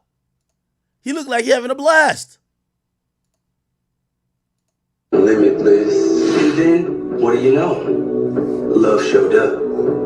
But in a new way. I want to share that and really honor the person that I love and that loved me back and teaching me so much about love and healing. I want to do that in front of the world because it defies all the constructs that one would say love is supposed to be or love should look like.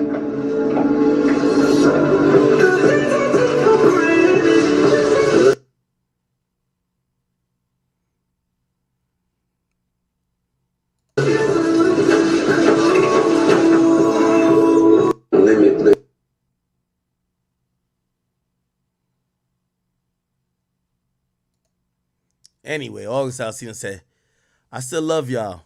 And as much as this holds truth, I can't and won't overlook all the love and respect and protection that a few real ones had for me. This discourse has helped to build me layers of spiritual fortitude and strength. A strong mind when I felt weak and the physical body gave out on me from the pressure of it all. There have been ones to have my back and front. Pause. Oh my God. This tweet is an example and show of that. So through the never folding living my life, I could only hope to be one of the same kind of example and representation of love, respect, and protection to and for you, reflected back to you. Again, I love y'all. Steele. Yeah, I'm gonna keep it a bean with you, man. August Alsina act like he's the first nigga who ever came out of the closet, man. Like, yo, listen, niggas been gay for a long time, August. Listen, bruv. We happy you found your nigga, bro. We happy you found the man of your dreams, bro. But, like, this whole, like, pity me shit, like, dog, stop it, brother. Stop it, okay? Have fun in your relationship. Keep doing your thing. Put some music out. Hopefully you still have some success. And stop playing victim, nigga. Like, the only thing you're a victim in is the, when I see him in the hospital, like, that's some health issues. He's a legit victim there. But the fact that he gay, what the fuck? If you gay, you're not no victim, nigga. Like, to keep it real, that was a come up, right? All right, let me see what's popping over here. Who is pregnant? Oh, some Love and Hip Hop shit. I don't know these people. I don't know them people. Iran finna launch some missiles. Oh, shit. I hope the U.S. just stays to our motherfucking self. Leave them niggas alone. Let them rock. Let them niggas cook over there. Kelsey Nicole models for Nicki Minaj shoe collection. Shout out to Nicki for this. You know, putting some money in Kelsey Nicole's pockets. We all know Kelsey Nicole is the former best friend of Megan Stallion. And afterwards, they turned ops. So it's only right that, you know, the enemy of my enemy is now my friend. Both of them don't like Meg, so her and Nicki being cool makes sense. Give her a little check, right? Yeah, works. What is this? Okay, we played that already. Let's keep going. Deion Sanders joking with Shannon Sharp about fucking on live. I wish he'd leave me alone. Can I order what y'all been talking about on here? Can I order some of that? There's a lot of need behind here for what I heard. I ain't get my turn. Everybody else got their turn. I ain't get my turn. I was sincerely worried and caring, concerned, and all that, man. I just wanted to know you all right, because it sounded like you just sounded like you pulled a hamstring. Okay. All right, chat. Give me another topic, man. I ain't trying to cut stream short. Even though, how long we been on this bitch? Oh, 5 hours? Oh, Lil Reese, man. God damn. Yo.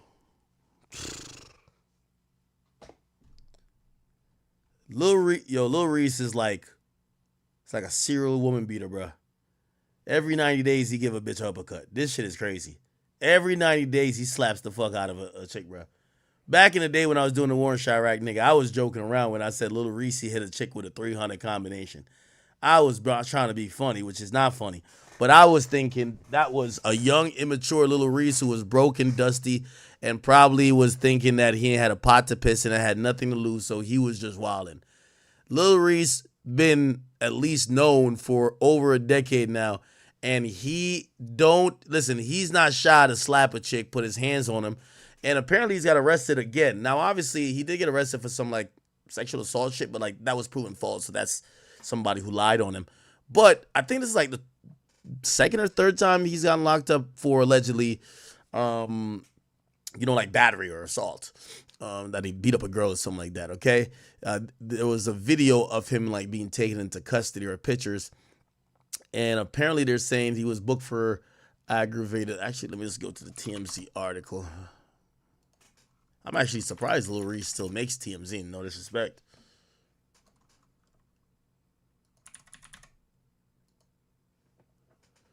Here we go. Let me find it. Or should my computer freeze? Here it goes. So this is the picture. You know what I mean? When he was taken into jail. Apparently it was in police custody 2 weeks after an arrest warrant was issued for him. Oh, maybe it's the same thing then. So there was an arrest warrant issued for him after he punched and strangled a former girlfriend. According to the arrest records, he was booked for aggravated assault of a family or household member in the early morning of Monday morning and was subsequently denied bond. Oh, wow. Why was he denied bond? I guess because he avoided the warrant for like 2 weeks, I guess. An eyewitness tells TMZ the Chicago drill rapper swung by the Address nightclub in Houston, Texas. Oh, he got arrested in Houston. In Houston, Texas, Sunday evening, where Lil Reese had a run-in with the authorities. We're told officers were already at the club, though it was unclear why they were stationed at the hotspot. Eyewitnesses tell the cops that they caught wind of Lil Reese's presence at Address and closed in on him. We're told Reese was eventually apprehended by the police and put in cuffs. Check it out. In a picture from the scene, he's escorted to a cop as his hands are being cuffed behind his back. He keeps a serious expression, appearing to stay tight-lipped during the arrest. He's donned a similar expression in his mugshot following the arrest, keeping a straight face for the picture. This booking comes 2 weeks after the authorities began searching for Lil Reese over an alleged incident at the Pink House in Houston. Yo, does everybody live in Houston now? As previously reported, the rapper allegedly punched his ex right in the cheek and attempted to choke her out after she had rejected his advances during a run-in at the nightclub. The woman had told police she was left gasping for air after the alleged assault and feared for her life. According to court documents from the Houston police, the woman's friend witnessed the alleged incident and called for security to intervene. We reached out to Reese's lawyer for comment. They did give comment, and the comment apparently was, Mr. Taylor vehemently denies these false accusations. We look forward to his day in court. I ain't gonna lie, man. I'm just happy Lil Reese still alive, bro. Shout out to Lil Reese, bro. I'm just happy that nigga still breathing, bro. Like, I ain't gonna lie. Again, I'm not co-signing none of the, if he's beating chicks up. But I think Lil Reese has defied the odds by even living, bro. He's defied the odds by even being alive. And I have to just say, Reese, I hope you realize that not only have you gotten multiple leases on life after you've been shot, supposedly multiple times in multiple different situations, you've avoided jail, you've avoided a lot of things, you've avoided ops, you've done it all. I think the mere fact that you're still around, you're still doing your thing is should be commended. And brother, just stay free, man. Y'all gotta start following. Like, this is where Chief Keef comes in. Well, like, Chief Keef really got sick and tired of being sick and tired. Like, you could tell Chief Keef was not one of them niggas who clearly liked jail. Because after a while, all that savage shit, not that he not no real nigga no more, that nigga just stopped. That nigga he's just like, yo, I'm gonna kick it at the crib, fuck bitches, smoke my weed, play my video games, and put out my music, and just live a good life. I'm having a good time. I don't got nothing to prove. I'm good. And it's kind of like even rewarding watching Chief Keef do that, because Chief Keef looked super happy. He looked super happy. You know what I mean? Yeah. So, shout out to my boy. Y'all say the vice president debate going on right now? Let's see. Vice president. Is it going on right now?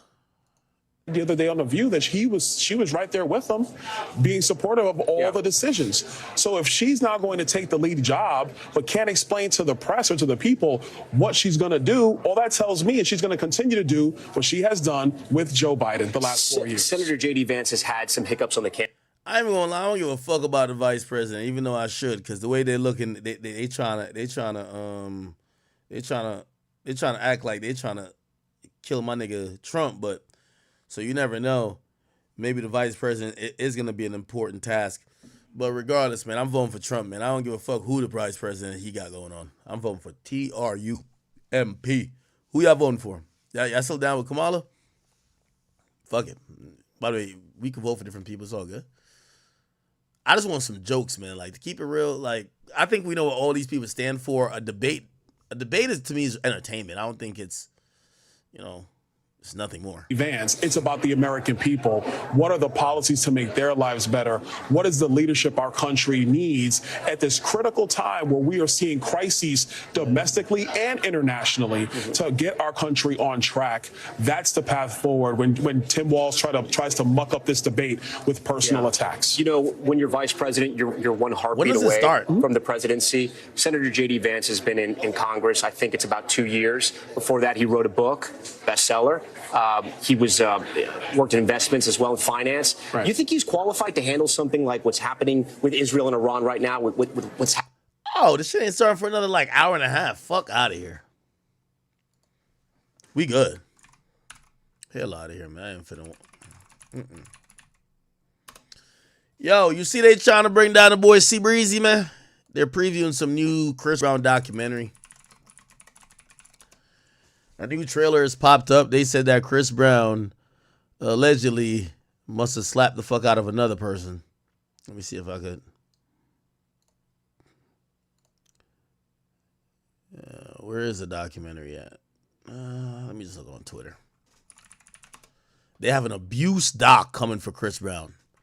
Chris Brown. It's kind of crazy, but let's see if we can watch the trailer of it. By the way, Chris Brown better watch out. Karrueche might pop up and be like, yo, if motherfucking Cassie got that, you know I'm your Cassie. Like, y'all do know Karrueche is Chris Brown Cassie, right? So Karrueche might get broke after, like, is she still with Victor Cruz or some shit like that? When she can't get another NFL player and she start going broke, she might pop up like, nigga, I need some motherfucking bread. You feel me? Where's the fucking trailer? Let me look at it. Trailer. Let's see. I can't find it. I gotta click somewhere else.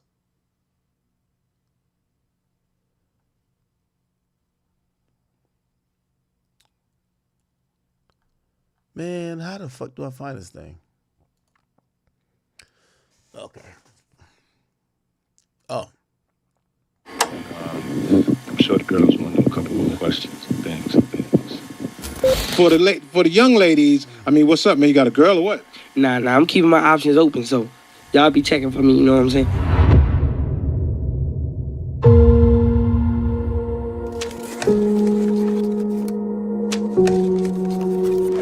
Oh. Thank you so much. That's the type of stuff will get you in trouble, player.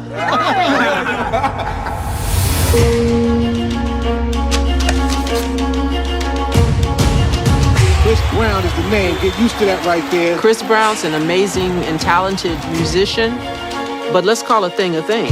He's an abuser of women, consistently, unapologetically.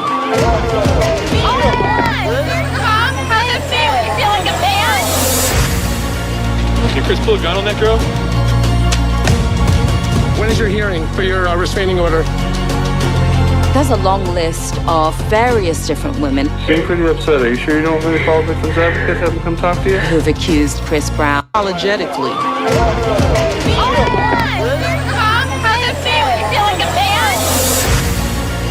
Did Chris pull a gun on that girl? When is your hearing for your restraining order? There's a long list of. Oh, they gonna gas up Karrueche to sue Chris, bro. That's what's gonna happen, chat. Karrueche gonna be like, if Cassie got $30 million, I got slapped and uppercutted a few times. I just need 10. Cassie got 30. Yeah, Cassie had to fuck 50 niggas a night. But I had to take 50 uppercuts a week. Give me $10 million and I'm good. That's really what it's gonna come to, chat. I'm gonna keep it a bean. I'm gonna keep it 100. Of various different women Being pretty upset. Are you sure you don't really call victims advocates, have them come talk to you? who've accused Chris Brown of assaulting them. Senator Chris Brown has been detained in an alleged case of rape. He has an audience full of assault deniers. What the fuck? My boy has never gotten convicted of R-word. What the fuck are y'all? Bro, like, why do they throw shit in there like that? Oh, they trying to take Breezy down. I'm gonna keep it a bean with you, though. Nah, the bitches love Breezy. Like, women love Breezy. Like, y'all not taking Chris Brown down unless y'all got a hell of a victims list. Actually, I thought they wouldn't take Puff down. Yeah, it would take Karrueche and Rihanna. If they well, you know, Rihanna moved past that a long time ago. If Karrueche come out on some shit, yeah.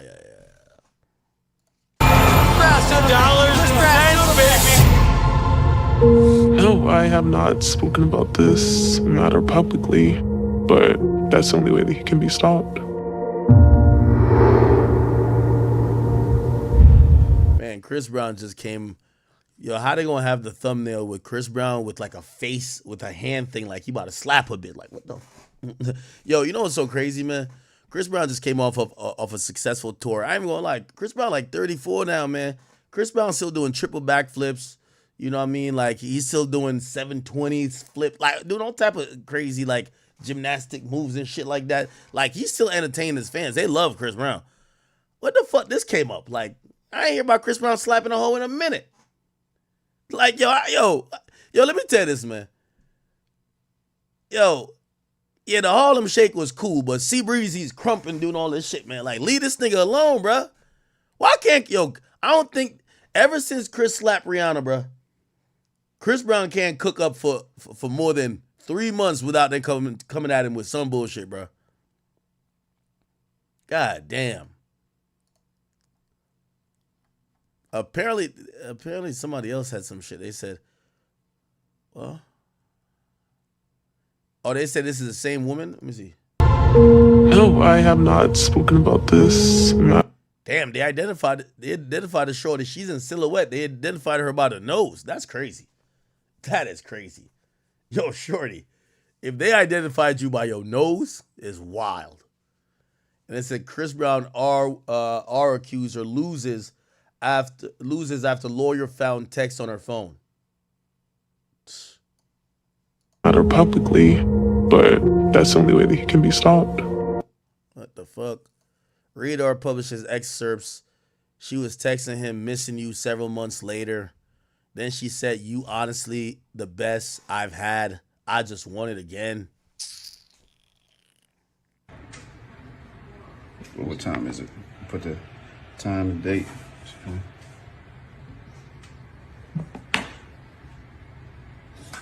you're giving me like signals. You're like reading my messages and stuff, and you haven't blocked me yet, so I'm guessing you don't hate me. I just want to see you again. I mean, just answered the phone and then you just hung up. Like, just let me know. Like, if you want me to leave you alone, I definitely will. But I really just want to fuck with you again.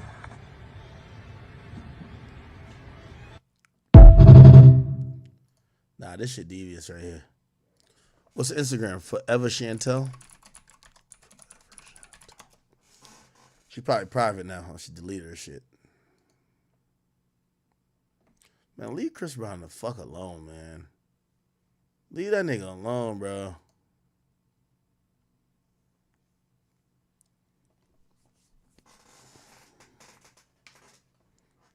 Like, bruh. Y'all got Diddy. Go get a white person out, man. And then go get a Mexican person afterwards, bro. And then go get an Indian nigga. Like, yo, bro, like space it up, man. Like, go around the races, bro. Chill, bro. Like, y'all got Diddy already, bro. Leave Chris Brown alone, bro.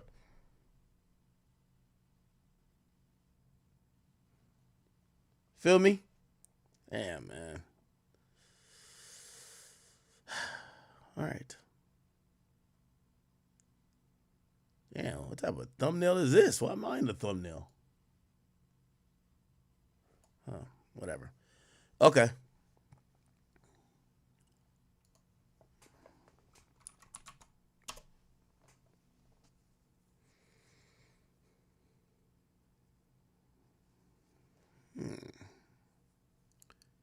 Chat, I need new topics, chat. Let's keep this going. I got to make it to 6 hours. I got 30 minutes left. I cannot get off stream without doing 6 hours today. That's a fact.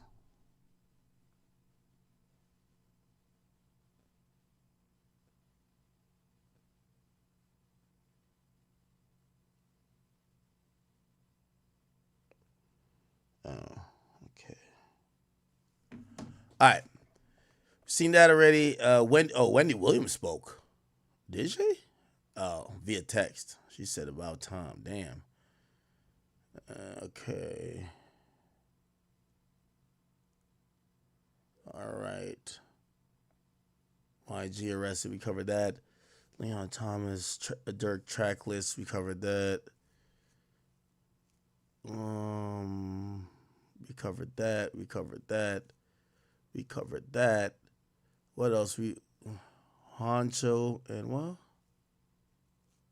Okay. Kelsey and Nikki, we talked about that. Rod Wave going platinum. Shout out to that nigga.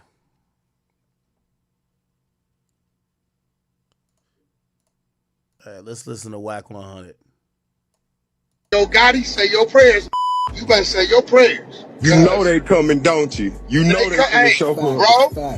Hey, bro, that nigga got up there and said, they said, didn't CMG pay for your attorney $50,000? Yeah. But they didn't give it to me. He said, yeah. But they paid for it because you killed Dolph, right? Yeah. Well, that was your compensation, right? CMG said, well, yeah, they gave the attorney $50,000. Yeah, because I killed Dolph. You dead. He was an exec of that company. That's your brother. That's finna get. That's next. Watch. Remember I told you. But wouldn't it be smart to blame it on the dead man, though? No, he was part of the company. They saying CMG. They're gonna classify it as a game. They gonna try to target. Now let's do the math. CMG and PRE shooting at the back in the Carolinas. Motherfuckers doing songs. Shot the Sprinter 100 times. Bulletproof. Nigga dead. PRE. They're gonna take it and paint the perfect movie. These two things are game, and your gang paid this dude's attorney $50,000 because you hired him to do a hit for $100. They coming. Damn. I heard that. I said, y'all didn't hear that shit? Yeah, I heard it when they was testifying. Oh my God! I said, oh damn. That Yo Gotti, say your prayer. Okay. Wait, hold on.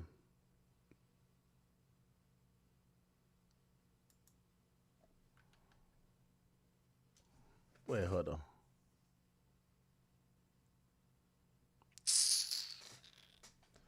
Yo, chat, cut the fuckery. I wasn't laughing because of what Wack was saying. Actually, I'm not even.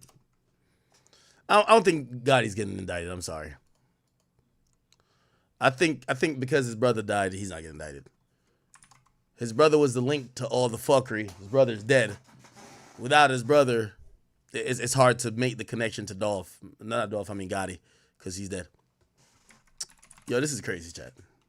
Nah, this is fucking crazy, chat. Chat, this is crazy.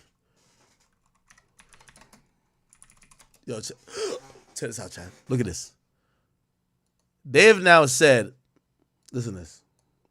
They said over 3,200 people reached out about Diddy molesting them, bro. That's crazy. And so when we talk about the ages, here we go. The victims in conduct, it's shocking. Busby said at the press conference streamed online Tuesday, one of the youngest victims at the time of the occurrence was 9.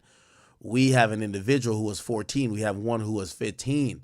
Then listen to this. Speaking from his law firm in Houston, Busby said another client was a boy hoping to break into the entertainment business. Coleman allegedly told the boy he would make him a star, but he needed to visit him in private about it, away from his parents. Once they were in private, allegedly Mr. Combs made the victim perform oral sex upon him. Wow.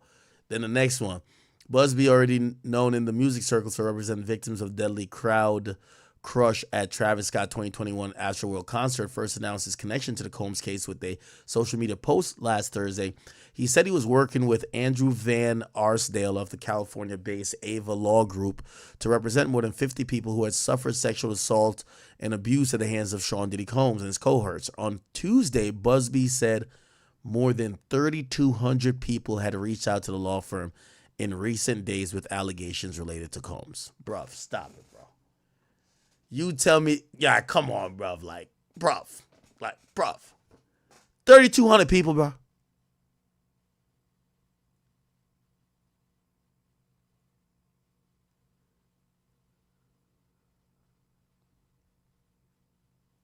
$3,200 people. Boy, oh boy, man. I ain't gonna lie. I actually blame the law firm for this because I think if 3,200 people actually reached out, I think 3,100 of them are capping at least. And I would actually believe that when you set up a hotline that is incentivized by the media reporting that Cassie got 30 million, Cassie got 30 million. Oh, now you're thinking, damn, shit, I don't care if I get 10 bands, nigga, I'll just make up a lie. So now, do we really know how many victims and how are we vetting them? That is the craziest part about it. But 3,200 sounds wild. Huh. What the hell?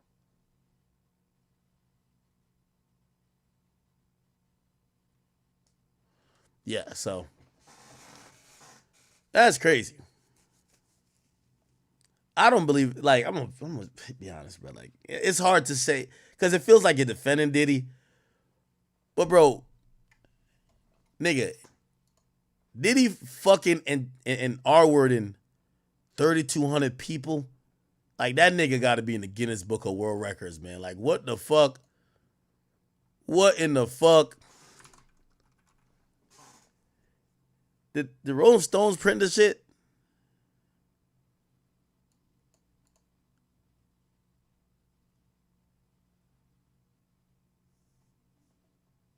Yeah, Rolling Stones actually did print it. So this is on Rolling Stone. More than 3,200 people reached out. God damn it.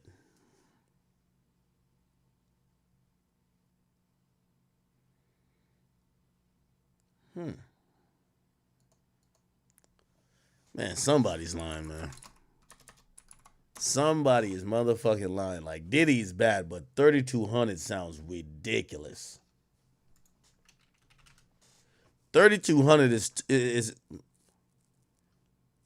bruh, this nigga must have been the Wilt Chamberlain of R-wording, bruh.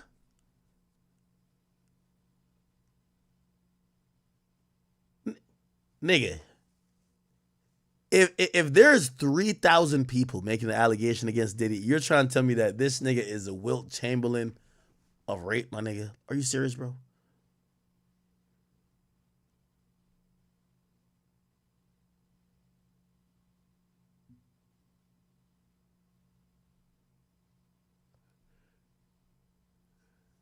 A nigga gonna say that Meek Mill is 3,199. Nigga, these are only the victims who said no. That's what I'm trying to say. These are the ones who said no. We don't know about the ones who say yeah.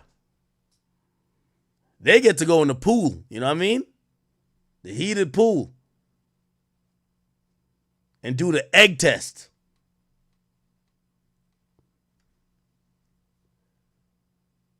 Okay, y'all were spamming up one more topic, like for real, for real.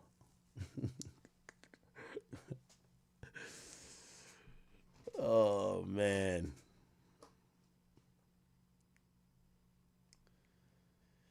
This is sad.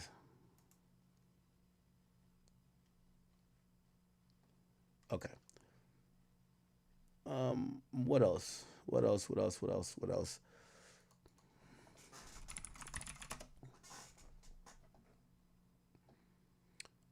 All right. Lotto. This is Drake on vacation, by the way. Shut up, that boy Drake! The boy is home! Yo, Chubbs! Yo, TV Goldie! Shut up, that boy Drake! The boy is home!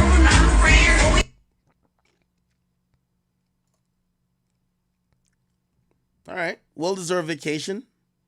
Shout out to him. What was this? No.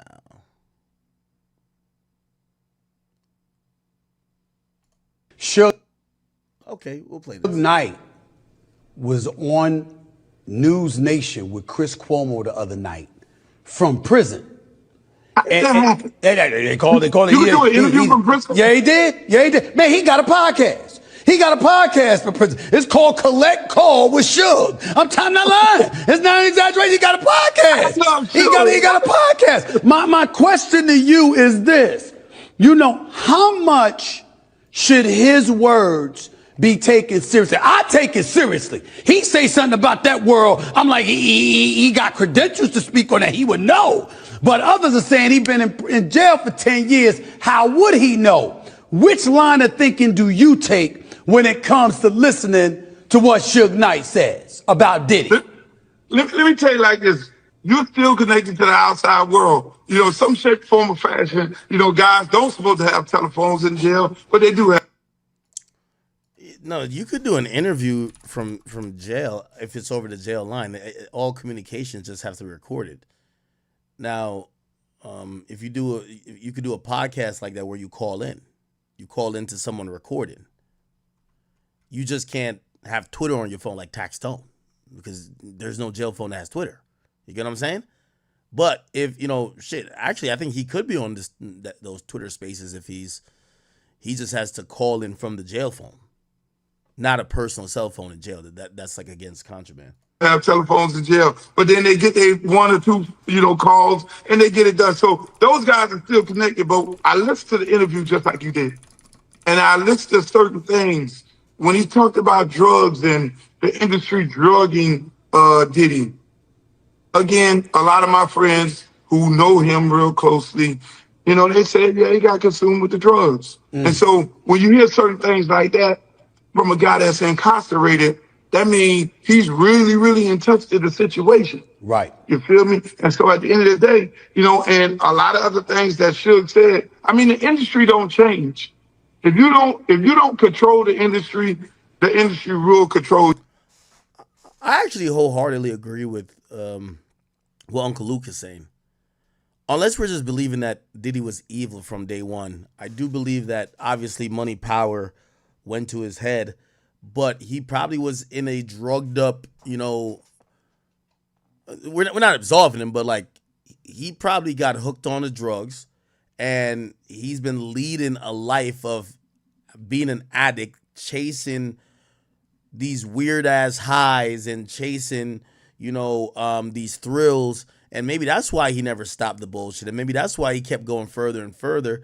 And again, usually if somebody's just off drugs and you're going down a path of trying to get, greater and greater dopamine releases in terms of whether it's sex or whether it's the high you're getting from the drug, you're just going to keep doing more or different drugs, or you're going to be doing different type of sexual activity or more of it, or have more people involved. And both of those sound like what Diddy was doing. So I have to say, if he was coming to New York to turn himself in and he had like literally drugs in his room, it's clear he was an addict. Now, he didn't come across him and portray himself like an addict or a decrepit type of person who was just fucking, like a crackhead. But, we've heard about some entertainers who are allegedly really bad addicts. And when you see them, they manage to keep it in. I don't know if, because they have more money, they could hide it a little bit better. But Diddy never came off to me like an addict. If anything, it came off to me that he couldn't be an addict because, or actually, he would be an addict, but like in terms of good things like work, hustling. It always made me feel like he couldn't have been an addict for drugs because no one would be that focused on working hard and building businesses if they were off drugs. Or maybe I'm wrong on that because shit, if you take some Adderall, like shit, it might do all the same things, keep you up for days and make you feel focused and like motivated, right? So I don't know. I could be wrong on my assessment with that, but I genuinely never thought that Diddy was like a dope head or a dope fiend or fiend for whatever. But I can see what Uncle Luke is saying, that he probably got hooked onto something. And that's been fueling this path of pleasure seeking, whether it's more drugs and more sex. So I'll agree. If you don't humble yourself, if you don't let it go to your head, then it will get you. It will eat you up. It will consume you. When you think you're too big, well, you can go and file a lawsuit against Diageo, the largest liquor brand. They've been around since Prohibition. Own Ciroc. Exactly. When you feel like you can go after these type of conglomerates, some got to your head, Steve. Something really got to your head. Drugs or something, or the liquor, something really got to your head when you think you that big, where you could take on that giant. Suge Knight was on News Nation with Chris Cuomo the other night. Yeah, I seen Gene Deal has spoken about this a while ago as well. Speaking of Harvey Pierre, how do you feel about him getting accused of sexual assault? Like I said, anything that has to do with those sexual assaults, those people have to prove that. But are they capable? Yeah, they're capable. Guys don't put those pills that they get to the girls in the champagne bottles because they popping them in front of them. Most of those girls, especially if they like mixed drinks, you understand, they see the bottles when they open them. And they trying to keep their eyes on because they don't want to get no kind of drugs put in their system. But what they don't understand is in the orange juice and it's in the cranberry juice. They didn't put the pills and the stuff in there, the roofies, the ecstasy, the ease, all whatever they put it in the juice. Now, those girls who like the mixed drinks, you understand what I'm saying? They gonna pour their own sexual act because they don't understand it ain't in the bottles, it's in the juice. Those guys, they learn that and they put it to those girls who don't know no better. Yo, sometimes I'm confused by the Gene Deal narrative. Did Gene Deal just sit by and watch them drug these chicks? Like, I ain't gonna lie to you, like, nigga, if we're all in the club or something like that, and I see, if I seen a nigga just randomly take some pills and throw it in a cup or throw it in a bottle, I'm like, what the fuck you got going on? You know why? Because I'm the one who drink the most. So you feel me? So, like, that, nigga, you gonna end up drugging me? Like, what the fuck? Hell nah. Nah, cut this drugging shit out. Nigga, liquor work just fine for me. Fuck out of here. What the hell are you doing? What is this bullshit right here? You know, me, I'm scared of all type of, like, pills or whatever the case is.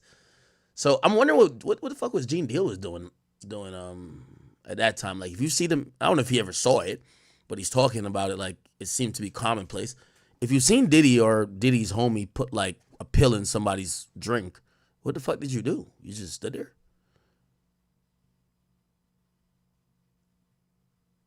Like, I don't know.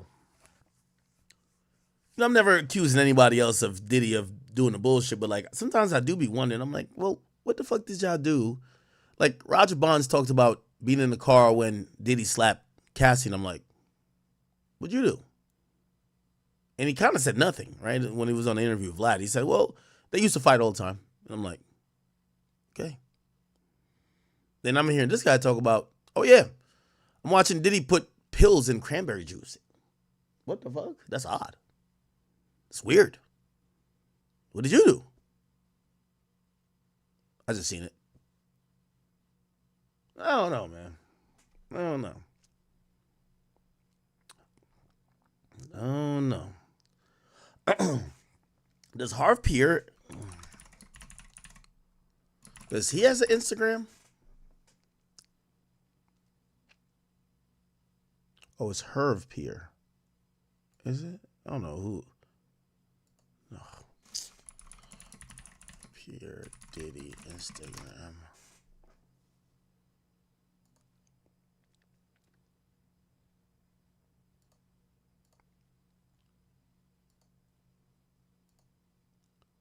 That he switched out into a.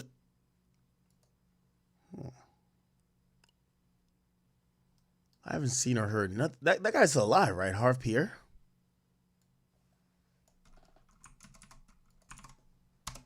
He's been like pretty. I remember him from the Bad Boy shit.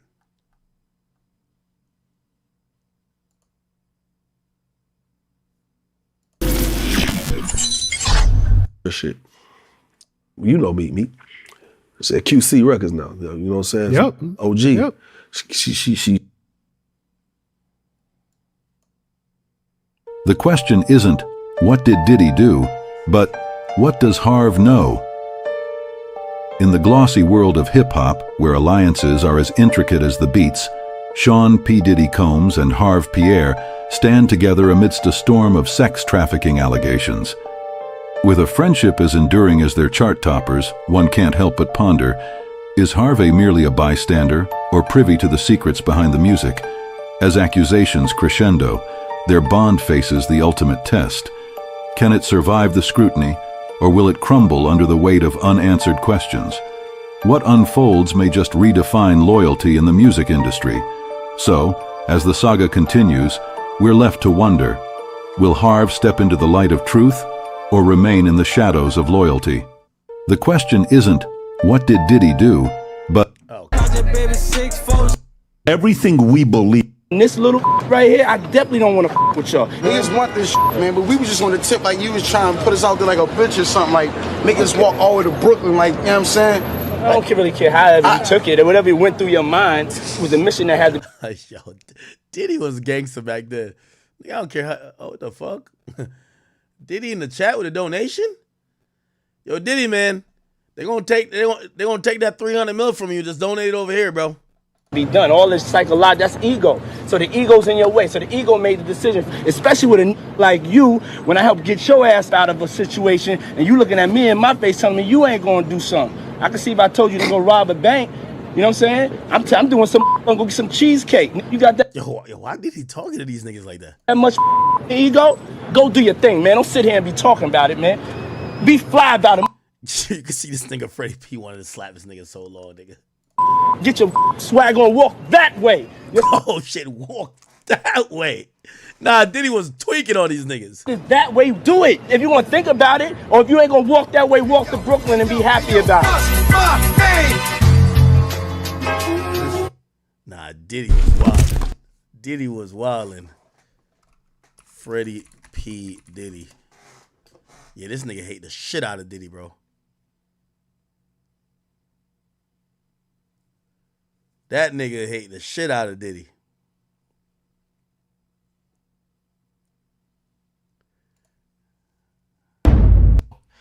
That cheesecake we went and got was for Beyonce.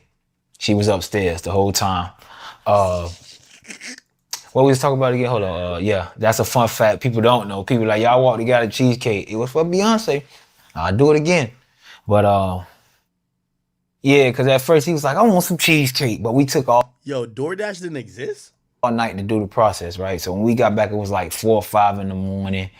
And me and Dallon got back first. Let me tell you how green these niggas is. So I'm the type of nigga. I listen to everything you say as if it's a contract. So if you say, walk to the store, or walk to get me some cheesecake, I'll walk to get you some cheesecake. Yeah, I have to walk back. I'm not walking back. And that's just what me and Dallon did. And they like, why y'all, you know, they hot. Like, y'all cheating. And we like, he told us to walk. He ain't tell us to walk back. So we already in the hotel like 3 hours before they got there. When they said they was coming, we went and met him in front of the building. And you know the first thing that said out of his mouth? He said, we got the cheesecake. He was like, I don't want that shit. Take that shit upstairs for Beyonce. Then he said, they was like, yeah, man, we wanted to tell you, Fred and Dallon, they ain't walk back. You know, trying to be on some snitching shit. He's like, I ain't tell you niggas to walk back. I ain't tell you niggas to walk back. Y'all walk back? Like, yeah. I'm like, another thing what people don't understand, if you go back and look at the episode, it's an episode where he out there in the front and he cussing everybody else out. He told us to walk for the cheesecake. And he like, man, move it. Keep it moving, money. Like, if y'all ain't with it, woo, woo, woo. Yeah, violating. He like, if y'all don't like what I say, keep it moving. Fight that. Go back and look at that scene. Not trying to sound like nobody. As he said that, I heard him talking. I'm that type of nigga anyway. Everybody know me. I don't let you rap to me. Yeah, we just was looking at that, right? We just was looking at that.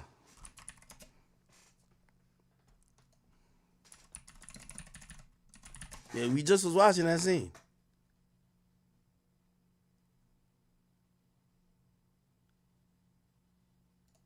What y'all did yesterday?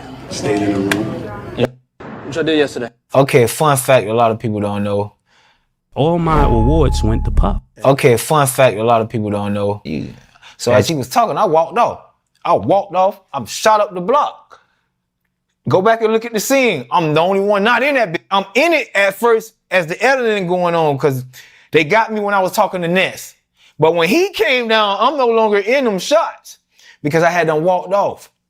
So I get to the end of the thing. He like, y'all can go home. Y'all can get, he said, y'all don't, he was like, y'all don't like what I was saying? Y'all can get the fuck up out of here. I'm like, all right, cool. Cause you gotta remember, I came from the hood. I'm trying to get back to the trap. Like, you, this ain't, I don't even know if this real. Like, I had never met nobody famous in my life. I'm like, I'm trying to get back to get this fucking money. This nigga, he playing with a nigga. That's just what I said. Boom. So I'm looking for an excuse to get home. My family used to beg me to stay there. They used to be like, boy, man, just stick it in. I'm like, this, man, I got a son on, you know, my son. I'm like, my son was just born. I ain't got time for this. I used to make $100 a day before I met P. Diddy. It wasn't much, but I had a son on the way. It was a lot back then. Like, you feel me? So I'm like, man, I ain't got time for that stuff. So I shot off down the block. Man, I swear to God, everything I love, man. As he walked off, he had 2 security guards, Uncle Paul and another nigga with him, and he walked off. And that nigga got to the end of the block where I was, and nigga said, gave me that. Nigga said, I respect that money. Like, and kept walking that way. Like, I respect that shit. Like, it's just the type of nigga he is. Like, you just gotta know what you dealing with. He ain't know, like, he gonna see if you weak. Of course, he gonna see if you know, a push around. But if you not, he might just fuck with you, you know. I mean, a lot of niggas around me, you don't get to stay up around him unless I don't think he ever at least tried. He's not being your friend. I love you, daddy. He's not like that. He not like that. Puffy don't have a friend. Puffy didn't grow up with nobody. He don't love nobody. You deserve it, daddy. And he know what he was doing. That's kind of like when you have a set with somebody or whatever, or kind of like one of the people in that community. They trying to spray you to everybody they could on the low.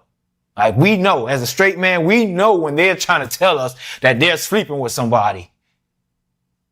They gonna give you attitude in front of the homeboys because they know, I don't give a fuck. Like, they gonna give you one of them because y'all share beds together. They don't care that we know no more. It's choose, Nick. They get the same attitudes that women get.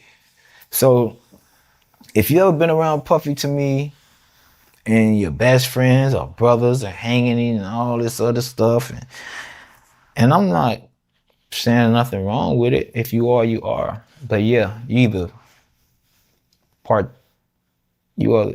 took part in some foolery, aided some foolery, enabled bad behavior, or have your own ghosts, have your own skeletons that he allowed to, you know, oh, I'll do this while you do that. We all good. We don't give a fuck. This our world. Let's all go on a plane and do it. You wanna be with fat bitches? Go ahead. You can have fat bitches. You like the anal sex and why it's dirty. Whatever you do and he found out you do, he can allow you around him. I gotta have something on you. I gotta play with your little hole or something. Puffy, it's an addiction, turning people out. That was his addiction. He didn't. There's plenty of people that he could have. It was his addiction. Y'all don't understand. I look at Bentley and all these people. Come on, man. Now that we know the monster, man, you carry the man umbrella. You was the man. I watched this man disrespect you every chance he got. Talk to you like his bitch. He talked to Harv like his bitch. He talked to D-Dot like his bitch. He talked to all them niggas like they his bitches. And now that I learned that they really were his bitches, that's why I got so much respect for Gene. Because a lot of them niggas is scared to do what Gene doing. And people like us don't fear no nigga, man. Like, we don't fear all that fake image you got, because I know it's a nigga like Gene that's making him look like he look. And then I'll see a nigga like that as in, I don't fear. I don't care. Like, I come from that. What the people that protect him, I'm used to that. I smoke with that. I chill with that. I hang with that. We get along. It's him who not used to us. Puffy not gonna really have you around if you not, unless you family. He not gonna have you around if you not with the shit. I think Fonzo was his little girlfriend at one time, because you have to see how they was conducting themselves. I don't want to say that about Benny, because Benny got kids and shit, and I got respect for that nigga. Like he was one of the few niggas I fuck with. But the way they used to carry themselves back then. And plus he had put something on his Instagram. He put something on his Instagram like 4 or 5 months ago, and he was like, "Don't let me tell my story" or some shit like that. I heard they fell out because of he was stealing or something like that, whatever. But Nick, you hang around a nigga who don't want to pay you, giving millions of dollars away every night, you know, acting like he can't pay you on time, want to fill your butt, all this weird ass shit. You gonna steal from him too, nigga. And you might not even be a thief. You just see a nigga. I used to have a cousin. I got a cousin, you know, nigga getting all these pounds every fucking day, buying this girl 100 shoes. My brother doing all the fucking work. My brother, my dead brother, he busting a pack. He getting it out the mill. He count. He know what my cousin got for my cousin know what he got. This nigga running around living like a boss. My brother working on everything. I go over there. My brother like, "You got some shoes at your crib?" I'm like, I'm looking at the floor. I'm like, bitch, I see 1,000,000 pair of shoes. You feel me? Like, nigga, you better take from that nigga. What's wrong with you? If he ain't looking out for you, and they gonna take from you. And that's what type of nigga he is. So I don't look at Farnsworth like no thief, nigga. He a fucking Diddy tight. He'll make you steal it from him. I got a cousin just like that. Sucker shit. Yo, Freddie Peace is a gangster, man. He just come on, well, just a hood nigga. All right, man. Yo, listen, I ain't gonna lie. Unless we got more topics, I'm calling it. We'll regroup, come back tomorrow, do it again. Feel me? Yeah, I think we led with the appropriate story, which is the Diddy. Unfortunately, we keep covering the like new breaking stuff on the Diddy stuff. Diddy having 120 more people come forward. The list is gonna grow.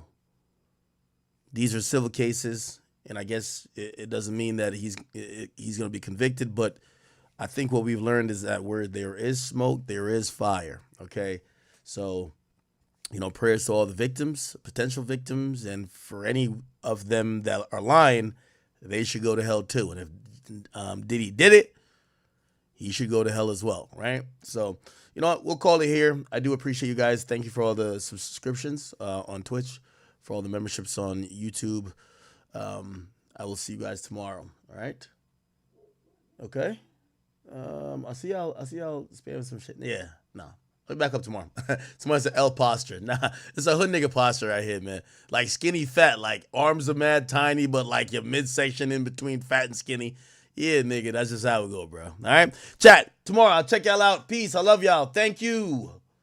By the way, today's the 1st of October, so let's see if we could get, I want to stream at least 25 days this month.